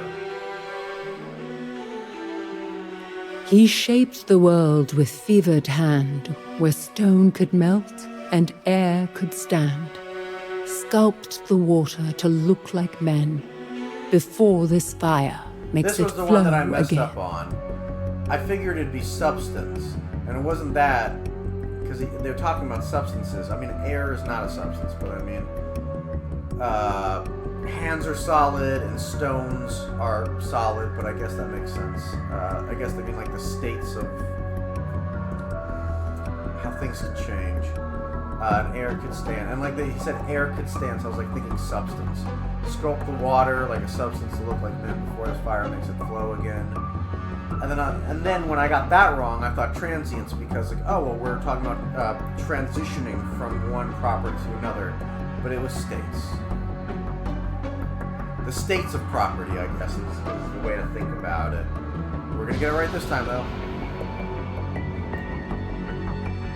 Anacroth, the alchemist, he twisted the elements to his will, sculpting matter as though he were a god. But even gods fall. And then the last one. He raised the lifeless, yet could not rest, a soul enslaved within its flesh, where endings feed what lies beneath. Which pillar crowns the Lord of Sleep? Death. It's not oblivion, it can't be shade.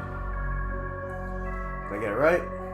Mortanius, Yes! my murderer, and yet not my true enemy. He bore the pillar of death, and in time, death consumed I him. wonder if there's an achievement for getting He them all raised right. Cain, gave him purpose, and set this entire tragedy in motion. And Cain, ungrateful to the last, repaid him with a blade. The cycle ends where it began, in blood and betrayal. Yeah, I'm pretty sure Martinius attacked Cain. Yes, prove your mastery of Nosgoth's history. Sweet. You see now, don't you? The cost of bargain struck in darkness. Cain will not guide you.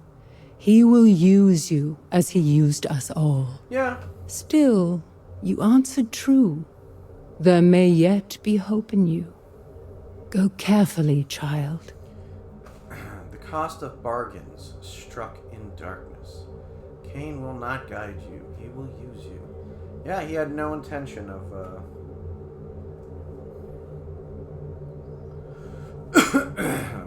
I've completed Ariel's game. Now give me what I came for. The true riddle begins to stir behind those eyes. A paradox. Fledgling is not a law, it is the defiance of one. A fracture where truth and lie walk hand in hand. I've seen such wounds open in the fabric of time. I do not understand them, but I suspect more than I should. right? Like, I feel like this should be something that you should be able to at least comprehend on a basic level. A paradox.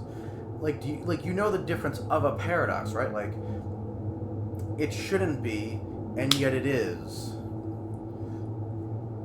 It's the defiance of a law. Like, you have, like, this... you have this, like, unbreakable truth. This is, like, what's a good example, I guess? Gravity. Like, gravity is a thing that's just... You throw something, eventually it's gonna fall. Someone jumps from a building, they're gonna fall. That's a terrible example, I guess, but... I mean, it's a true example. A fracture. Like, a fracture is, like, a break in something. And yet, there's truth there and a lie. And what happens when you walk hand in hand? They become together. They're indistinguishable from each other. Wounds open in the fabric of time. A fracture? One where Matthias might yet live? Tell me how to break time, as you once did. When I struck down William the Just centuries ago, his blade clashed with mine. The same blade, across time, past and present, colliding in one impossible moment. The paradox was born not from movement, but from overlap. Two truths, mutually exclusive, yet momentarily the same. Right? Like, I feel like this should be, like, him making the example of William, of them having the same, like, even if Cain doesn't specify that this is the Soul Reaver, that it's a very ancient and powerful weapon, the idea of, oh, hey, two of something, the exact same thing, existing in the same moment, that's an impossibility, and yet it's happening. Two blades clashing with each other. There's an overlap, which I know Cain's not being literal there, of like the two blades like clashing and overlapping with each other, but like that's the simplest way for anyone to understand it, I would imagine. Something from the past and present colliding. It shouldn't be. It's impossible, and yet it is.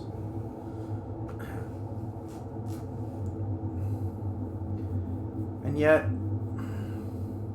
the whole thing at the end with a Lilith surviving. It's... it doesn't really feel like... I know that we can theorize, obviously, the whole Raziel being in the sword thing, but... it doesn't really feel like a paradox, though. I don't know. Like, I would really need to get confirmation from the developers.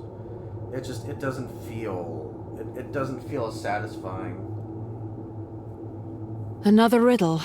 If I could travel through time, I wouldn't need a paradox at all.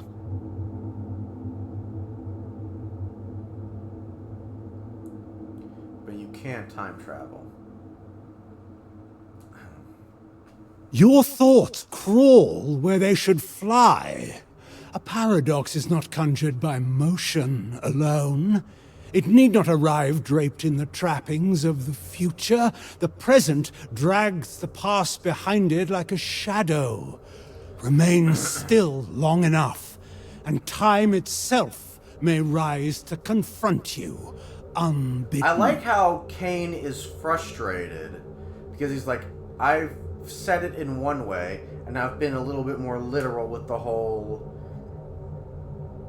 you know, same sword situation. And he's saying, like, your thoughts crawl where they should fly. He's literally saying, like, you're not being creative enough, you're not being imaginative, you're thinking too small-minded. It's not conjured, which, hey, that's another L there, like, Kain being like, yo, you're really... You okay up in here? Are you trying? Are you really thinking? By motion alone, it need not arrive draped in the trappings of the future. Like a shadow. Like the present is dragging the past behind it. Yeah, because the past is always behind. The past can inform the present, but the present is always a result of the past. Always these half-truths. What is it you see, Kain? What lies beneath your suspicions? Why should I trust a word you say? This is... I'm not even like... I don't think I could even claim to be a layman in philosophy, but like this is philosophical talk here. This is not proven science. This is not quantum theory here. You think that if Kain could just easily explain a paradox, if he could create them so easily, like you don't think that he would be using that to his advantage right now? You think he would entertain any kind of conversation about a favor with anyone? He would be all powerful.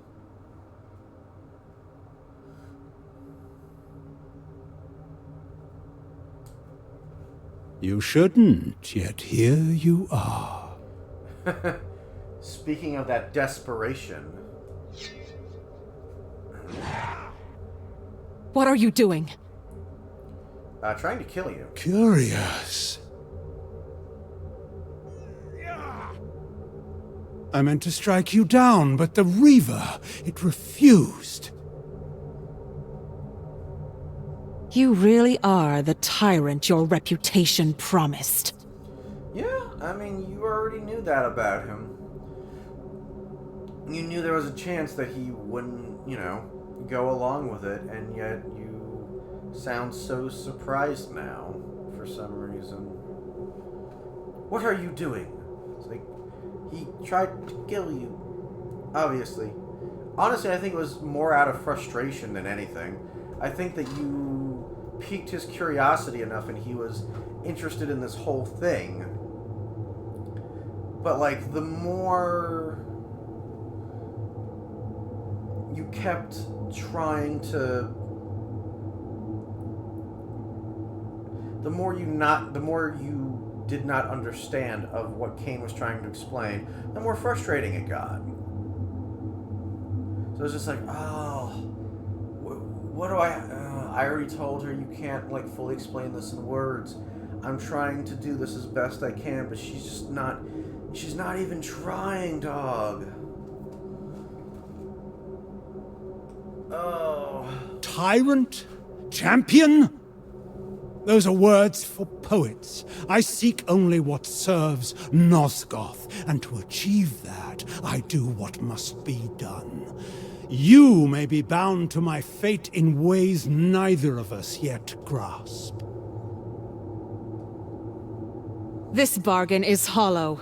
I endured your trials, your posturing, your riddles, and all I receive is an attempted execution. I've earned more than this. You want payment? Then take it. You would give it to me? Let us see what happens. Another test.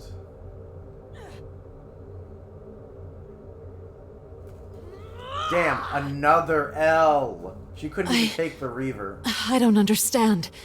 It calls to me, but there's something else. Something is screaming inside me. I can't take it. Yep, because you're not meant to wield it.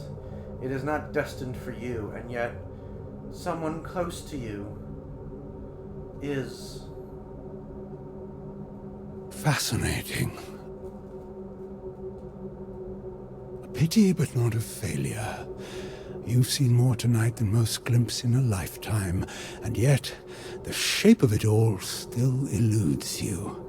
We will meet again, that much I'm sure. If time still bows to fate, it will choose the hour when you see a paradox for what it truly is. Until then, I have Sarafan to raise from their graves.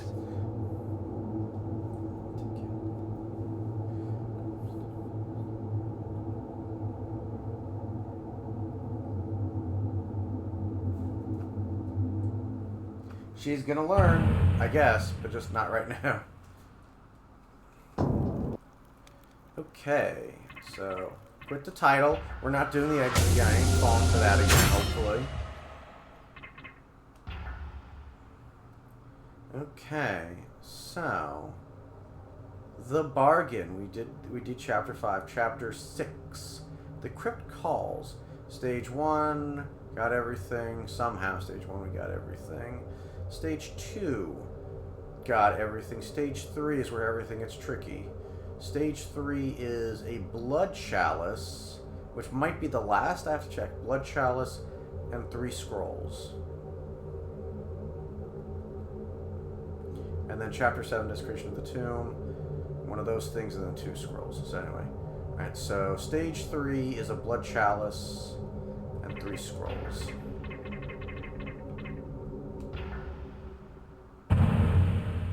Blood Chalice and 3 scrolls in Stage 3. Alright. Alright, I'll be right back.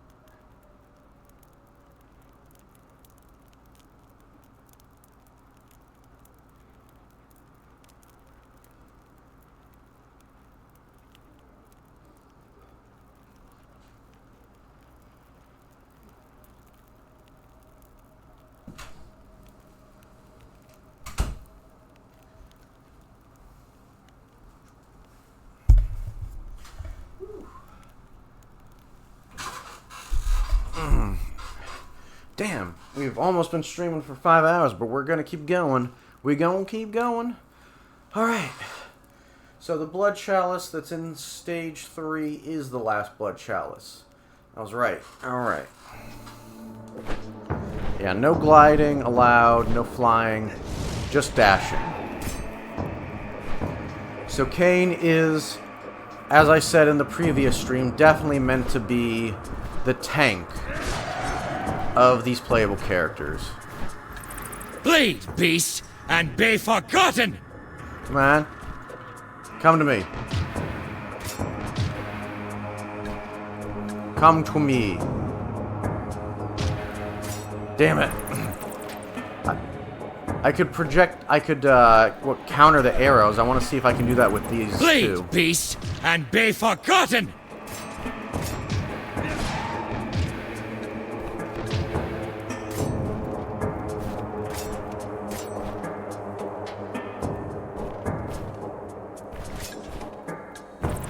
Ah, fuck you. Bleed, beast, and be forgotten! Num num num num num. Give me the blood. And because I know I got the first 2 stages completed, I can just focus on clearing them.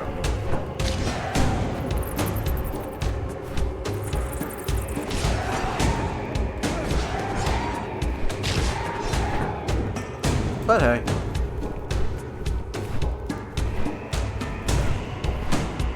Still cool to know that I can. Oh.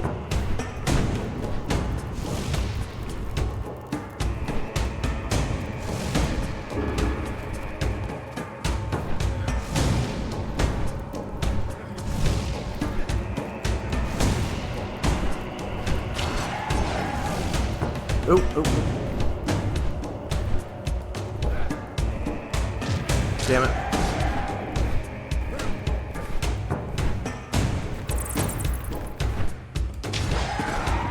Ah, damn it.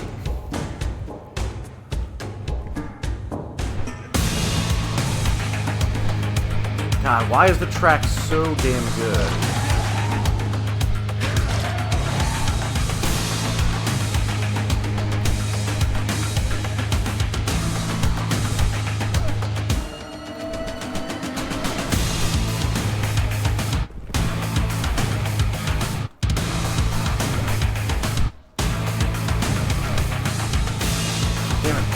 I'm having the same problem I had the last time.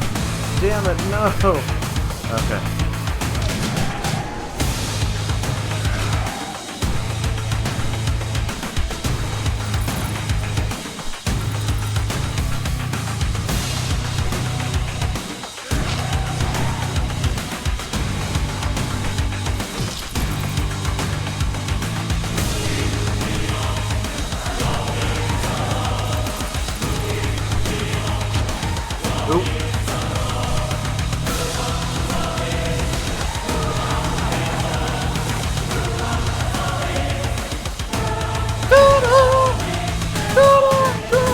Judgment comes for the damned!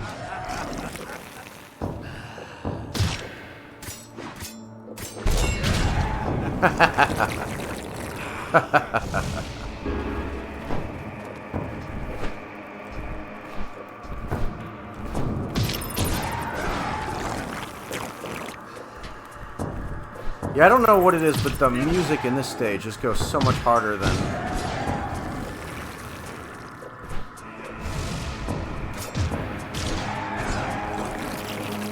I'm not gonna worry about trying to parry this, never mind.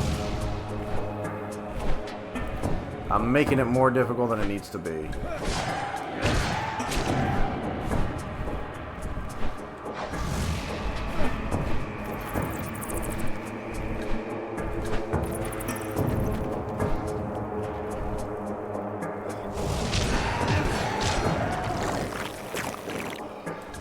Yeah, why would you stand right at the door where I can just easily kill you?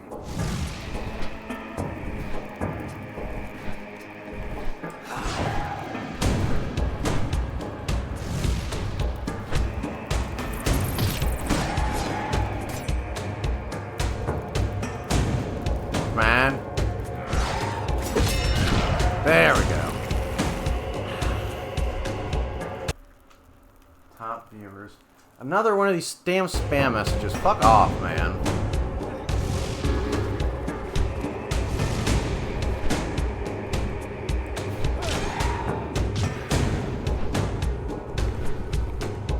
I don't know how I'm supposed to do that without getting hit, but not really taking that risk.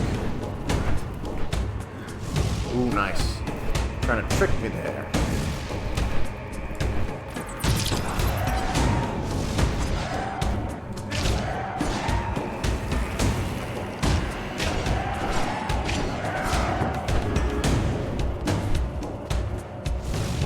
Ooh, ooh.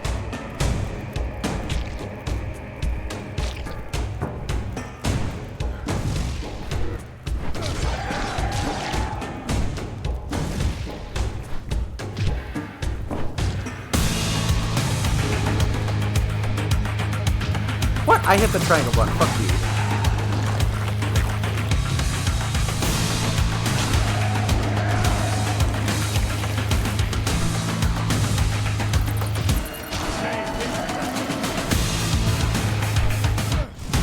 Oop. Damn, so much fire everywhere. They're really desperate to kill me. Which, I mean, Kain is a badass, so... As far as they're concerned, I'm the villain.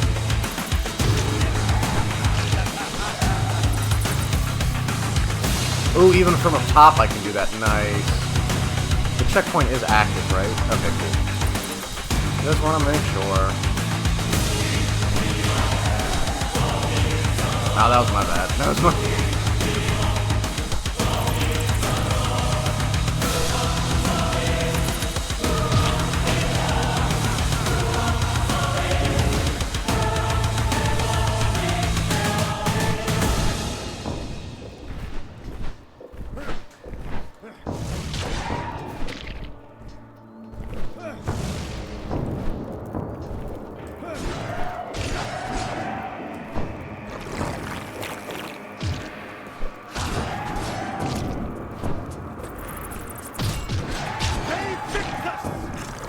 Ooh, the Ve Victus, as always, killing it.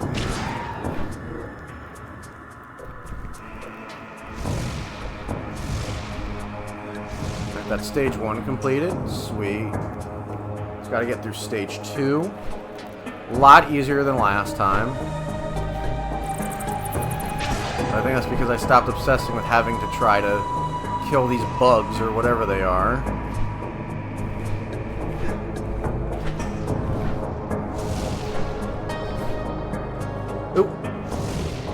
Ooh, that was close.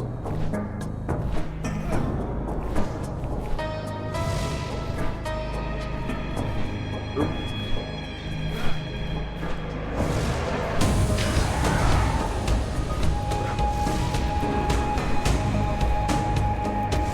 Ooh, come on, no, no, no, no, no.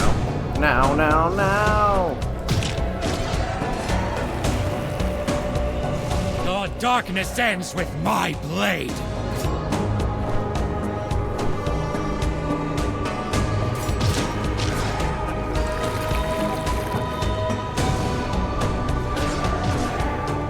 Damn it. Didn't think that would get me.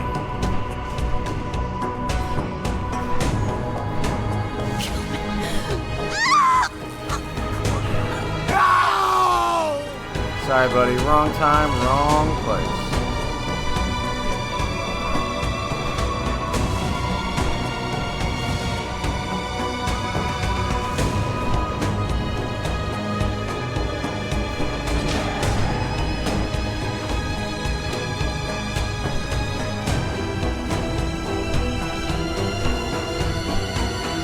Please, don't leave me here.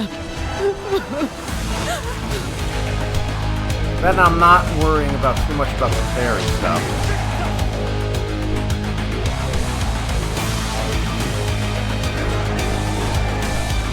Sometimes I can be too much of a perfectionist and I'm like, no, I gotta do parries, I gotta make it feel really good.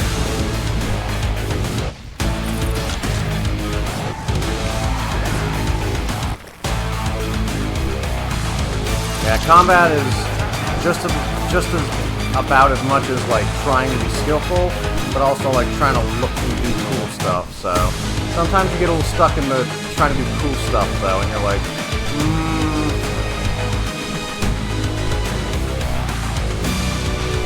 oh, damn.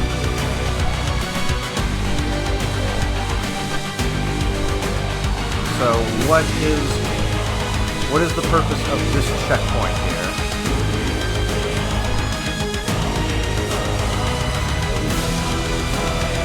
There's like nothing here. There's like nothing here. What is the purpose? I'm so confused. You can't glide, you can't fly. So I'm confused.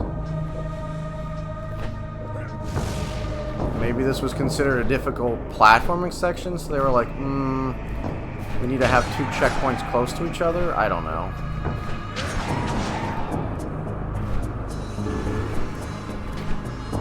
Yeah, this is where I kind of screwed myself a little bit.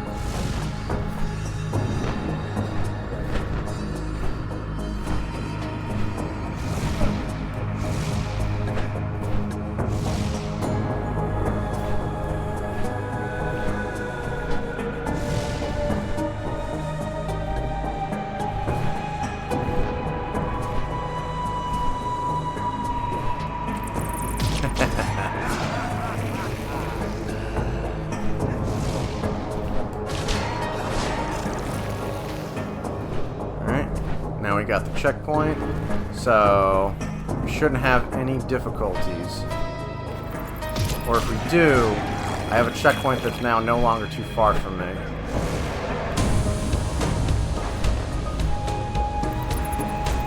Damn it.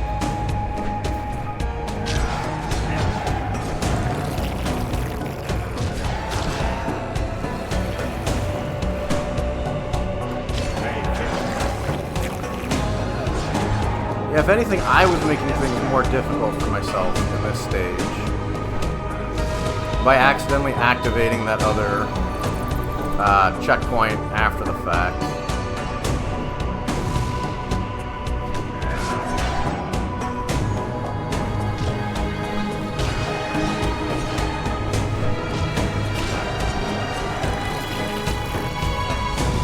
Oop, oop.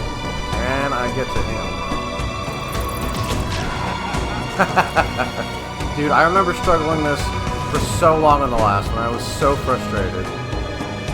At stage 2. And now stage 3. I have to find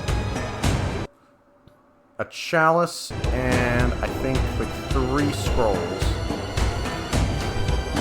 So this is where I have to start getting a little bit more... Oh, damn it!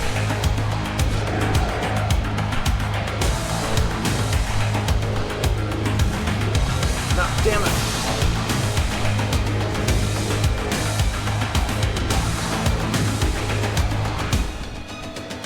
Is there anything low here?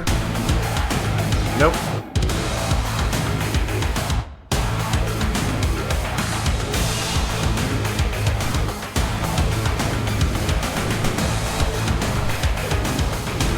Haha, this time I got past it.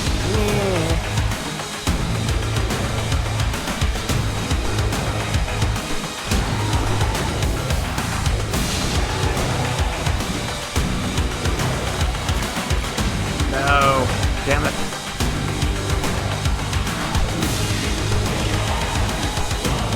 Oop, oop. Now let's get the bug first. Wasting my time here. Come on, let's go, buddy.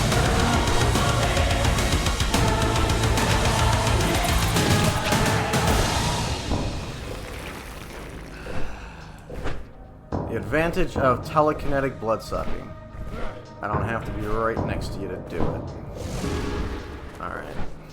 Now where is the non-critical path?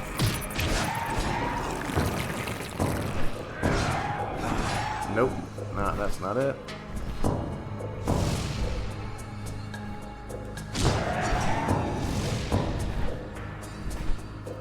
Oop, oop, oop. Purge the night of this filth! Doing good so far, I think.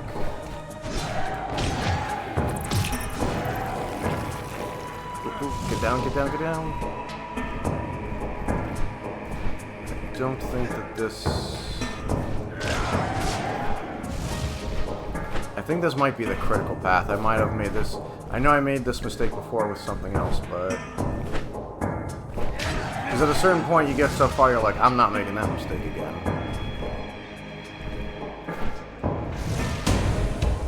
Yeah, I think this retreads back to where I was before. Yeah, made a mistake, I'm pretty sure. It's alright. Kill me and be done with it! By the pill. Nice. I thought I got that double suck. They don't give it to you for some reason. And be done with it. Ants. Water! Just a drop of water! No! Is there anything down beneath?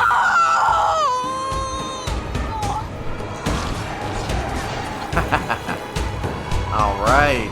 My patience has been rewarded. Yes! The last blood shot. Blood to collect all of them. Yay! Full health.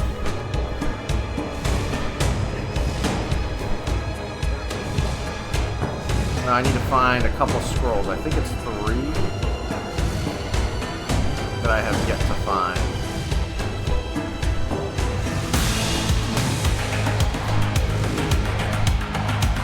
Bow, wow. Now, at least, hey, since I killed these enemies and I didn't die, I don't have to fight them again, so that's cool. I can just focus on getting back to where I was.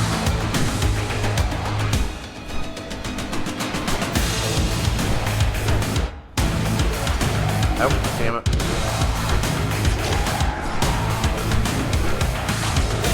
Damn you. Wow, wow. Ba-dow.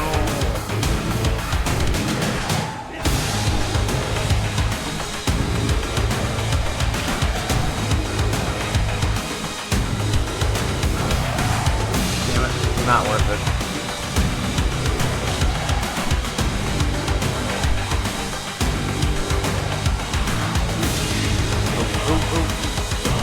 Not worth it, not worth it.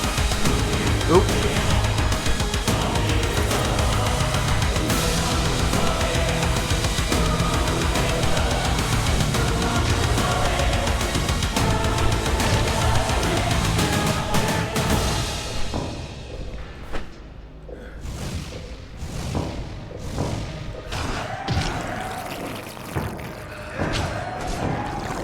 Damn, they don't even see me until it is too late.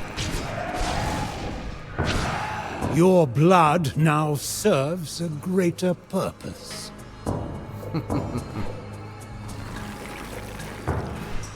Ooh, ooh.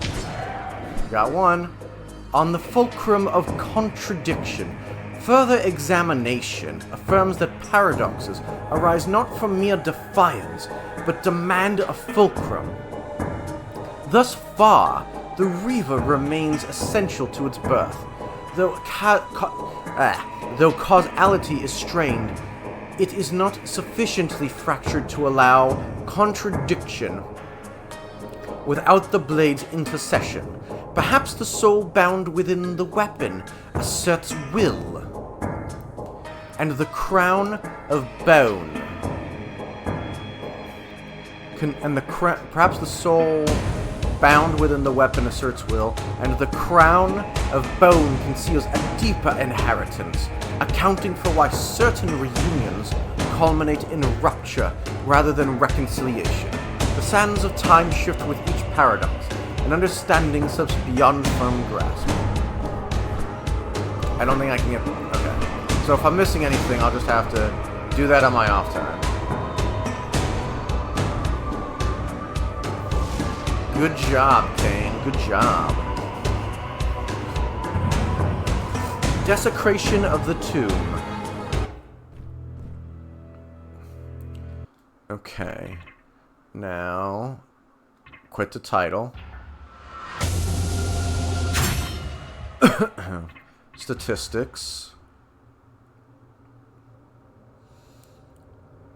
The crypt calls. Yeah, I'm still missing 2, unfortunately, so I have to get it another time. Blood chalice, da-da-da, da-da-da, blood chalice. Need 2 scrolls from the crypt calls.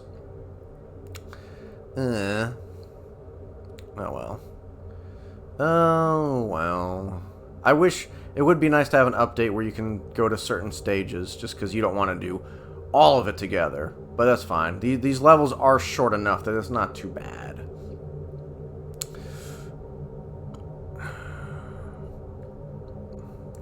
Okay, so Chapter 7, Desecration of the Tomb. Because we did the Crypt Calls. There's only 1 stage, and I need one of those things and 2 scrolls.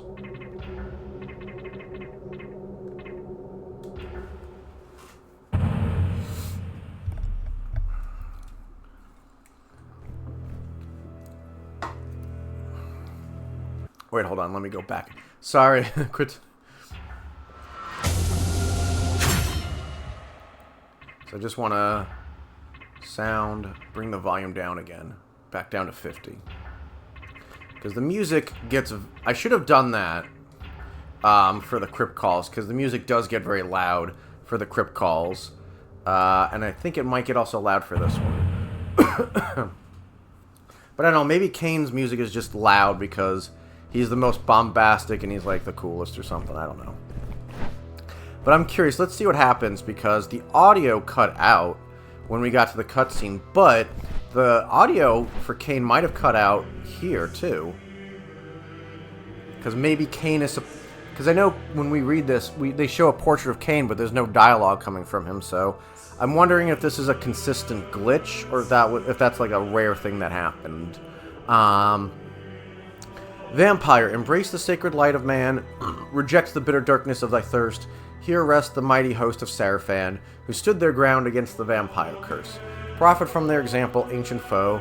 Turn your back on bloodlust, and walk the path of righteousness that brings out an end to woe. In their arrogance, the Sarafan carved sermons for vampires on the walls of their crypt. Reject the bitter darkness of my thirst. Hear me, pathetic ghosts.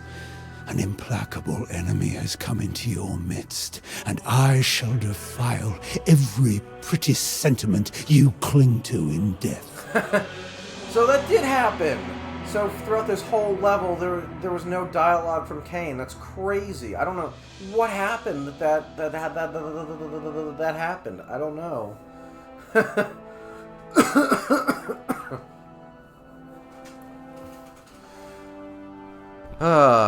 I'm so glad that I'm so glad that we are replaying Ascendance on stream. We didn't just finish what we didn't do from last time, that we're replaying this. Because imagine denying ourselves, not hearing more of Simon Templeman's superb voice acting skills.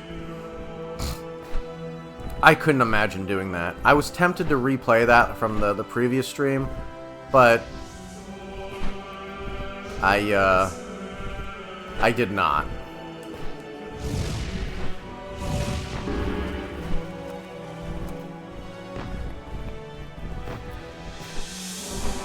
Ooh, ooh. And if I remember correctly, there's really no enemies here in this stage. It's mostly just going through this level and evading traps and getting towards the tomb. Vampire, surrender yourself to Sarafan light. Tame your bloodlust with pillared faith. But if you won't, then on this night, it shall be as Lord Mobius saith. Another quaint bit of preaching. Deluded Sarafan fools. The last thing Lord Mobius said was for my ears, before I removed his head. Kain's just delighting in it. I love it. Yeah, so I think this stage is really just for set dressing, to really set the mood, and for us to hear more Simon Templeman. Voice acting, of course. Ooh.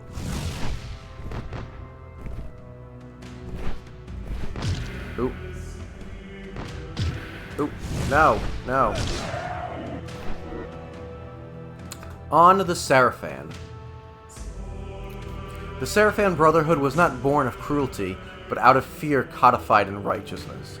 They named themselves Preservers of Order and set their blades against the vampire horde, believing extinction a form of mercy. Yet their creed was shaped by whispered voices and contorted by designs they could not see.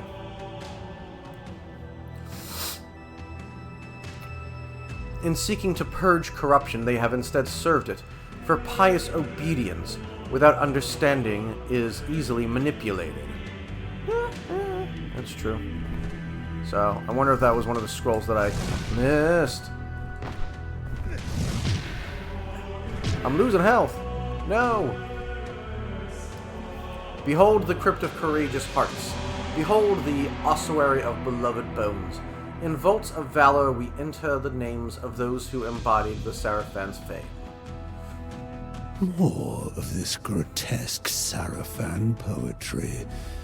This is not the ossuary of beloved bones. It is the womb of my kingdom come. Woo! Ah, damn it. I was so close to the checkpoint. Oh well.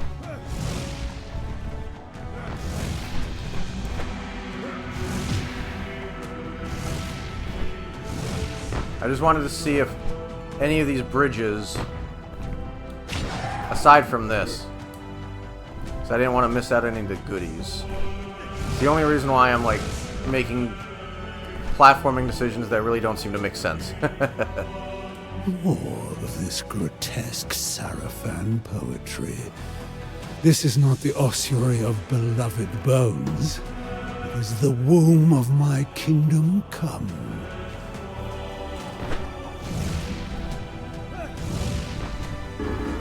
Haha.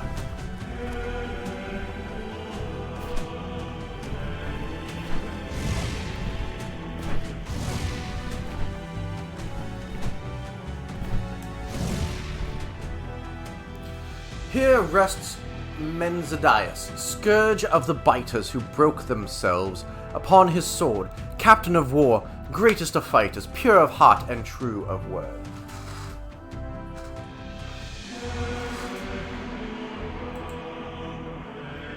Yo, how's the game been? I will say this, Tyler. Ascendance has been a game that is very highly controversial. It is a game that's based off the Dead Shall Rise graphic novel, in which they had like a new character, Lilith, who a lot of people did not like. It's a bit of a mixture. Believe it or not, I'm actually replaying this on stream for a second time. Last stream, I did the majority of it, but I had to go to work the next day, so I had to stop. And then I did this stream today, did the remainder of it, and now we're re-streaming it. In total, my first playthrough was 6 hours. It was 6 hours, but if I had not been streaming, if I did it on my own time, like not stopping and talking and all this other stuff, it probably would have been 4 hours to 4.5 hours.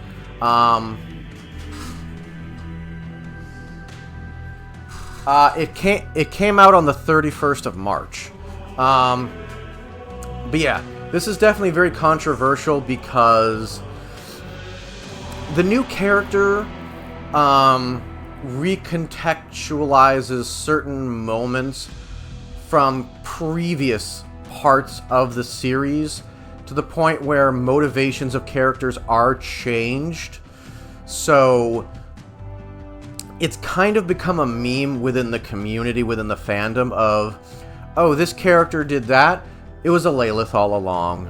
Kain decided to do this. It was a Lilith all along. So a lot of people are very not happy with that. And it is an issue within the game.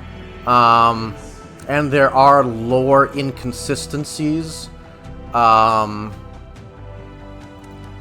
far as within the subreddit and within Steam, the game has just been all negative from everyone within the community pretty much.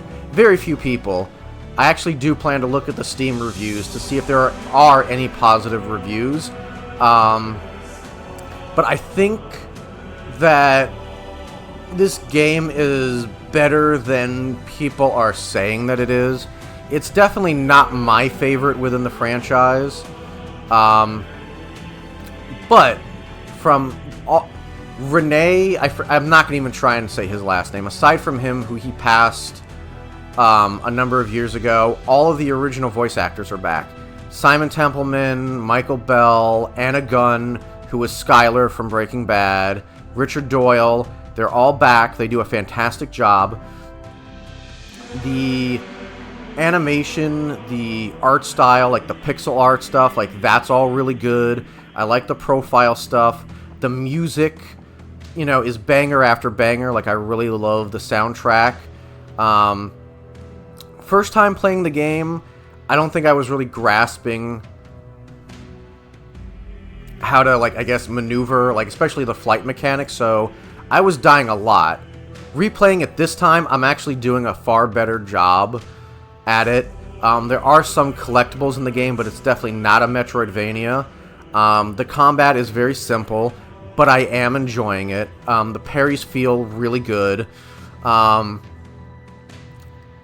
Unfortunately, like, there is some writing that is a bit of an issue, and so far the main issues have been the difficulty spikes, which, again, I said on my second playthrough, which I'm doing now. I haven't really had the difficulty spikes, so maybe I just wasn't really doing a good job before, but I'm making my way pretty through. So far, the difficulty spikes, we'll see in the final levels how that pans out, but so far it's been okay. So the main issues are some of the writing and the lore inconsistency. Really, the only way to reconcile the lore inconsistencies is there are a couple of times within the series, if I remember correctly, there's 4 points in time that Kain or Raziel introduce a paradox. There's the Soul Reaver is very key to these convergences, in which creates a paradox. And the way that Kain has described the paradoxes and the ways of changing time in Soul Reaver 2 was drop a stone into a rushing river, the current simply courses around the obstruction as if it was never even there. You and I are pebbles and have even less a chance of changing time. So basically, anytime that you change something in the past, history allows some accommodation for whatever changes you made. So there are changes in history, but whatever is meant to happen is still going to happen. You can't... That's what I like about this series, is that they've hammered it home that you can rewrite something in the past, but unwriting it is pretty much impossible, which I think makes the time travel way more consistent in this than in most time travel stories, in which, you know, most of the time, like, what was it, Endgame, they go back in the past, they change something and it affects them. Or Back to the Future, which I know Endgame had multiverse time periods instead of a linear time travel. But anyway, so there in Soul Reaver 2, Kain does something. He saves Raziel, and it creates such a paradox. It's a big change that it changes his history. When he does it, Raziel says, I can see old memories dying and new memories blooming behind his eyes. And as I saw history laying to shuffle the new time period, I feared we strained history too far, that by saving me from my fate, that we had created a fatal paradox. And that's when Kain says, the Hilden. We walked right in their trap, which is the first time we hear about the Hilden. So he makes big changes. It changes his history. It makes changes within Nosgoth. It reveals the Hilden to Kain retroactively and to the player as well. And it creates this alternate history which becomes Blood Omen 2. Blood Omen 2 is a sort of prequel. It's after Blood Omen 1, although it doesn't originally happen. So normally, the time period would go Blood Omen 1, Soul Reaver 1, Soul Reaver 2, and then and then history would just keep going. It would go to Defiance. But because of this restructuring, it goes Blood Omen 1, Blood Omen 2, Soul Reaver 1, Soul Reaver 2, and then Defiance. But at the same time, some of the changes that create the history of Blood Omen 2, which is a new past for Kain, ripple into Defiance, which involves Janos. So there's big changes that are made. So really, the only way, at least so far, until we get confirmation from Crystal Dynamics in any way, until we get like official confirmation, the only way to cope, I guess, or justify or try and make any kind of theory as to why a Lilith exists to begin with is because Kain made this monumental change. Because a Lilith is a brand new character, so obviously an out-of-universe answer as to why a Lilith has never been mentioned in the previous games in the series, and why she's never shown up is because, well, she was never created. But the only in-universe reason for why Raziel has never mentioned her before, why Kain has never mentioned her before, as to why she's never shown up, is because she never used to exist before. But because of what Kain does in this new history, in this new past, now a Lilith does exist, and now not only does she exist, but she's Raziel's sister, and she makes a bunch of decisions that influence other characters like Raziel and Kain, which changes the lore, which changes the history of like certain events, the way that we've come to understand them. Which is a lot of people are mad about that. But Raziel kind of did that in Soul Reaver 2. He ended up being... In Soul Reaver 1, he was the brand new character that showed up out of nowhere. And in Soul Reaver 2, he made a bunch of changes. So if you want to make the argument that Soul Reaver 2's changes were written better, you can. I don't hate a Lilith as a character. She's driven. She knows what she wants to do. But yeah, so the main issues are the writing and the lore consistencies, which, until we get official confirmation, we need to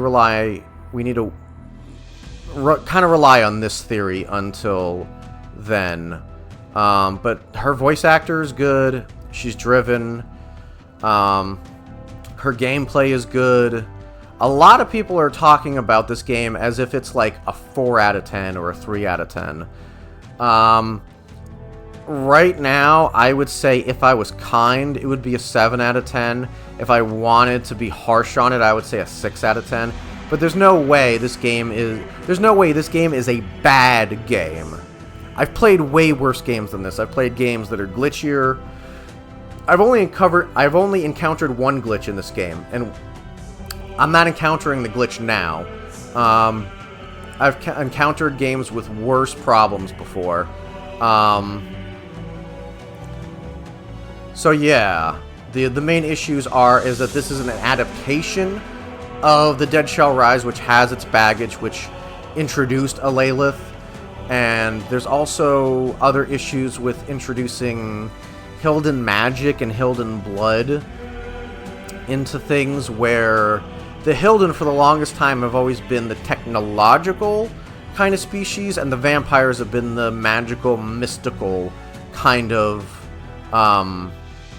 So, I mean, whether or not you're okay with Ascendance, especially when it comes to its changes in how and why characters make certain decisions, a lot of it being because of a Lilith, really comes down to whether or not you feel that it's organic, and whether or not the idea of Kain's decision to saving Raziel and it creating Blood Omen 2 and making these changes, whether or not that sounds acceptable to you, or whether or not you're just like, wow, that sounds like a really lame excuse. How's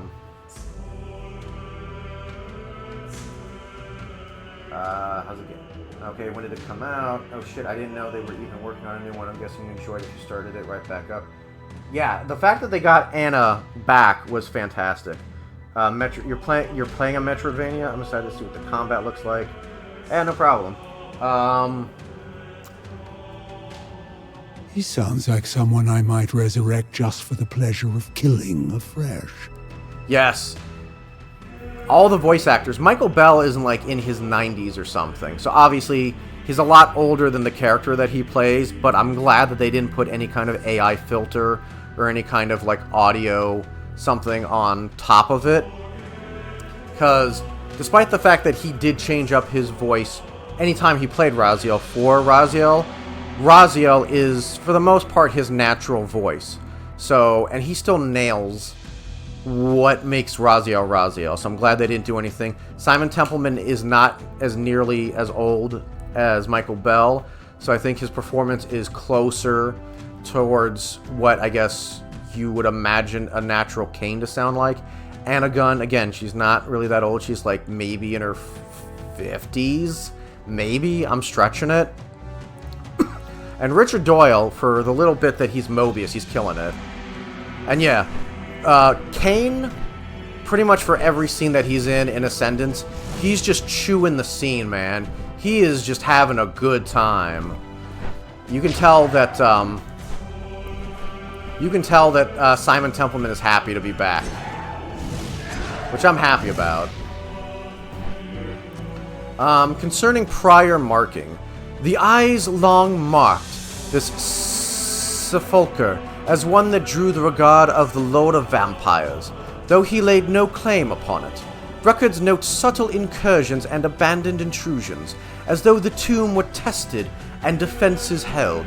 His purpose cannot be gleaned, yet his patience suggested design rather than curiosity. Within stands an enchanted sentinel, a chained construct bound to the tomb, yet free to roam its halls. Animated by rites, the Sarafan reserved for their most venerated dead. It is not unreasonable to surmise that this warden accounts for the Lord's ability to press deeper. Should he now enter the sepulchre's depths, it would be by intent, not discovery. But yeah, what Metroidvania are you playing now? I'd be kind of interested. Is it actually a Metroid, or? Because I'm always down for those. The vampires sought to destroy this world and breed an evil none could withstand. But fate foresaw a different option and fashioned the savior Sarafan. Honor these names and revere these bones. Raziel, Melchiah, Rahab, Terrell, Duma, and Zephon, cherished among us for destroying the monstrous Janos Ardren. Thanks to the boasting of some pathetic mason, I believe I have found the Sarafan corpses I will raise and repurpose. God, he's just enjoying this decadent and depraved, like, inner joke that he will now conjure. It's called 9 Souls. Alright, I'll look into it, man. Some 9 arcane Souls. construct left behind as a last desperate defender of the tomb.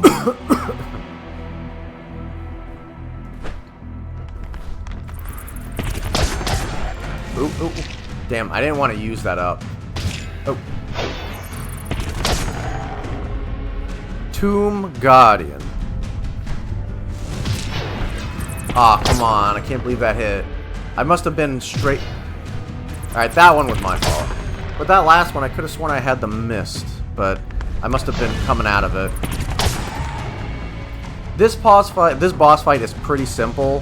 It's very slow, but it's just recognizing where it's going to strike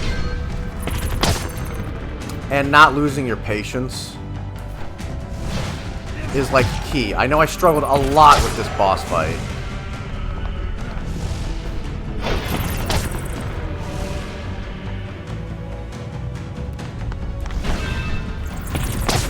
Nice, nice, nice. Where are we gonna go?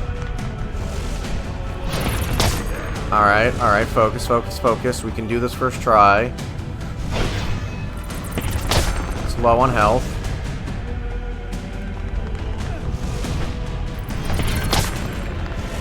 Come on.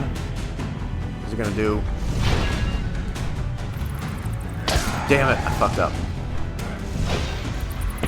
Yes! First try, baby! Ve Victus! Yes! The Ve Victus. He said the line. The resurrection of the lieutenants. Here sleep the Sarafans' mightiest champions, and still they cling to mortality, blind to time's true face. A mongrel cur, skulking through every shadow, gnashing endlessly at the leash of its master, Mobius. But you, Inquisitors, I offer deliverance. Yes! Again, this like Dreamcast, PlayStation 1... Raziel! I will conjure your spirit back from the void that harbors it, and your name will scour the tongues of mortals, spoken only in fear. You will be my firstborn. Steel yourself as I rend you from the womb of death. Yes! There's like Dreamcast, PlayStation 1... Brother in wrath, brother in thirst, I submit my flesh to your sting. The way that they're doing it for like this cutscene, I absolutely adore it. Bite to the quick now, and discover the rich wellspring within me. And this now is canon. To collect my bounty. A flow of rubies Raziel, in a bejeweled cup. Raziel always was the firstborn of Kain's lieutenant, so this is canon. My blood, suffused with ancient power, awakens the dead and binds them to my will.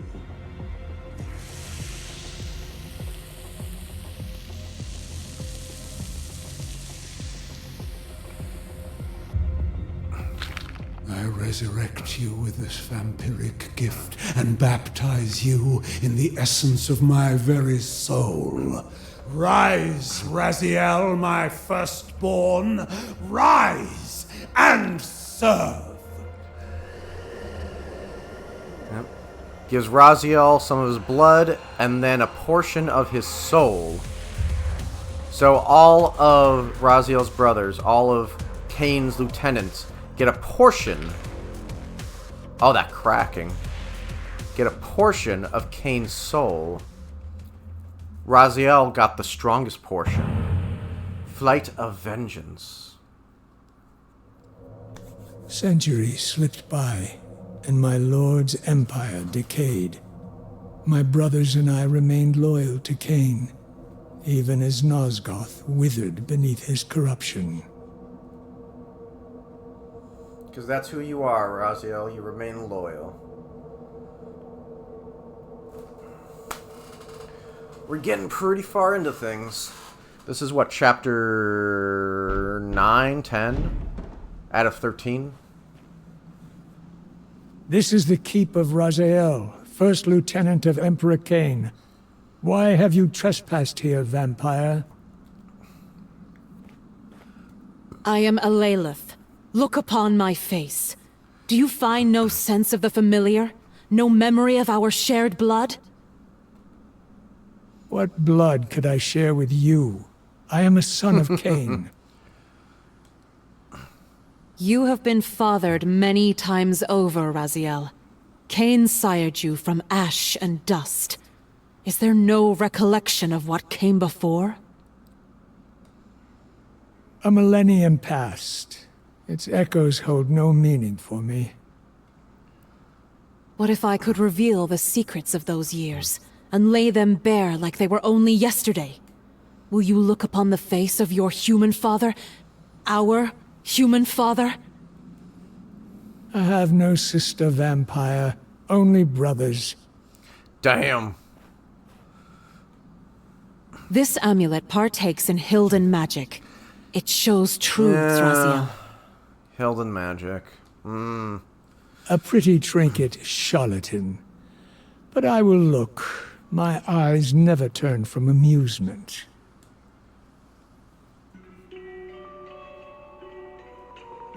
Our hearts were light, Raziel. Innocence is a paradoxical weight. A heaviness realized only after it is gone. Admit you recognize yourself. I do. But who is the other boy? Matthias, whom we cherished as a second brother. He would become my world. See yourself as the kind and nurturing boy you were, Raziel. That raven, is it familiar to you? I take little notice of winged creatures. Perhaps awareness will make you more observant. You found the injured raven in the woods, and pledged to see it fly again. Your devotion was rewarded. The raven healed and took flight. For 3 days, you lingered, expecting it to return. Callously, I mocked your expectation. But then...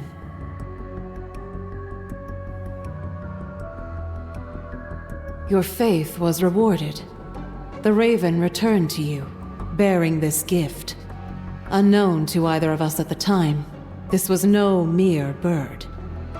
It has always been present in our lives, always watching, and sometimes leading.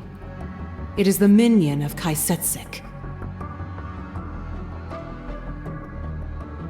One evening, years later, Kain and a tribe of vampires descended upon our village. You and Matthias were so valiant in our defense. We were separated. I found Matthias wounded, with a hideous creature crouched over him. It was ancient beyond reckoning, driven by a primordial hunger, and cursed with a touch that unmade flesh and soul alike. Oof. The change came upon him in an instant, but he was dying. I drew my blade, split my own palm, and offered the blood to his lips. That is how you found us. Without questioning, without hearing my pleas, you slew Matthias and decapitated my right hand, as one would cut out envenomed flesh to stop the spread of infection. I see it did not work. Quite the opposite, brother. It sped a far more lethal venom into my heart. A pure hatred of you, as our paths seemed to fork in a manner that could never reconverge. But I've learned time insists on circles, even when the mind apprehends only straight lines. Though you maimed me, my transformation was not stymied. As the vampiric alteration came over me, the raven guided me to a place unshackled by time. The misty woods of Kain Ascendance. A being, part human and part Hilden, whose human soul suffered torment in the demon realm. I agreed to rescue his soul, but not before achieving my goal of restoring Matthias. Through Hilden's sorcery, Kai fashioned me a new right hand for my quest. And something even more precious. What? I will reveal it when you are ready. Then tell me, sister, what was my path? You became a Sarafan Inquisitor. Ha! Such an absurd falsehood. See for yourself, brother. Do you recognize those faces? Turel, Dumas, Melchiah. Impossible. Kain would not cull his greatest lieutenants from his fiercest adversaries. The thought wasn't his. Someone led him to it. And who was Led that someone, Alayla? By you. Kain would never embrace such delusions. Perhaps it is the presence of Hilden magic, but I found I have powers of persuasion. Before I sought Kain, I turned to Mobius. My plea fell on deaf ears. He cursed me to drift in the stream of time, never knowing when or where I would emerge next. Only Kai's Wood offered refuge, though even it is a cursed place forsaken by time. Time itself became my adversary. And yet, I pressed on, and Kaisetsik aided me as best he could.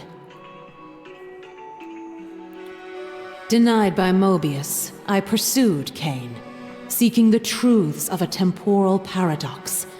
In return, I revealed the hidden crypt of the Sarafan, the tomb where you and the other Inquisitors rested in silence.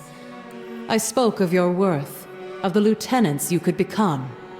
In that act, I shaped your rebirth. In a way, I am both your sister and your mother. You did all of this to humiliate a memory? I learned that only one relic, the Heart of Darkness, holds the power to restore life to a vampire. To Matthias. Janos Audron guarded it. Look upon yourself, brother. Witness the darkest stain upon your soul. You slew Janos Audron and took the heart. Now, you must give it to me. With it, I shall confront Kain once more and force him to create a paradox. You can't force someone to create a paradox. I shall wield the heart myself and bring Matthias back from the grave.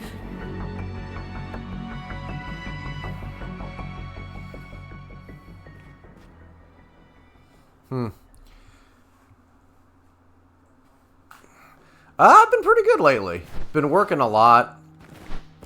Been learning how to do the back office at work, and if I can show that I can... Oh, okay, I thought I saw 5 out of 5. If I can show that I can do it, that I've done a couple of shifts. If I can show that I'm really good at it, like if I can show that I'm fluent and that I can do it like quickly, then I can get full-time. Which is what I need. I need full-time. But other than that, man, lately I've been doing more streaming lately. Here we finally come to Raziel. Vampire Raziel, I should say. We've already played as human Raziel.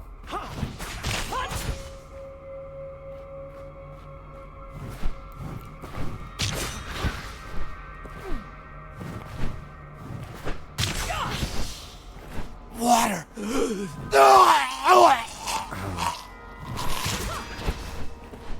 I know you have the Heart of Darkness, Raziel. After everything I've shown you, how dare you keep it from me?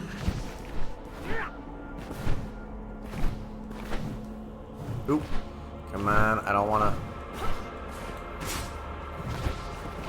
There we go. Oop. Don't fuck up, don't fuck up. The realm adjacent. The demon realm is no distant inferno, but a plane pressed hard against Nosgoth, held apart by barriers now grown frail.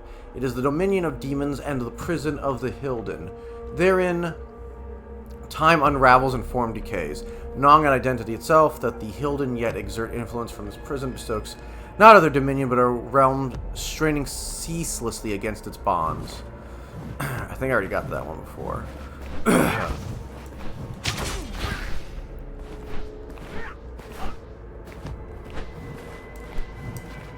Oh, damn it. Fuck.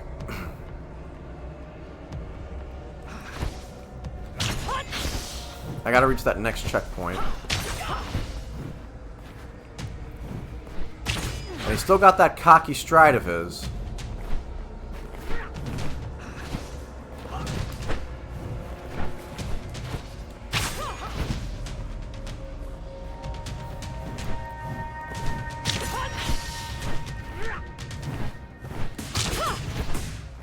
Water! Just a drop of water! No! I know you have the heart of darkness, Raziel. After everything I've shown you, how dare you keep it from me? Well, to be fair, you did try and kill your brother. So...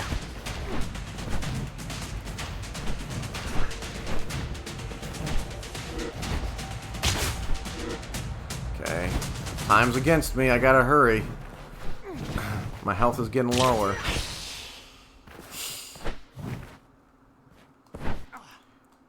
Damn it! Hell yeah, man. I just gotta keep plugging. It's a lot to learn. There's a lot to do. When you're in back office, you have to account for everything. Lottery, Western Union, all the register tills. You gotta make sure you're on your shit, man. So, I had about like 5 shifts, I think, before. And I got a little bit better each time. Water! Just a drop of water! There's just a lot of information to retain. And I gotta make sure I get my memory retention, keep that. After everything I've shown you, how dare you keep get my it from speed me? up. Gotta get my speed up.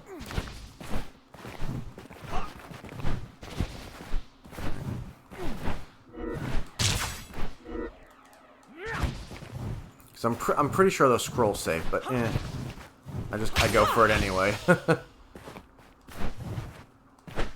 Damn it! Kill me. Ooh, ooh. Be done. I was right there, dude. No, I could have had it. Alright. I'm pretty sure that those extras, the scrolls and stuff, stay with you, so I'm not going to worry about it this time. I'm going to just focus on getting through.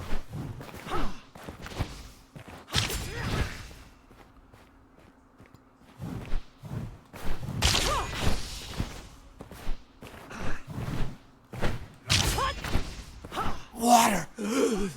No!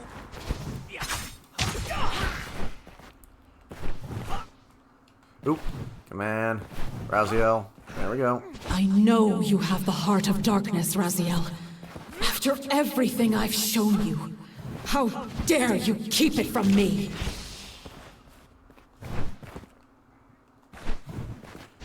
Nice. Nice.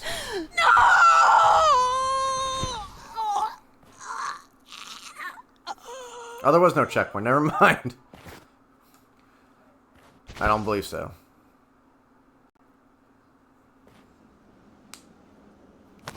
Yeah. I have a face. Pillars. Wings. Behold, the other gift of Hilden magic.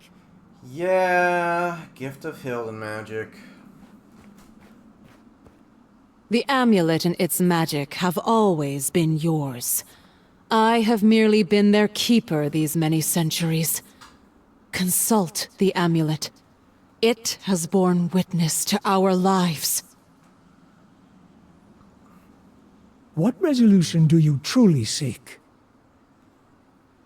There is no end, brother. Only beginnings. The same change that dawned upon me is coming to you. When it does, I will find you and see if you emerge more amenable to my needs, and at last bring me the heart of darkness.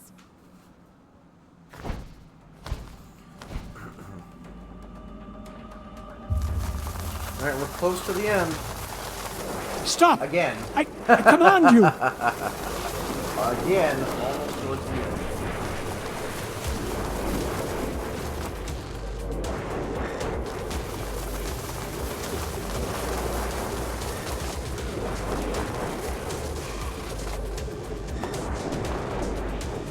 I could not hear or see.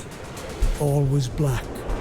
I had only the amulet's visions for company, and memories that were not my memories at all.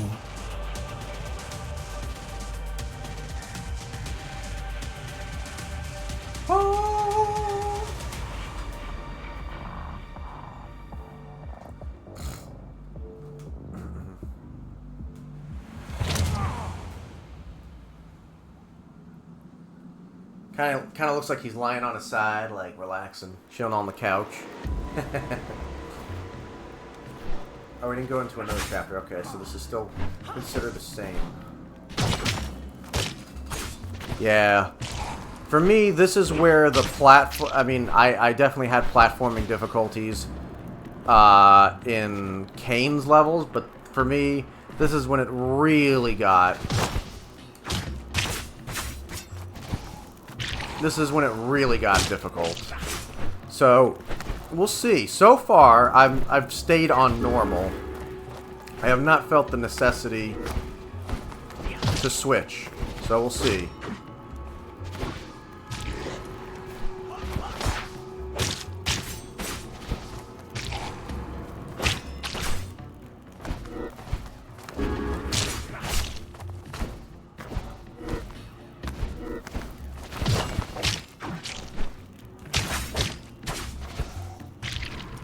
So far, so good on the second playthrough.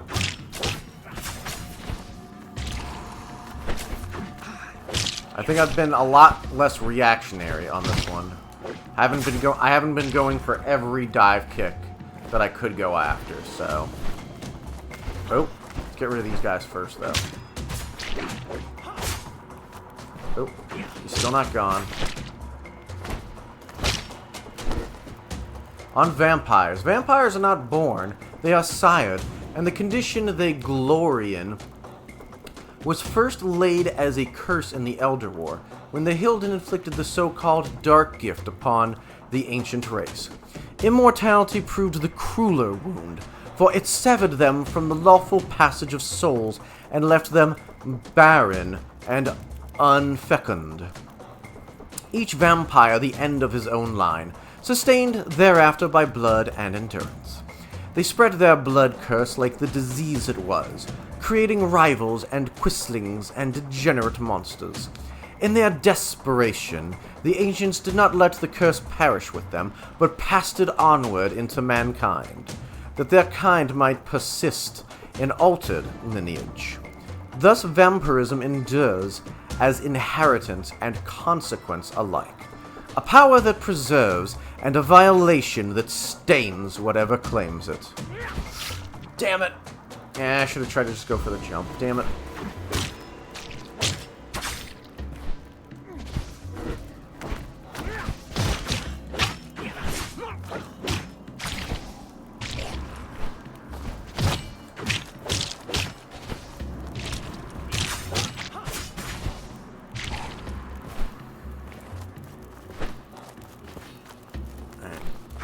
I know I don't have to, but I'm going to try and see if I can anyway.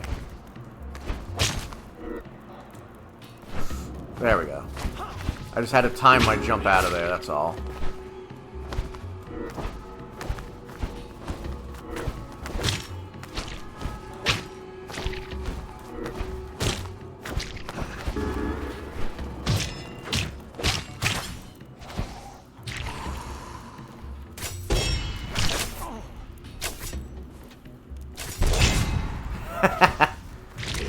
God, those parries feel so satisfying. Alright. Okay, so far so good. I don't feel anywhere near the level of frustration the last time I played this level. And he killed himself. Good job, buddy. Good job.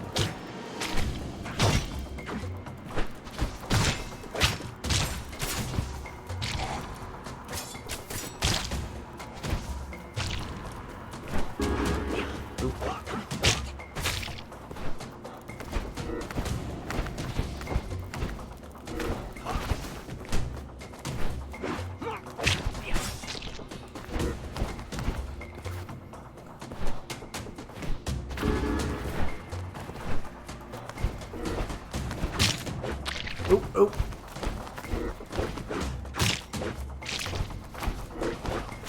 Ah, that was my fuck up.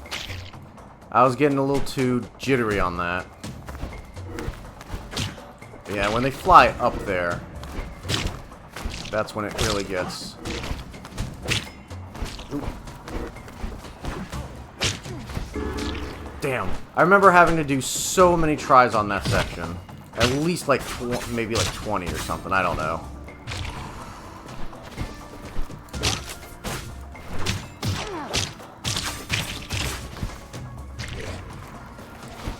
Alright. So far, so good. They've been striking a good balance and making me feel like a powerful vampire, but not invincible. Alright. I think there's like 2 stages within this chapter for Raziel. So...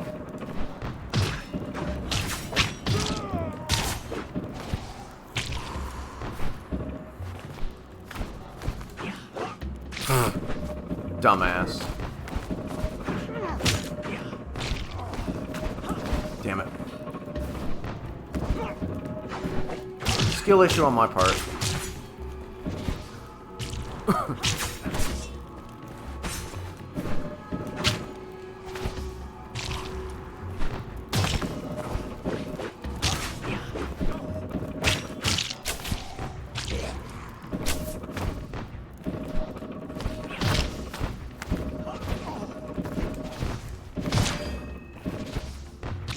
That health. Oop, oop, oop, oop. Ah, damn it, I forgot the fire over there. Woo, okay.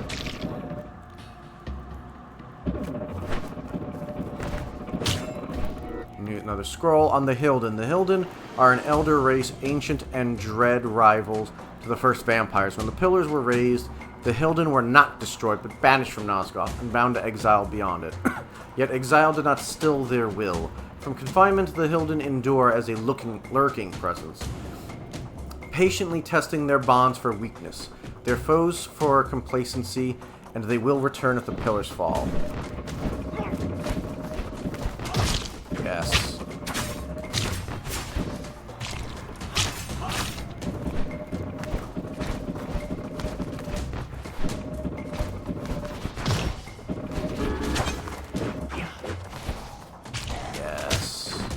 Oop. Gotta duke him a little bit.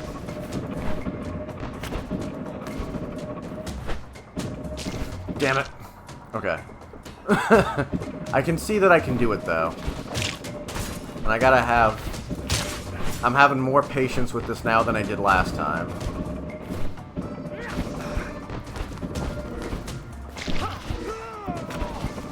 Oop.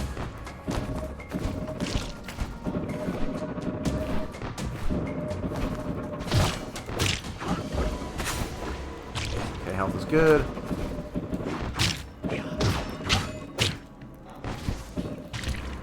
Focus on getting out of here. Oh, damn it.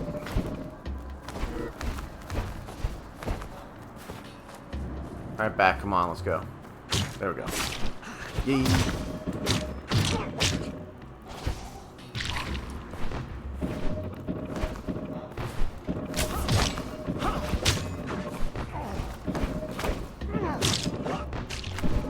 Ah, damn it. Couldn't get it in time.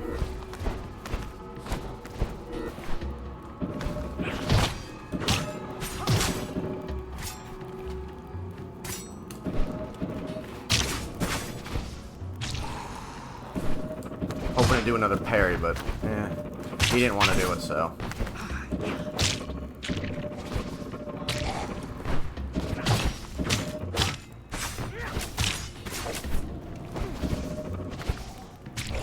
Nice.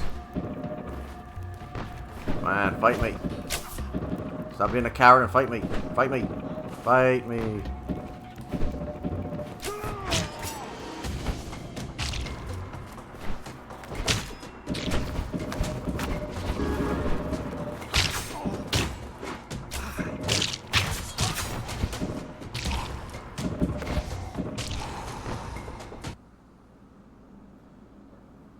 Yeah, I really love this swampy environment that they got going on. Or not this forest environment.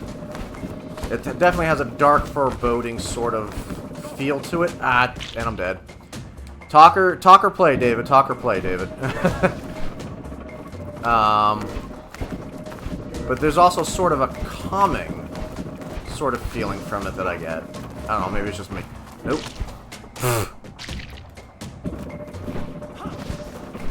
Like, there's definitely intensity that's here. Ah, damn it.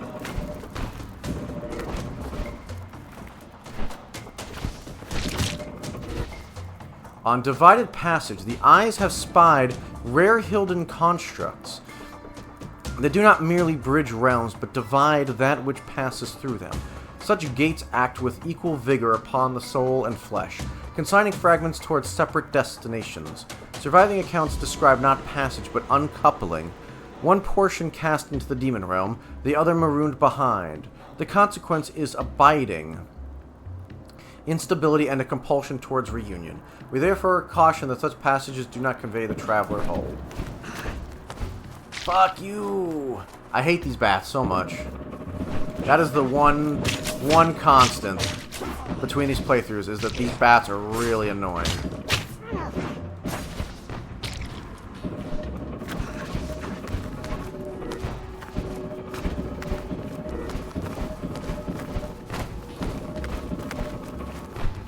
Alright, let me get rid of these guys first before I do anything else. Back. Ooh. There we go. Ooh. Careful. Careful. Careful. No! What? Oh.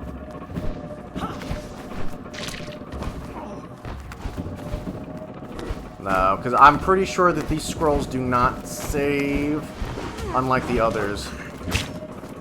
Ah! Okay, I gotta be more patient.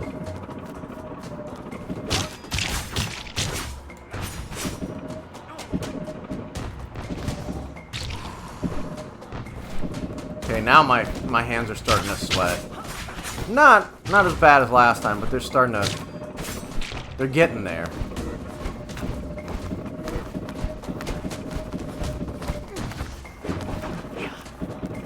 Alright, damn it.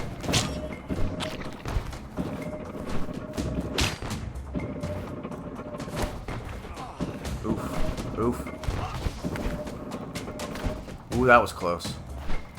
Woo!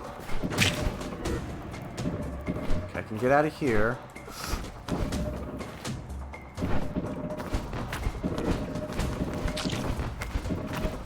Yes! Woo! Kiss my ass. Fire and demons. No,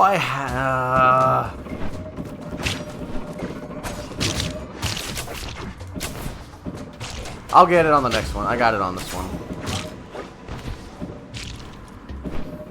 I got too cocky.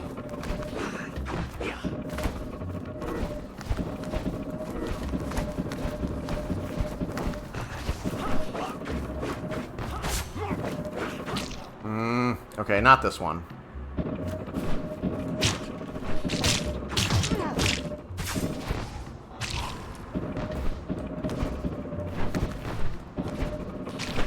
He just committed suicide. Holy shit. Not something I would have done. But then again, I like to live, so I don't know. You know, to each their own.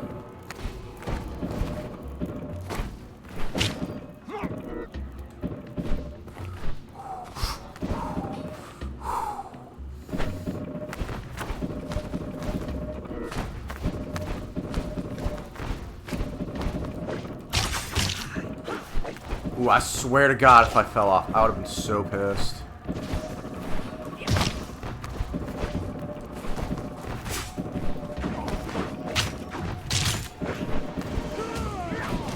Yes, yes, yes.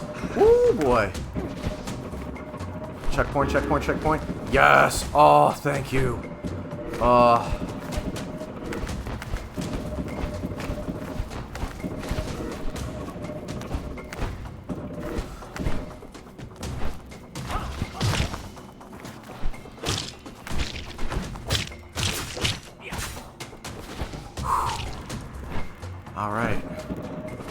Nothing here? Okay. Just checking.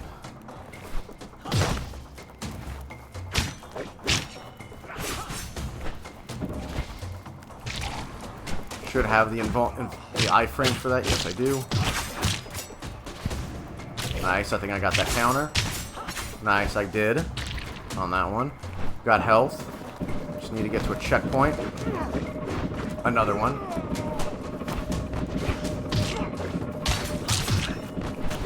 Oh, damn, he parried me. The bastard parried me.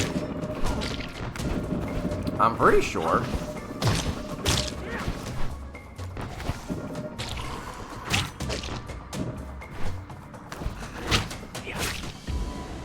Yes.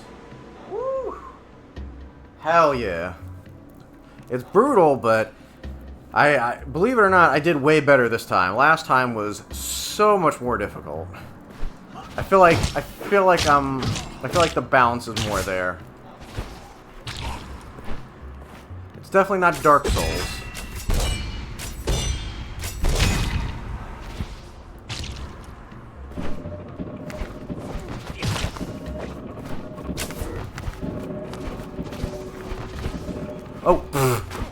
Oh, why did it target him? He was nowhere near on screen.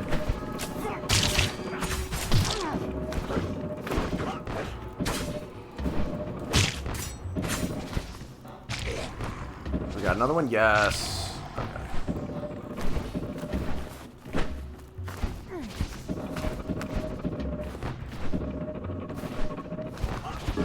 Nice, nice, nice.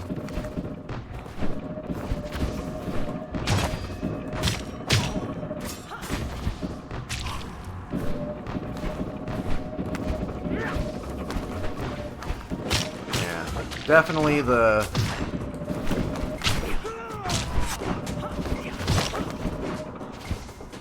bats are the first ones you want to get rid of because they're the most annoying. And then try to evade all this freaking fire that they're shooting at you. Not literally fire, but woo.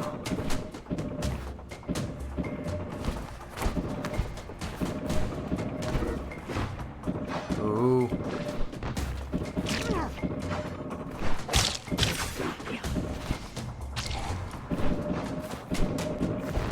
So that's just an alternate way, but nice, nice, nice. I didn't really see anything to use down there.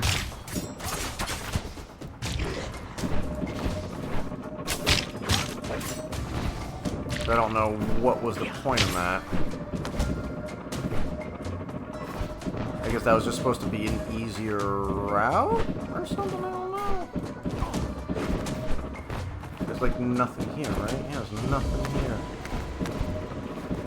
I guess just to avoid all like the fire and stuff, but checkpoint, yes.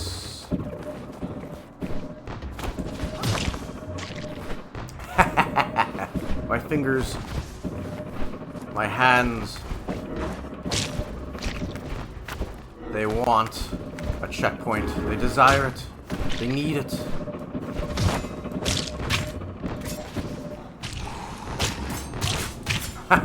Oh, damn. He countered my counter. He parried my parry. And I think this bridge is rotted too, so I gotta be careful.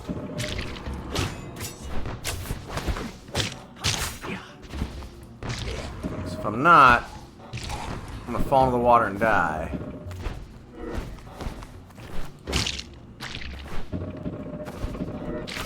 Ah, damn it. I was trying to see if there were any secrets. I got greedy. Oh, damn. How was that? Dark Souls with Nick. Which one were you playing? 1, 2, 3, the DLC? Oh, damn, I'm getting decimated here. And yet, I survived.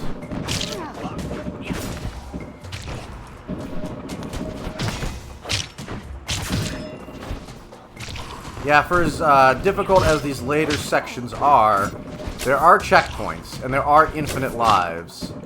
Not that there are numbered lives in Dark Souls, but for every death that you get, you pay in, you know, souls and stuff like that, so...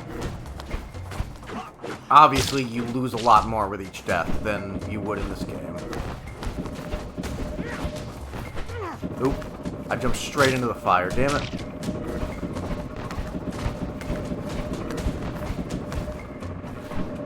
Ooh.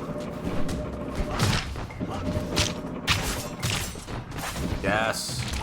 Parried the parry.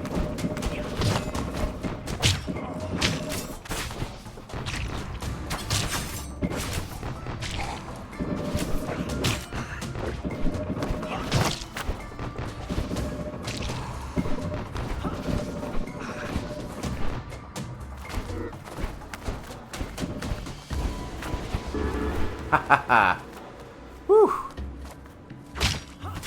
Yeah, with this game, when you die, I mean, you definitely lose progress, but it's not like you lose souls or anything like that. So it's not... You might lose a collectible or something.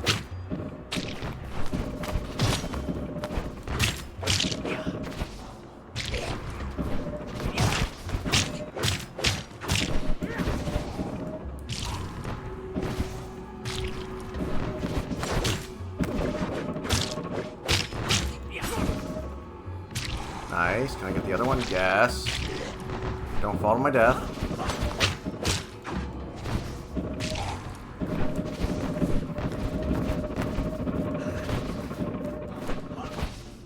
Yes! We did it, boys! We got through the chapter.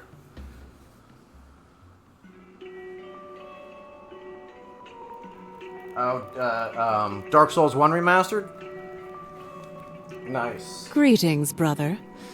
Hell yeah. Your new wings become you. A word of counsel. Do not speak of them to Kain. He is a master, not a mentor. He tempers his lieutenants like iron, forging servants, not successors. Now, tell me, did you bring me the Heart of Darkness? I heard that with Dark Souls 1 Remastered, I heard they changed, like, some key bindings and stuff. And are you able to change them back, or is it like, nope, this is what we've changed it to? Has it been good for you? The heart is a relic lost to time, sister. Why do you believe I possess it? I believe you can obtain it. After all, you owe me at least one kindness. I owe you nothing. Oh, that face Raziel's making, like, the disgusted, like, who the hell do you think you are? Don't be foolish. You now understand why you earned my malice, and you must atone. While I was reborn within that cocoon, your sins were laid bare too.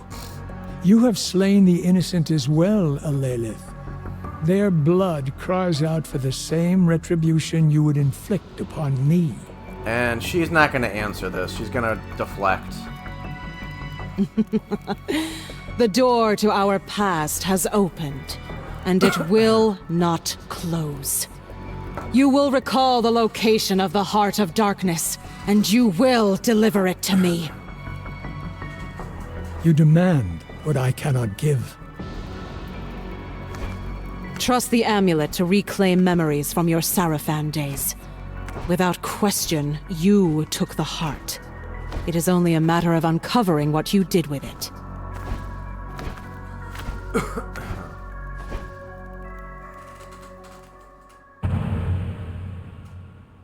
Oh. What I heard was with the remastered for, I returned to find you in deep consultation with the past. Perhaps now you're ready to help me? With Dark Souls 1, I heard they changed the key bindings, like the controls.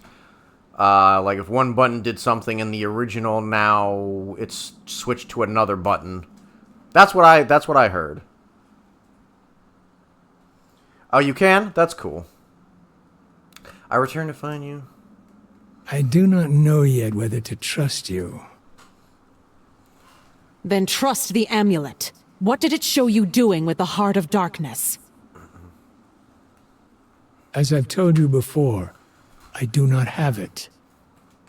Okay, after this boss fight, we have somewhere between 30 to maybe like 40 minutes left of the game left. That is not what I asked.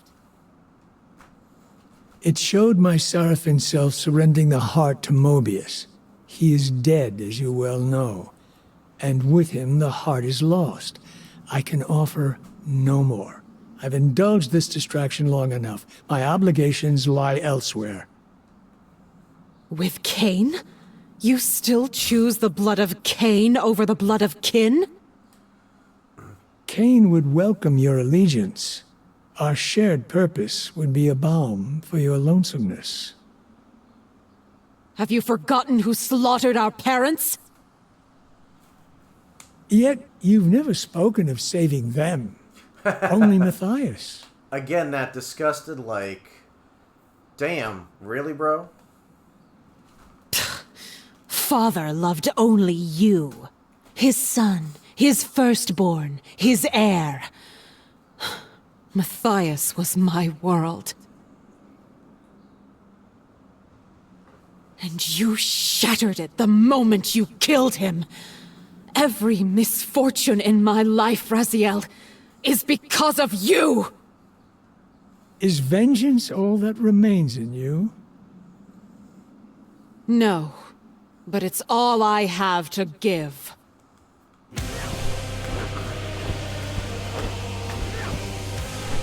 Oop, ran out of juice. Ran out of Lord juice.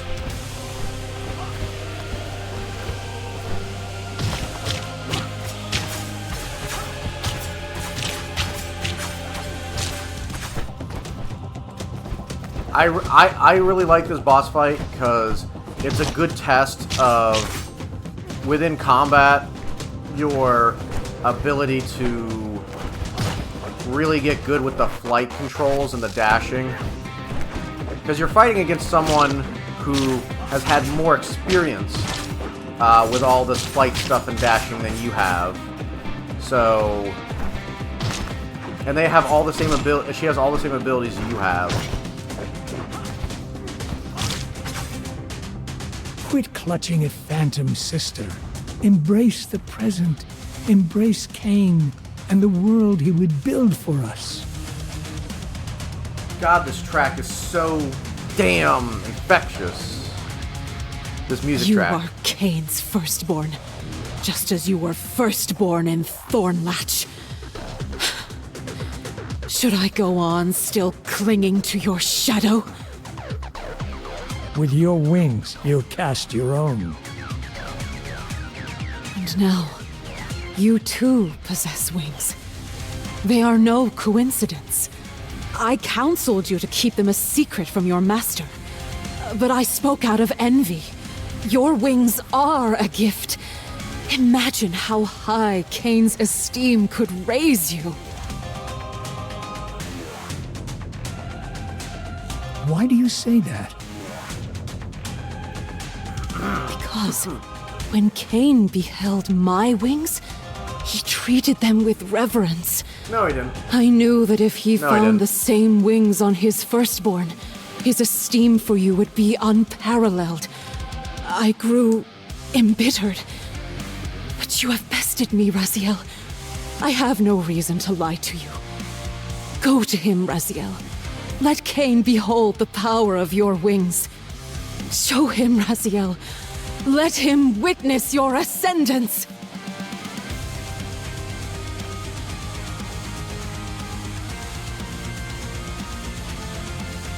Goodbye, sister.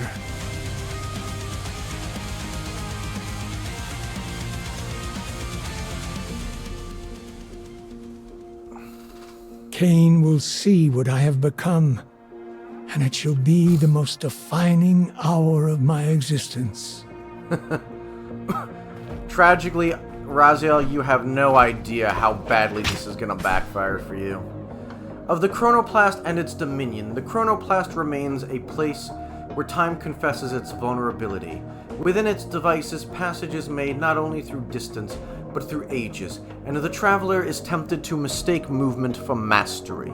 Yet the visions yielded from its ichor and gears breed fatalism as readily as hope, and those who step within its influence can become thrall to the outcomes they seek to escape. We record it as the grandest of time-streaming works, and the most perilous, for it invites men to treat consequence as a tool.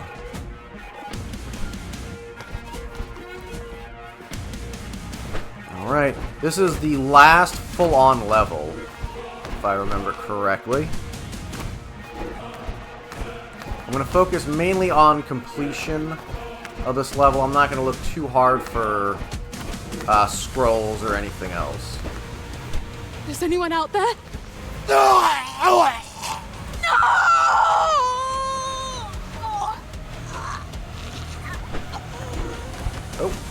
I think I might have got this one too, maybe. Oh, yeah, that's a health up. That's, or just health.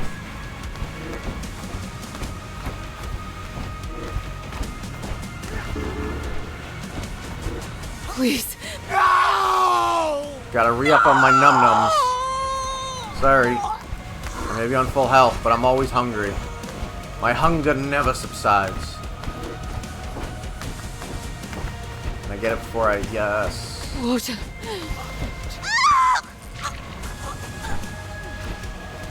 Burn him from the sky. Let his bones feed Nosgoth. Oop, oop.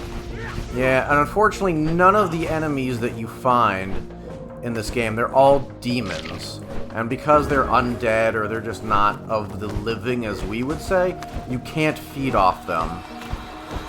And unfortunately, your health is always draining. So anytime you get into combat with these guys, you have to finish the fight quick.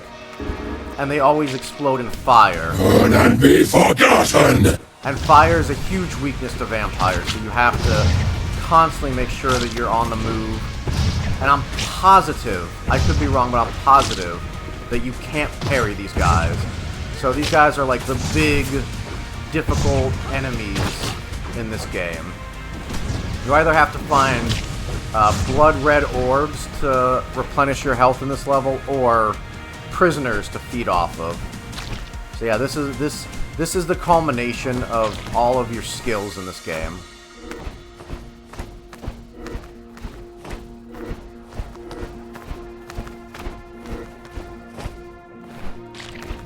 You are not but carrion on the wing! Oop, oop.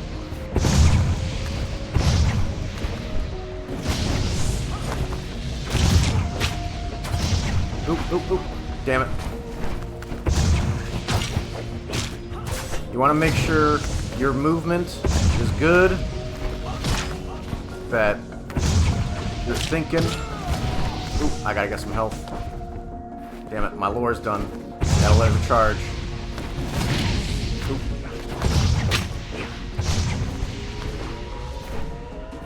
Gotta make sure your health. Oop. Wait for my lore to recharge.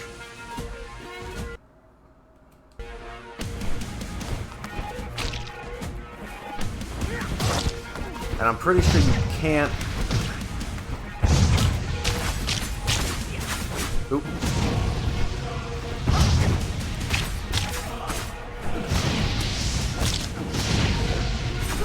Damn it. Yeah, these guys are tough. Burn and be forgotten! Damn, I didn't even mean to get that. That sucks.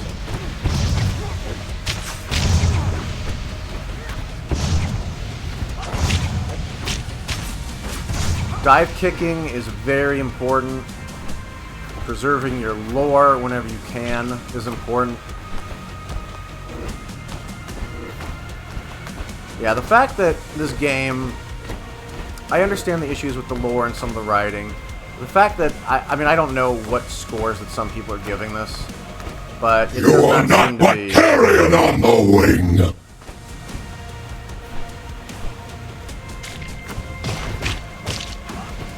It seems crazy that people are like saying this is like not even worth your time, that it's like irredeemable essentially. People are even saying stuff about the gameplay not being fun. Please. Nice. With some num-nums there.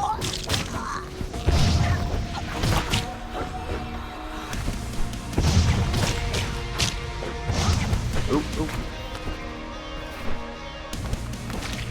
There we go. Oop. Checkpoint.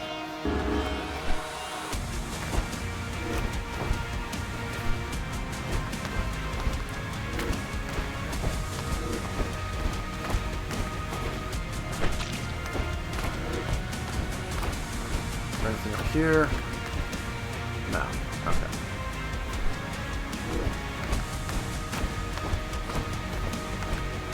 Oh. Ooh, that was close.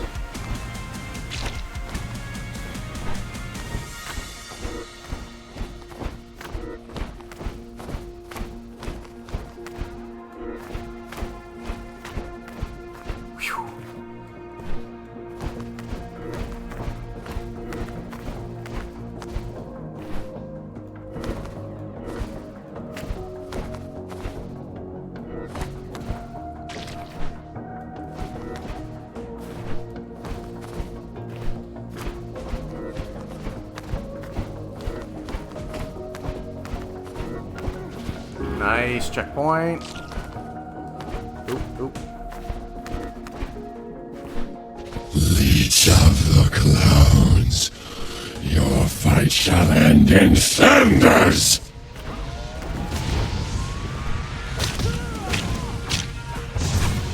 Get away, get away, get away.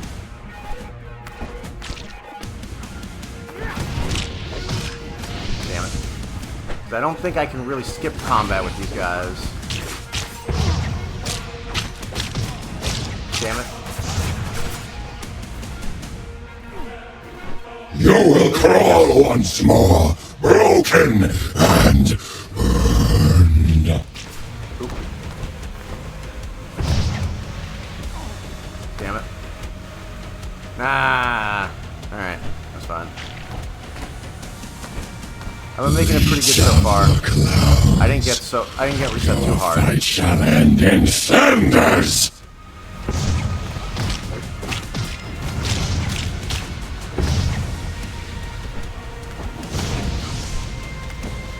Damn it.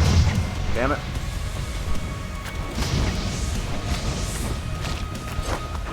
Get some health back. Yes.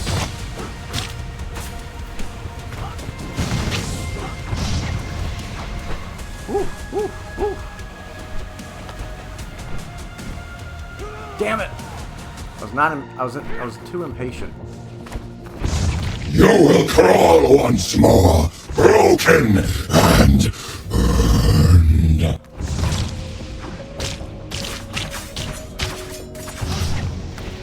Woo, woo. Alright, let that restore. Checkpoint.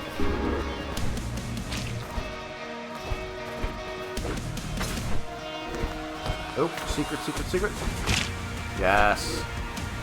On a change foreseen, the eyes maintain that certain evolutions fulfill trajectories already inscribed. Rather than emerging from circumstance, chief among these is the premature ascension of the firstborn, preserved in fragmentary prophecy as a necessary deviation. A growth inviting correction by its very untimeliness. This emergence was not accident, but convergence. Inevitability meeting constraint. The exile that followed did not negate the ascent, it confirmed it. Notably, a winged interloper appeared at this juncture, not as cause, but as one who anticipated fulfillment, and arrived when fate itself stood ready.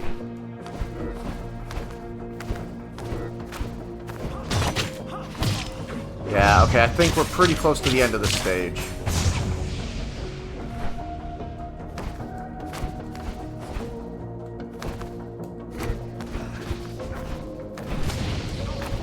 Oop. Yeah, I can't skip this. Damn it. Yeah, I have to knock him off somehow. It's the only way. Damn. The way that I fell off was so anticlimactic.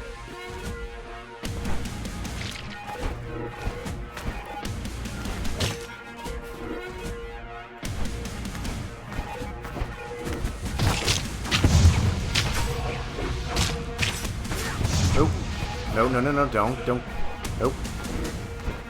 Can't have me. I thought I saw red blood. For my health, my bad. Alright, come on, demon.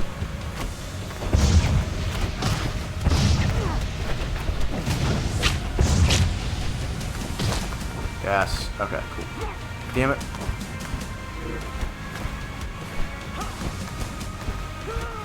No. Damn it.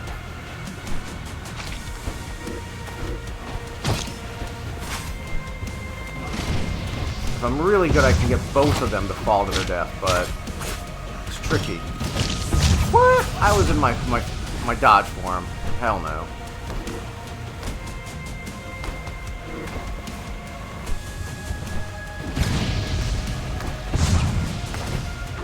Yes. No, no, no, no. Okay, now I just gotta get some health. Health. Checkpoint health. Something. Yes! Whew. Yes, okay, that chapter's done. A new kind of reward.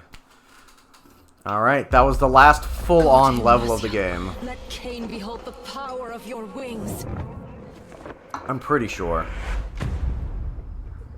The sanctuary of the clans, seat of my lord's power.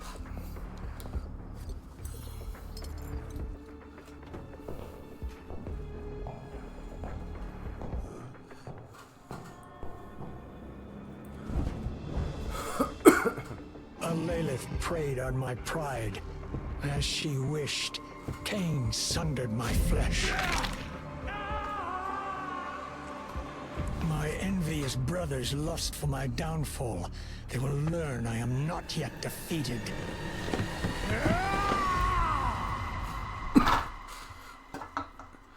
Yeah, that's not the way it went down in the original Nothing ever timeline. satisfied you, brother.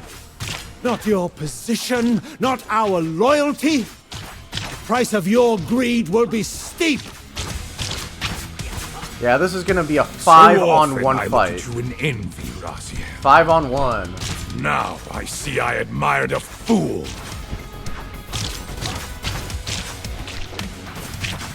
I will make your broken wings the new sigil of my clan, that they never forget how pride poisons virtue.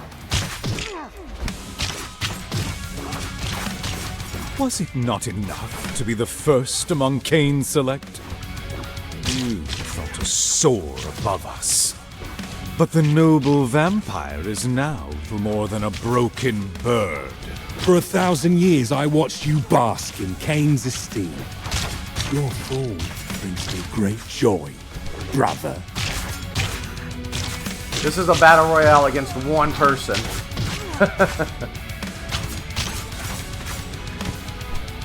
And of course my wings have been ripped, so I can't fly.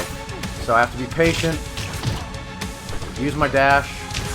Counter if I see the opportunity to do it. If I can do it, the counter. Enough of this! Yes! Woo!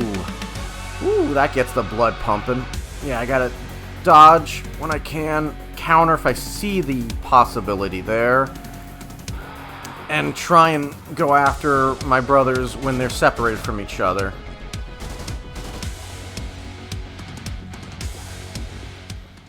Kain's like, enough! The Hilden Gates. Epilogue. Lilith's betrayal condemned me to an eternity of agony. Cast him in. The amulet. Keep my memories safe, flighted brother.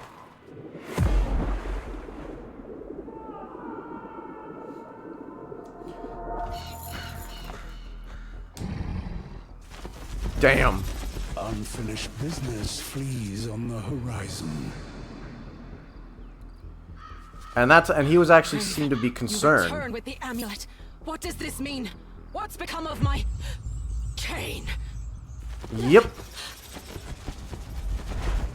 Greetings. I gave this to Raziel. I care nothing for trinkets, only our bargain. What did you do to my brother? Only what you knew I would do. I have delivered you the vengeance you were too weak to take yourself. I'll show you weakness! Ooh, final boss fight. Final boss fight. Kain can't fly, but he can counter your dive kicks. And I'm pretty sure he can dodge your parries. Or he can just power through your parry, even if you parry him. Yeah. From the moment I first laid eyes on you in Thornlatch, I knew what you were. The monster who painted my home in blood and left my brother and I orphaned. I have hated you ever since!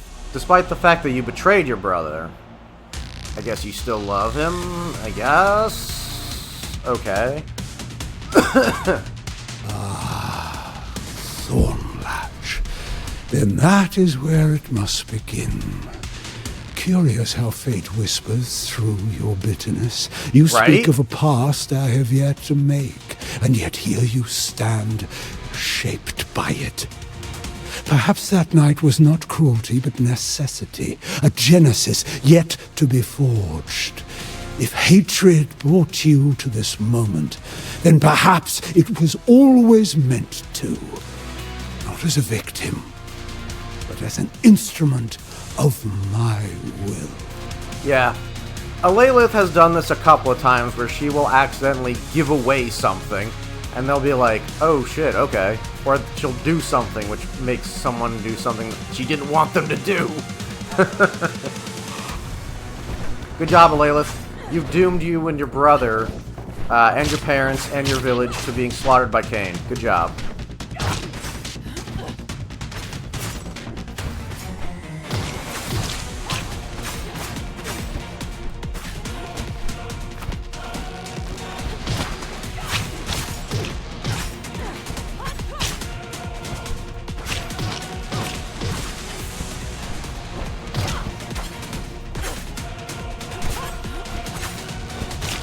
Ooh, I'm low on my lore, low on my lore.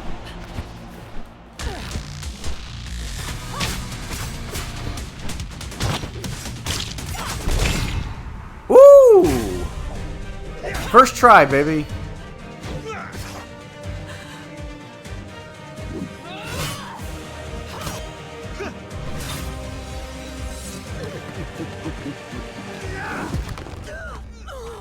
You pledged to show me weakness. Thank you for the demonstration. That's still, even on the second watch through, that is so gory to me.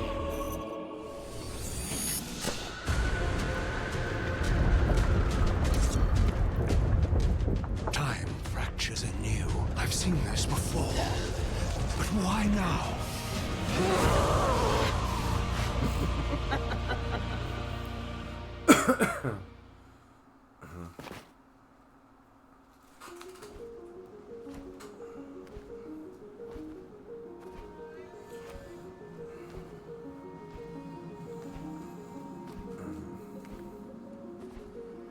You stand on the threshold of new awareness and purpose, child. Where is Kain? What happened? Kain killed you. Yet even now he fears a defeat he cannot comprehend. To provoke dread in Kain is a rare thing, Lady of Thornlatch. What are you implying? When Kain drove the Reaver through you, he unwittingly gave you the very thing you have sought for so long. A paradox? Yes, you feel it, don't you? Memories that should not exist press against my mind, as if they have always been mine. History bends, and yet Matthias's fate remains unchanged. Just as I warned you, time is a fickle, ungovernable force. Time bows to no will, it yields to no master. You cannot rewrite the past to suit your desires. The future, though, is yours to shape. I have squandered so much time, Kai. And Raziel, I doomed him. Yep. Raziel's destiny has not yet run its True. At last you are ready to become what I made you to be. Kain killed you, but today the dead shall rise. He said the title of the book. But yeah, Raziel's destiny may not have run its course, but she kind of unwittingly put him into this time loop in which, unfortunately, Raziel can never escape. Really fucked up. And after all that, after everything she's done, she still does not have what she wants. So, okay. Alright. So, after playing the vast majority of Ascendance from my previous stream, and having, I want to say like 3 days, 4 maybe, no, I think 3 days, having 3 days to think over Ascendance, and watching Kaiju Post's video, and him talk about how some of the issues with the lore, and how certain events are playing out differently, how it's most likely tied to the paradox, the Reaver convergence from Soul Reaver 2 with Kain saving Raziel. And then finishing Ascendance today, and then going back and replaying Ascendance all the way from beginning to end in one go on the same difficulty, and having a better experience gameplay-wise, because while I still died between my first playthrough, I died way more than I ever did throughout the entirety of the whole series. And I would say even in this playthrough, hold on. You! The creature who cursed Matthias! You and the Raven are one and the same? Yes, Lady of Thornlatch. I am Vodalus. But know this, I did not curse your beloved. When I found him those many centuries ago, I aided him the only way I could. Is it more of your feeble age you dare to offer me now? I am here only to bid you farewell. We both serve Kain Ascendance, but you have become our master's greatest instrument. Now, you must tread where I cannot follow. The Demon Realm. Yes. How do I cross the threshold? Your Hilden Hand. It is the key. It will summon the gate's surrender. Then we part ways.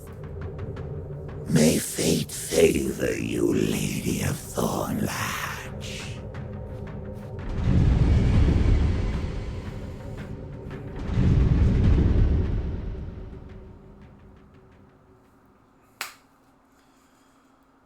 Okay, so, yeah, once again, first playthrough, I died way more in Ascendance.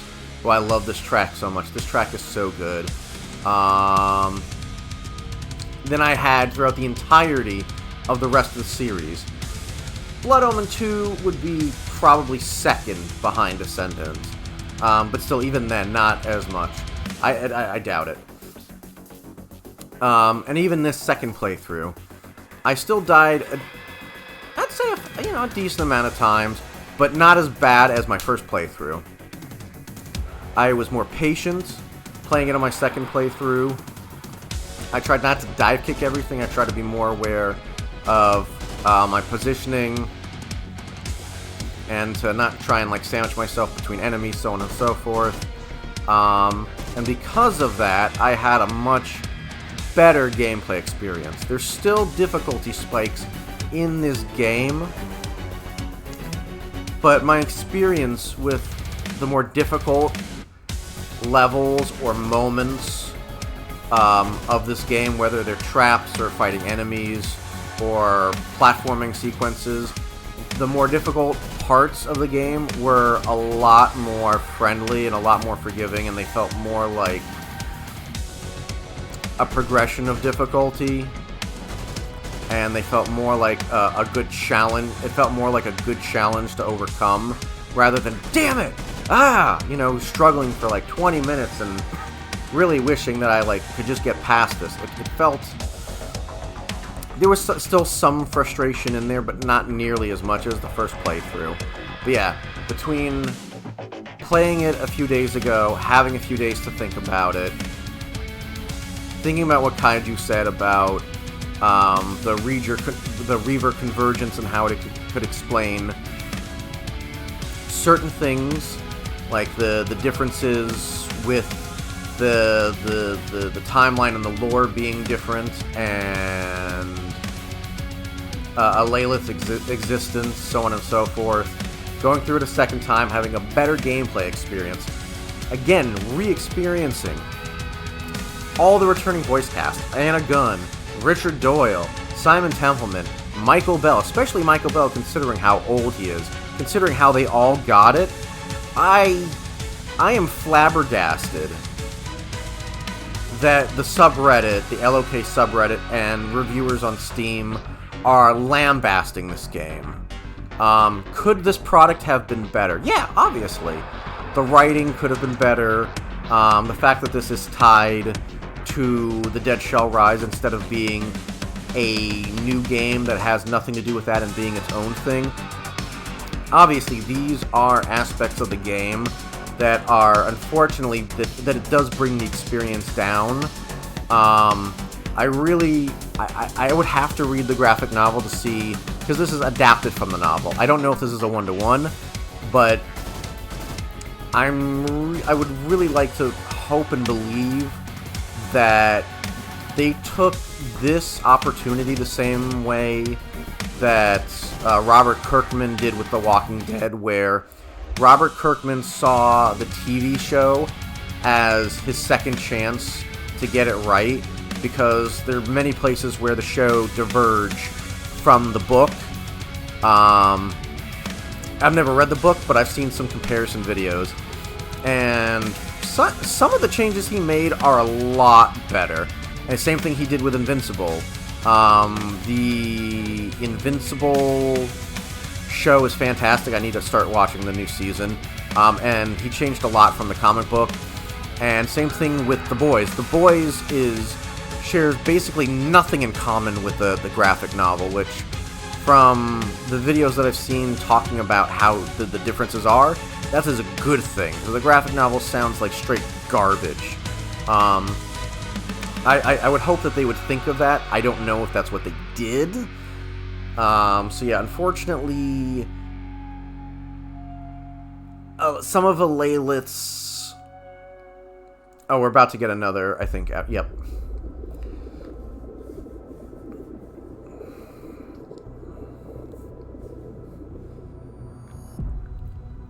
That hard cut from vampire to wraith. Raziel, you are worthy. But yeah. I did see your... I'm gonna get to your comments soon, Tyler. I just need to get into this. Alright.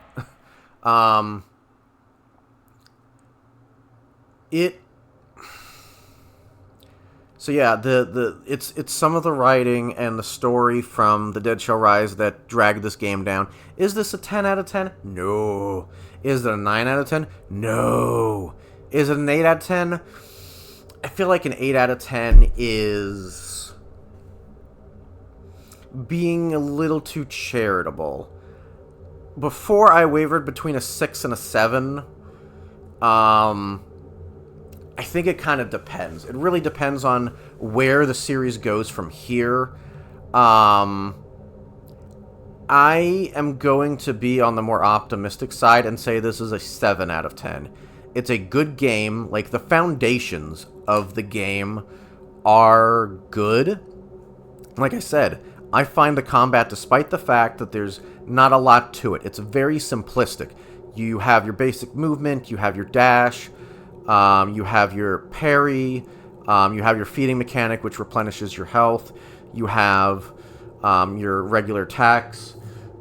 Some of the characters have flight and glide, and others do not. Like Human Raziel has none of that. The levels are fun to go through. They are, and this is my second playthrough, right? There are some raises in difficulty, but going through the second time, it does feel more fair. I did have more fun with it. There is tons of color in this game, and the fact that they don't just stick to one art style, like, as far as the levels themselves are concerned, yes, they stick to a consistent art style, but for some of the moments, like when you're being questioned by Ariel, that's a different art style. When you see Kain resurrecting the Seraphim, that's different. They changed the anime style cutscenes from the last bit with Raziel when he's a vampire. They're willing to change that up. They keep it fresh. The pixel art is great. The music is fantastic. You guys saw me bopping to it. The voice acting is phenomenal. The fact that this is getting reamed online is amazing to me. Let me get to your comment, Tyler. GG's dude, would you remake to someone who isn't a Legacy of Kain fan?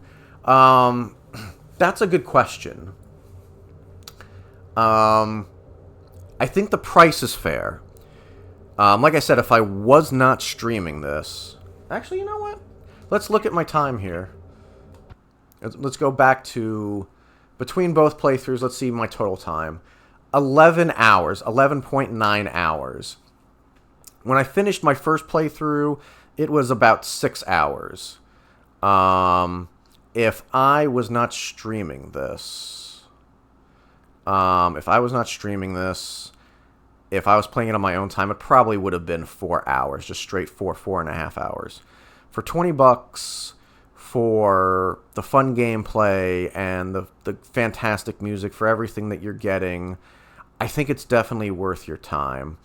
As far as the story, if you're a newcomer, you might be lost as far as what's going on. Soul River 1 has always been the go-to as far as like where you want to start, because that's where things really jump on. If you want to like go old school, Blood Omen 1 is good, but Soul Reaver 1 has always been the go-to.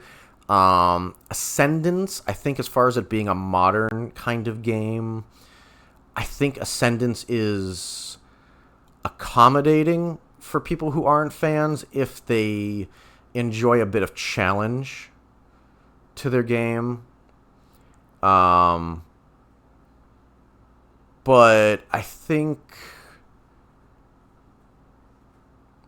with all the jumping around between different playable characters, from a Lilith to 2 different types of Raziel to Kain, I think it might be a bit confusing. I would still recommend people go through the remasters for Soul Reaver 1 and 2, and then Defiance, the remaster, and then Ascendance. That's pretty much the order that I would recommend.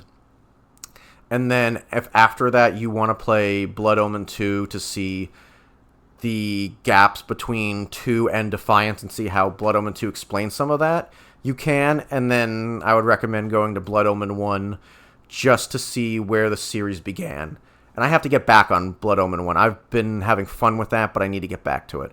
But it's almost like 2 o'clock in the morning, so I definitely have to go.